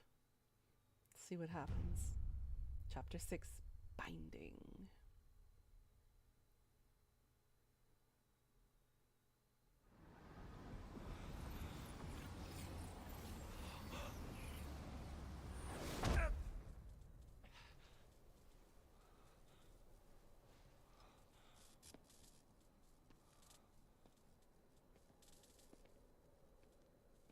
It looks like it's the ruins of Shibuya inside the Titan.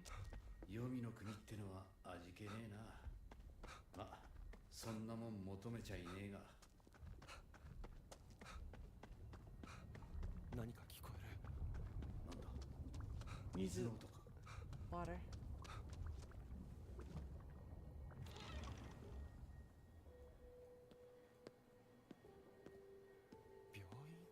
次は6ヶ月検診ですね。その時にお母さんの経過も見ましょうか。誰かの記憶だ。誰だ。 Sounds like this is Akito's memories. No, I can't run. I have to walk.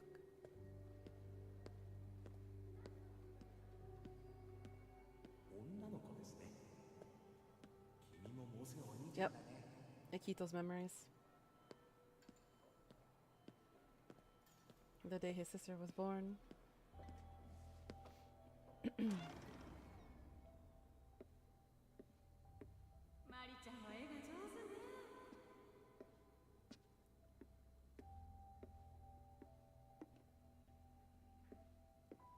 マリー、ちゃんとお片付けできたのか。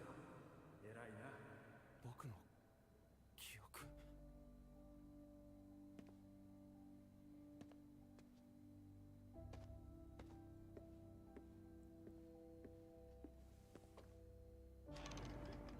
This sounds like either Akito is going to die or Mari is going to die. 学校で困ったことがあったらすぐ僕に言うんだぞ。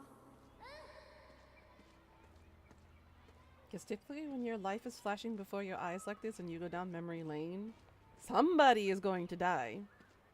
This is a typical trope that we have as a writer for stories like this. Usually this is like a sign of foreshadowing in a way.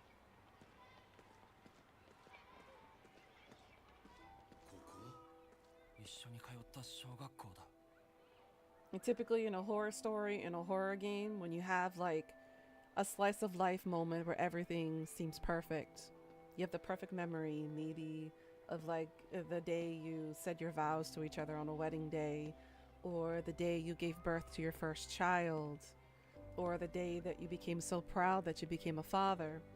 Usually those kinds of scenarios and scenes that happen in a horror movie or genre, similar to that, it's going to mean one of two things. Either somebody really close to the protagonist is going to die, or the protagonists themselves are going to end up dying. Not always, but most of the time.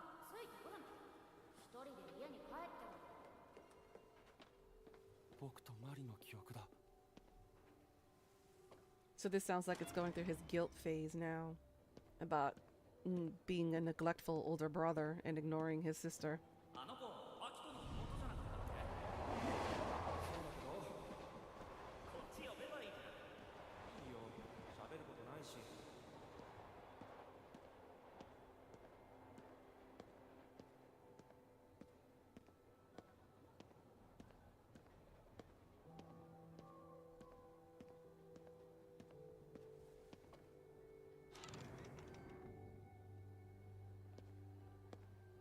We're at the mall.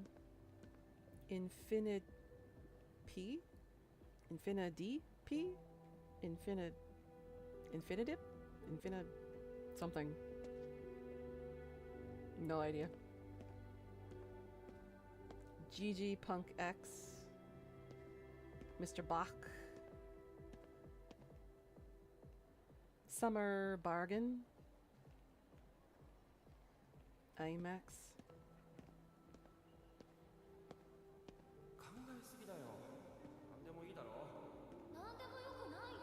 Kagon.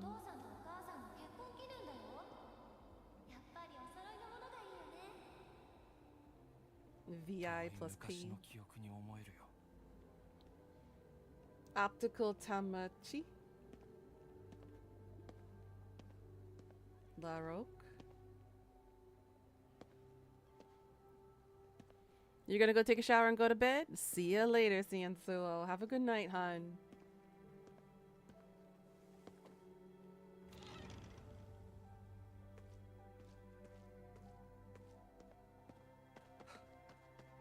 Oh, now I can start running?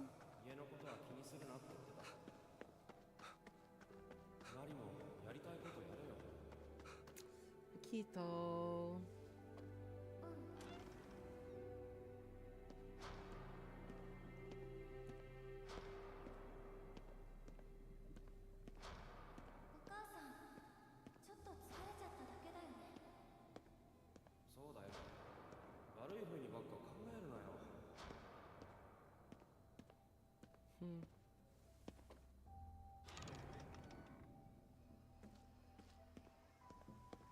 I've always wanted to go to a Matsuri.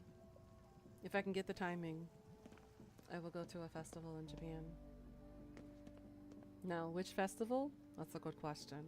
It's either going to be the Fireworks Festival, the, dare I say, Penis Festival, or the Summer Solstice Festival. Either one of those.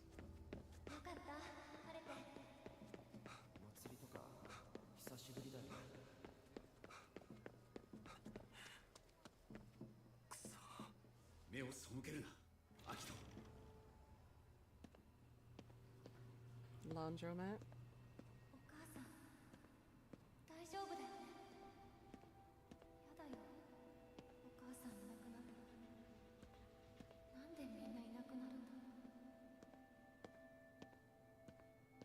So it sounds like Mari was miserable too, and her brother didn't take her her pain seriously too.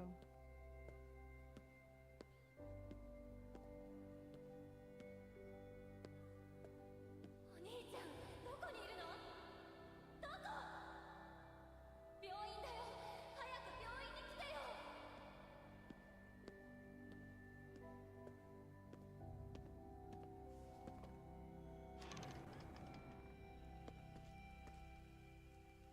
And this is when their mother passed.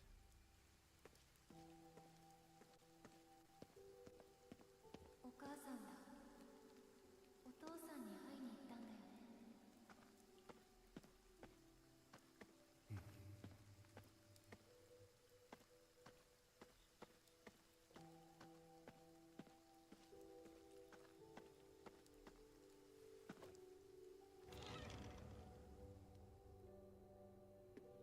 ここから新しいスタートだな。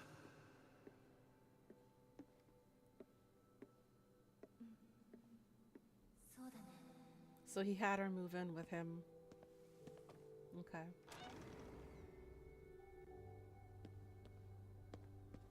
あと何回新しいスタートが来るんだろう。スタートなんかじゃないよこれ。落ちていってるだけだよ。どこまで下に行くんだこの階段。恐れるな、大丈夫だ。どこまで落ちるの？私たち。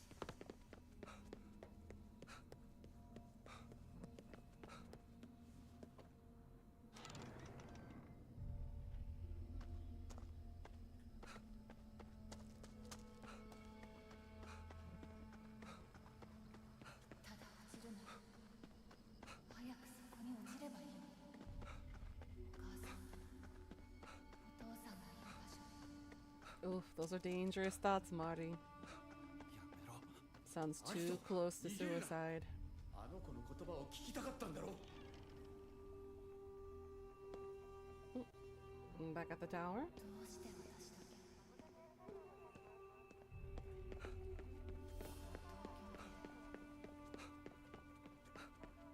この世界はどうして私だけ落ちていくの？どうせ落ちるなら自分から落ちていく。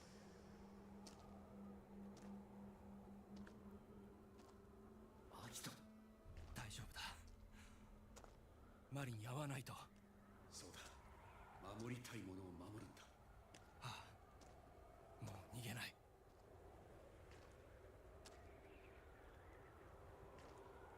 Why the hell are we on the mountains?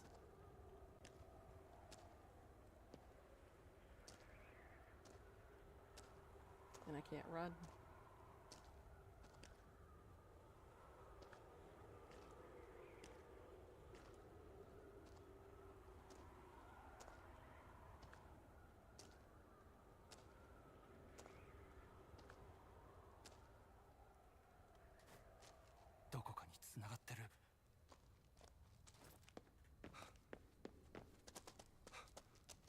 Are we here at last? Seems like it. ここだ。ああ、あいつもお前の妹もこの中だ。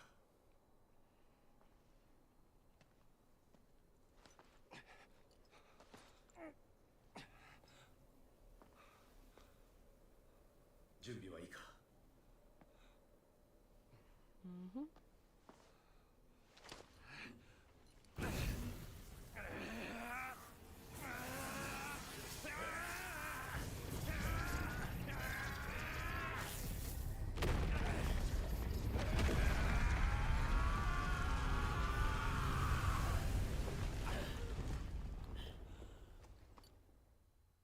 That's a lot of effort to open a door.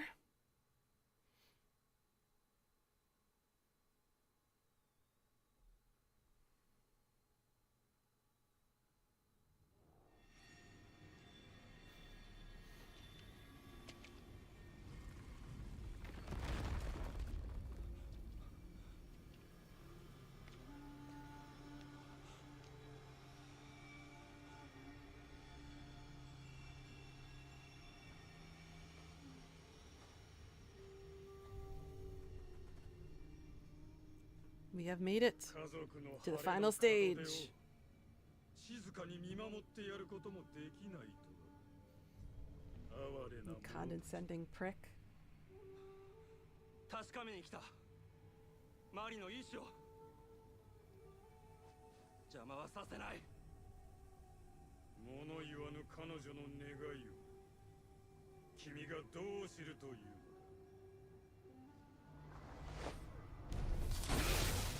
やめろOf course, we have company.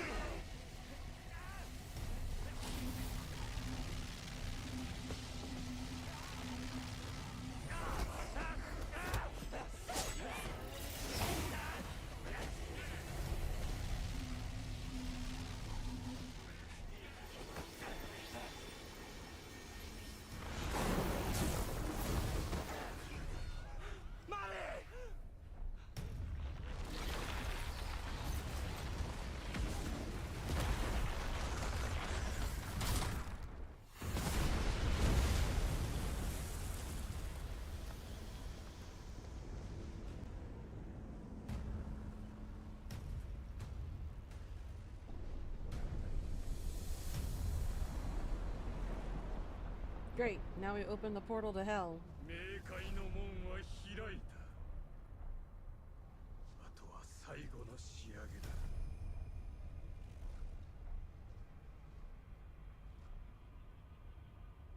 時よ、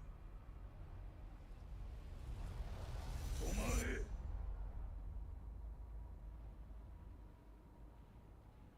Was something supposed to happen?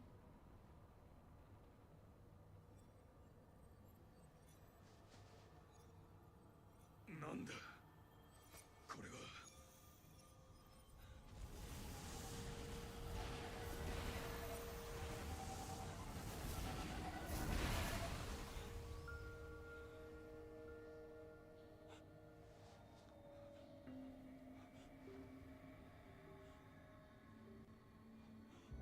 Marty.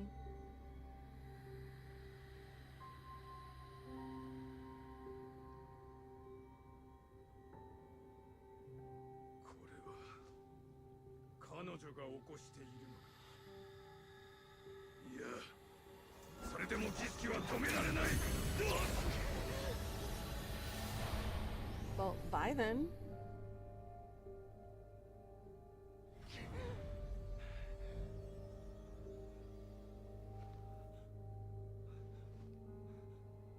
Do we even get to fight Hanya?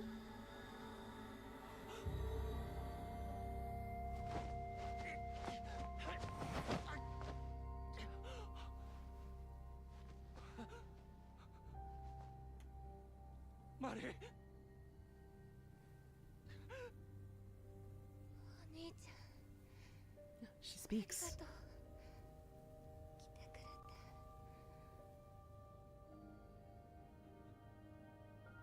ごめん。俺ずっと謝りたくて。知ってるよ。だから私死ねなかった。お兄ちゃんのせいじゃない。あの時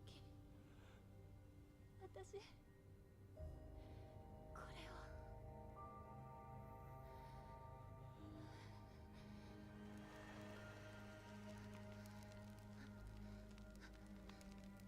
何？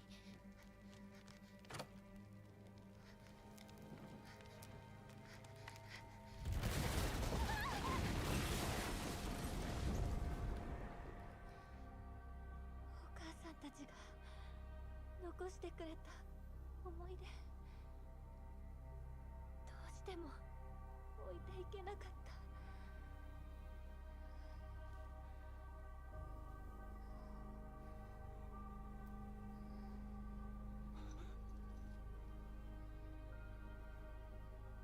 Their engagement rings.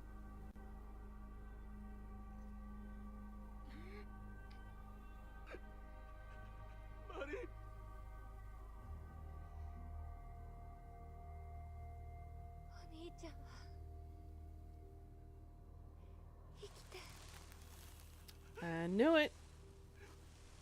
She was gonna die. 俺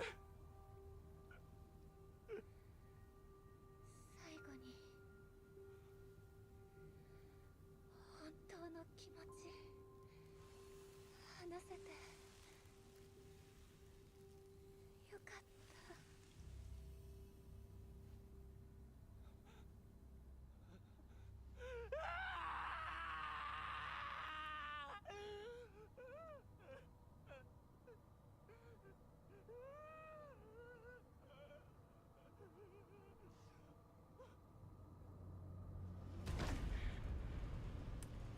And the bitch is still alive.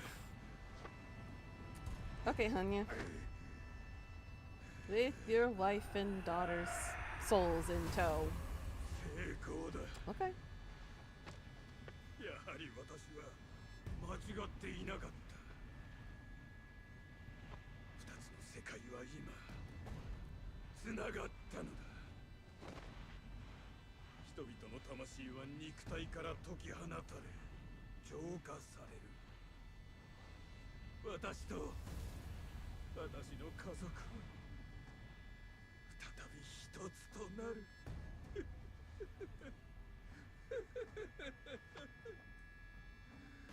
失うことも悲しむこともない永遠の楽園で。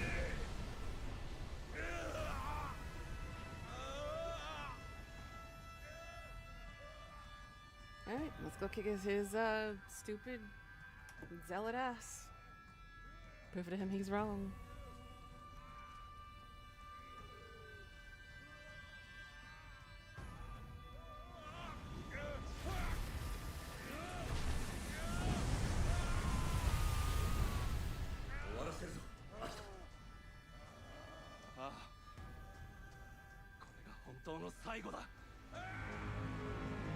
What did he transform into? And that's an ugly ass creature. What the frick are you supposed to be?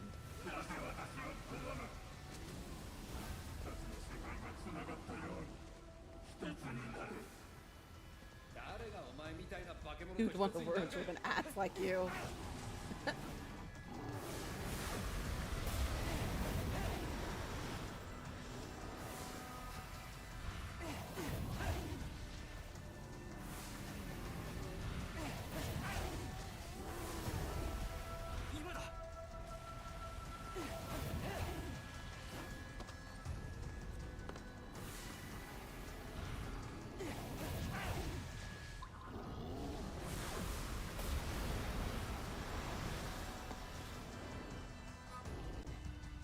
Give me your head.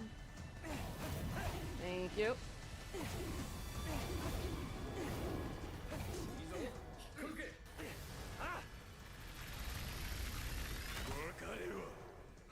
Looks like I have 2 more to go. Hi. Hi.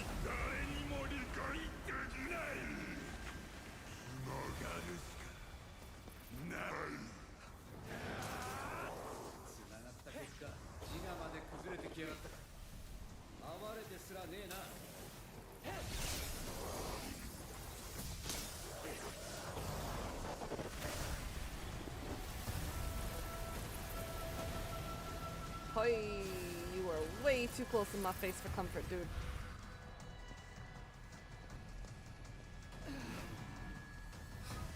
Okay.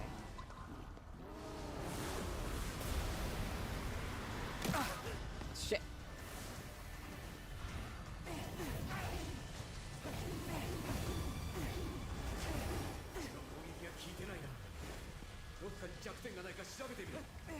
I am well aware, KK. I aim for the heads.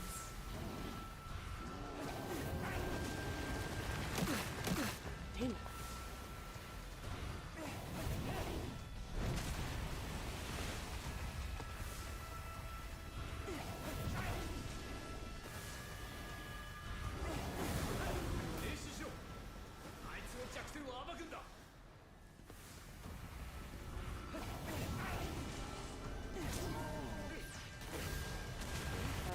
too?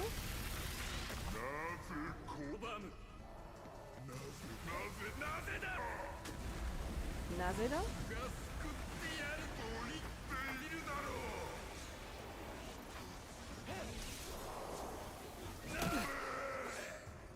あいにく俺たちは体一つをバカにしてるんだ。何もこれも悪くねえってな。 Skank. 生きるってのはそういうことだろうな。ああ、それがお前には見えてない世界だ、化け物。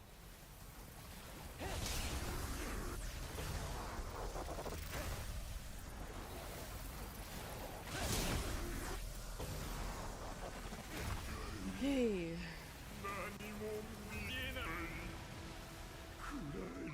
Now where's the last head? Oh, it's on your ass. Okay.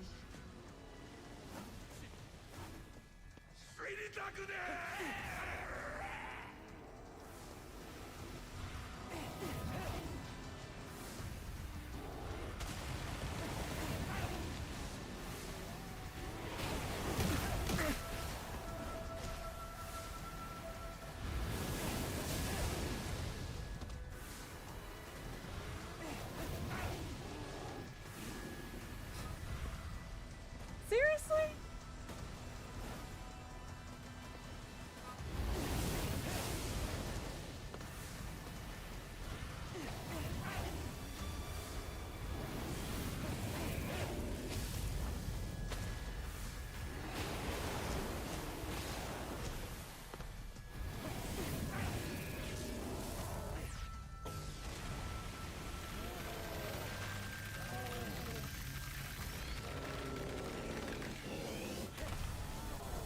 Got him. Game over. Bastard. Ooh, do we get to see his face? Nope, no we don't.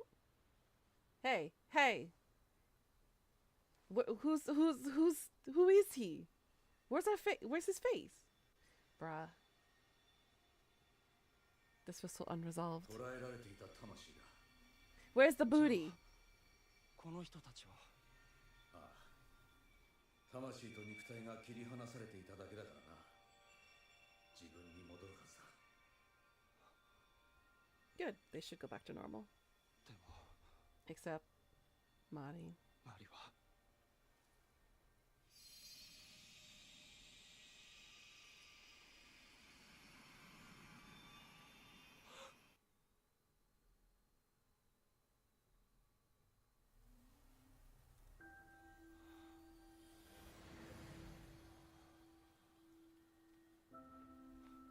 His mom and dad?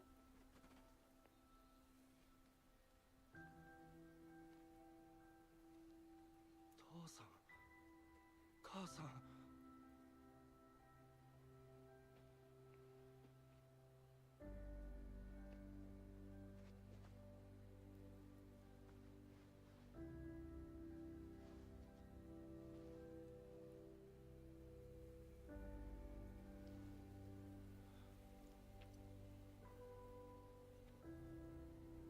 父さんの命日は12月10日。母さんは6月9日。 They never mentioned how the dad 忘 died. れてない。 Only the mom. 一度だって忘れたことなんてない。もう平気なふりなんてしないよ。泣いてもみっともなくても僕は生きていく。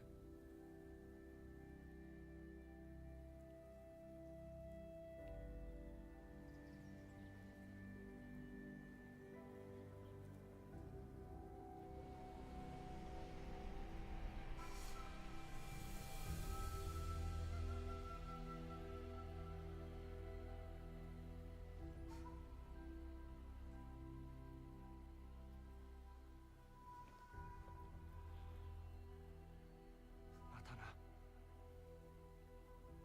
次に会うのは俺が最後の最後まで生き抜いた後だ。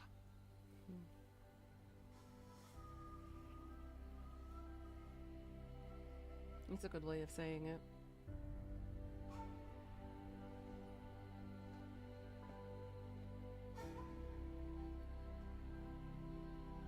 It's not farewell, it's I'll see you next time. 家族の前でようやく素直になれたってわけか。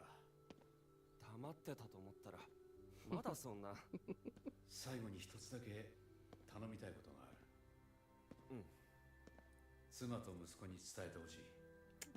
俺は最後まで諦めずに生き抜いたと。わかった。必ず伝える。悪いな、使いっ走り頼んじまって。自分で行ければいいんだが、ちょっと疲れちまったんでな。That means it's time to pass over too.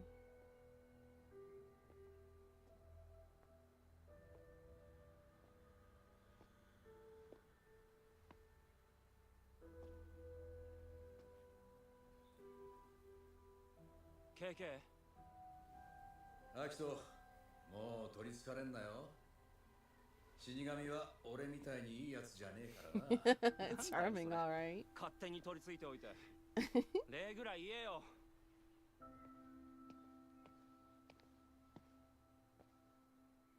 Looks like he stayed behind.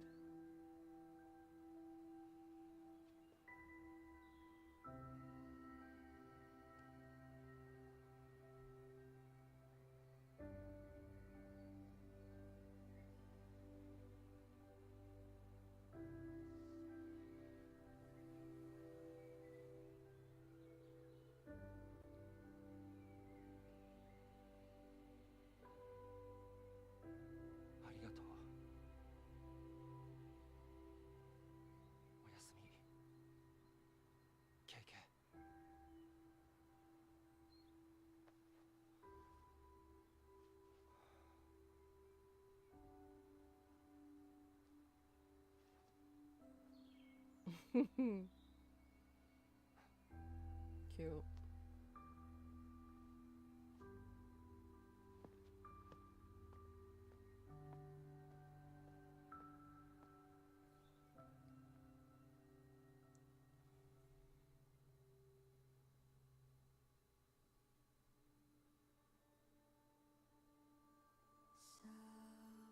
In the end, in memory of Robert Altman.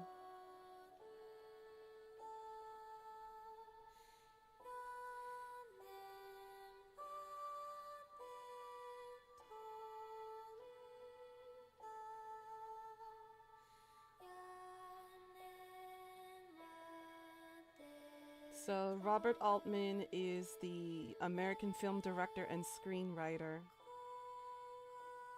He passed away November 20th, 2006.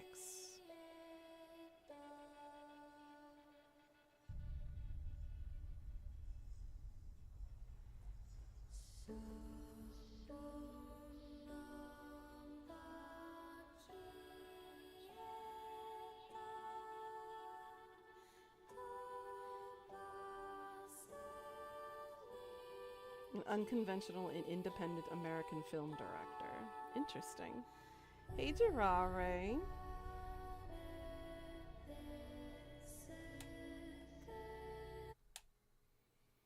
Well, that's the end of the game, guys. That kind of felt unresolved. We didn't really find out who the bad guy really was. We didn't get to see him behind his mask. What happened to Shibuya after all of this? Did everybody's spirits come back? Were they able to either pass, or did they actually get to repossess their bodies? I mean, there's a lot of unanswered questions. It would be nice if we had like an actual resolution.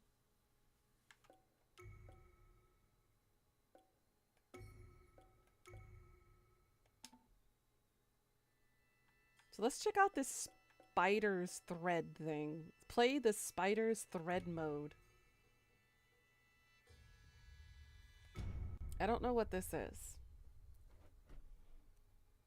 How you doing today? Your outfits, emotes, camera frames, camera filters, stamps, figures, and music tracks carried over from previous playthroughs have been added to your inventory. Any items you unlock in the future can be acquired from the offering box. Okay.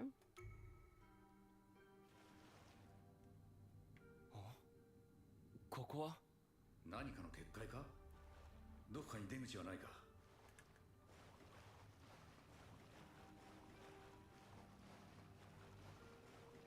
What is this? おやおや、呼び出したと思ったらひどいありさまだな。お前たちタタリアか？そうだ、直接会うのは初めてだな。腹いいや、お前に少し手伝ってほしい。我々のタタリが利用されて土雲が生み出されようとしている。それを何とかしたい。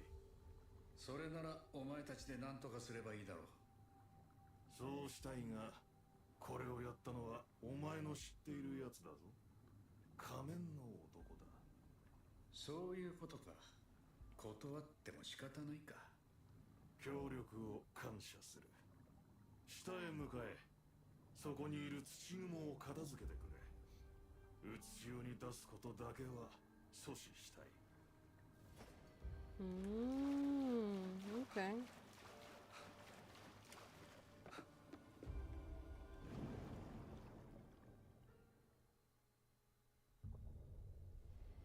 下を目指すんだよね。入ってきたところと同じように光っている場所があるはずだ。そこを目指せ。下に降りるには何かやる必要があるかもしれない。注意深く進もうぜ。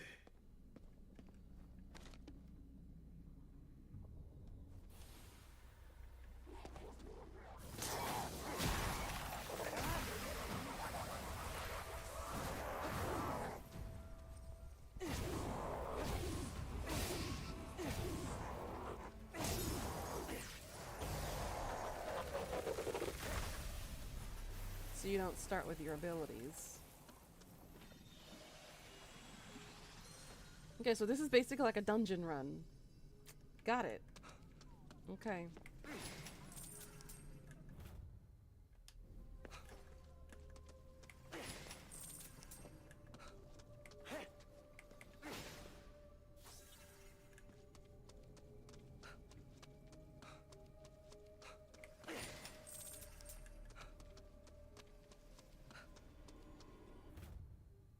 In the spider's thread mode, you will need to make your way through a variety of different areas, moving directly from one floor to another. Different floors will have different required objectives. Completing these will open a path down to the next floor. In addition, completing the optional objectives available on some floors will give you extra rewards. You will not be penalized in any way for moving to the next floor without completing an additional objective. Got it. Okay, so it's literally just like a dungeon run. Got it.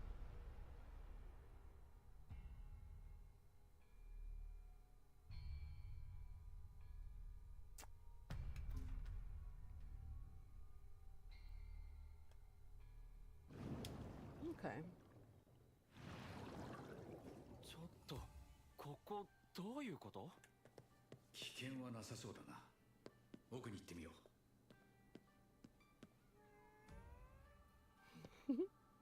おい、なんだあの猫股。 Is that a chonky Nekodama? 元締めかな。 The cat's paw in Nekomata Koban. You will find a special shop known as the cat's paw. Okay, so you can use the currency to exchange for various things. Got it. なんだい？僕たちに用かい？ Upgrades. You can use them by using spirit thread that I've collected. Okay. Oh, you have resistance ones too? Oh, wow.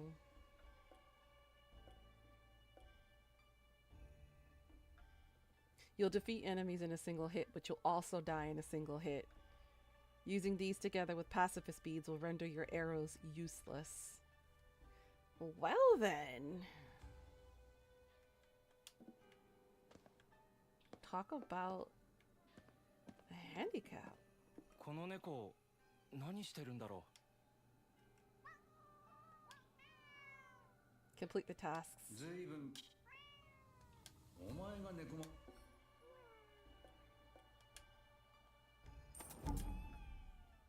When restarting, plus 300. Okay.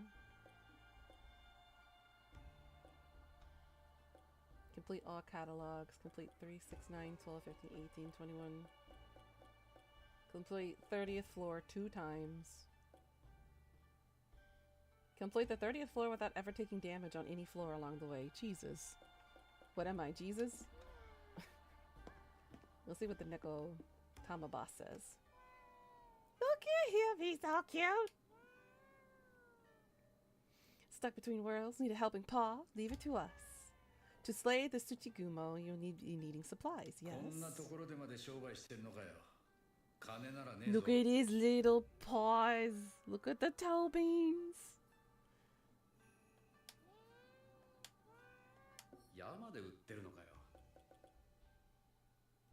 Got it. Okay.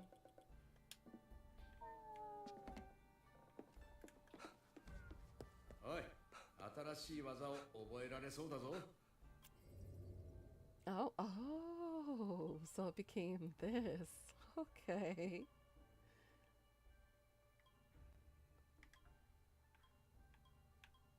Arrows, talisman capacity, charge attacks, core grab, sneaking,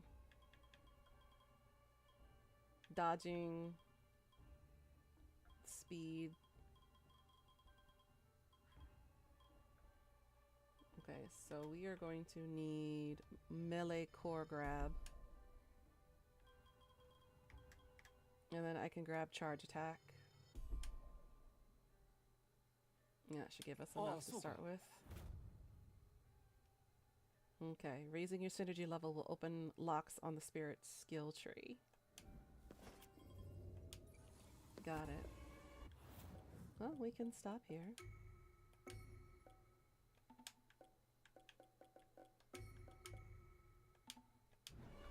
Okay. Well, that was entertaining, y'all. So what'd you think of the game, guys? I liked it, but there needs to be more of a resolution. I see missing things. There's things that are missing. Like an actual ending. But usually in this kind of genre, many people don't actually have resolutions. Yeah, I liked it. I like the fact that all of the lore is there, the mythology, the urban legends, all of the various creatures that you can fight in there. The boss fights were interesting, to say the least. They were very different than usual. But yeah, I hope you guys had fun today. I hope you enjoyed the Am I the Asshole stories, because those were highly entertaining, especially that last one. But do remember, notice red flags, and if you see red flags, don't tempt it. Just walk away. It's not worth it, because you're going to get to legal issues. It's going to be a whole bunch of headaches, a lot of unnecessary drama, potential, you're going to be in some serious safety issues and whatnot. So just be careful. Don't be like those assholes. But yeah, tomorrow and the day after tomorrow, we're going to be focusing on Dark Souls and my ability to overcome fighting gravity. So it'll be good to get back into these kinds of games. Again, we're emphasizing on variety content. Starting next month, since it'll be Pride Month, I'll be doing a Pride podcast. I will post information about that in the Discord. And if anybody wants to participate in that podcast, do join in. It'll be very informational, very educational. And I think it'll be a good eye-opener and will help us understand each other a little bit more. So I will post more information when it comes closer to that. Again, do be safe, guys. Violence is unfortunately increasing. So do everything you can to protect yourselves. And don't let anyone take advantage of you just because you are different. It's okay to be different, and people need to accept that. Because if they can't, they got some serious issues, but that is not your problem, nor is it your fault. So if you have some type of negative thoughts on and views on people who are different, you might want to go see a therapist or a professional that can help you work through your problems. It's not a bad thing to ask for help, nor is it a bad thing to focus on your mental health. So don't see it as something bad. If there's something wrong with you, try and get some professional help to get that fixed. Because letting that kind of like boil and simmer on the inside of you is going to eat you up, and you're not going to love or like the person that you're becoming. Toxic, get rid of toxic parts of yourself. That includes your behavior, your learning, that includes the people around you. So please do take care. And remember, it's okay to be different. All right? So I'll see you guys tomorrow for some Dark Souls. And yeah, watch me suffer the next 2 days. But I think we're going to have fun regardless of my suffering. We're going to attempt to relearn the basics of Dark Souls 2 and kind of start over from scratch and make some new memories together. All right, guys? Good night. Annyeong. Like, comment, and subscribe. And I'll see you guys next time. Love y'all. Mwah. Bye.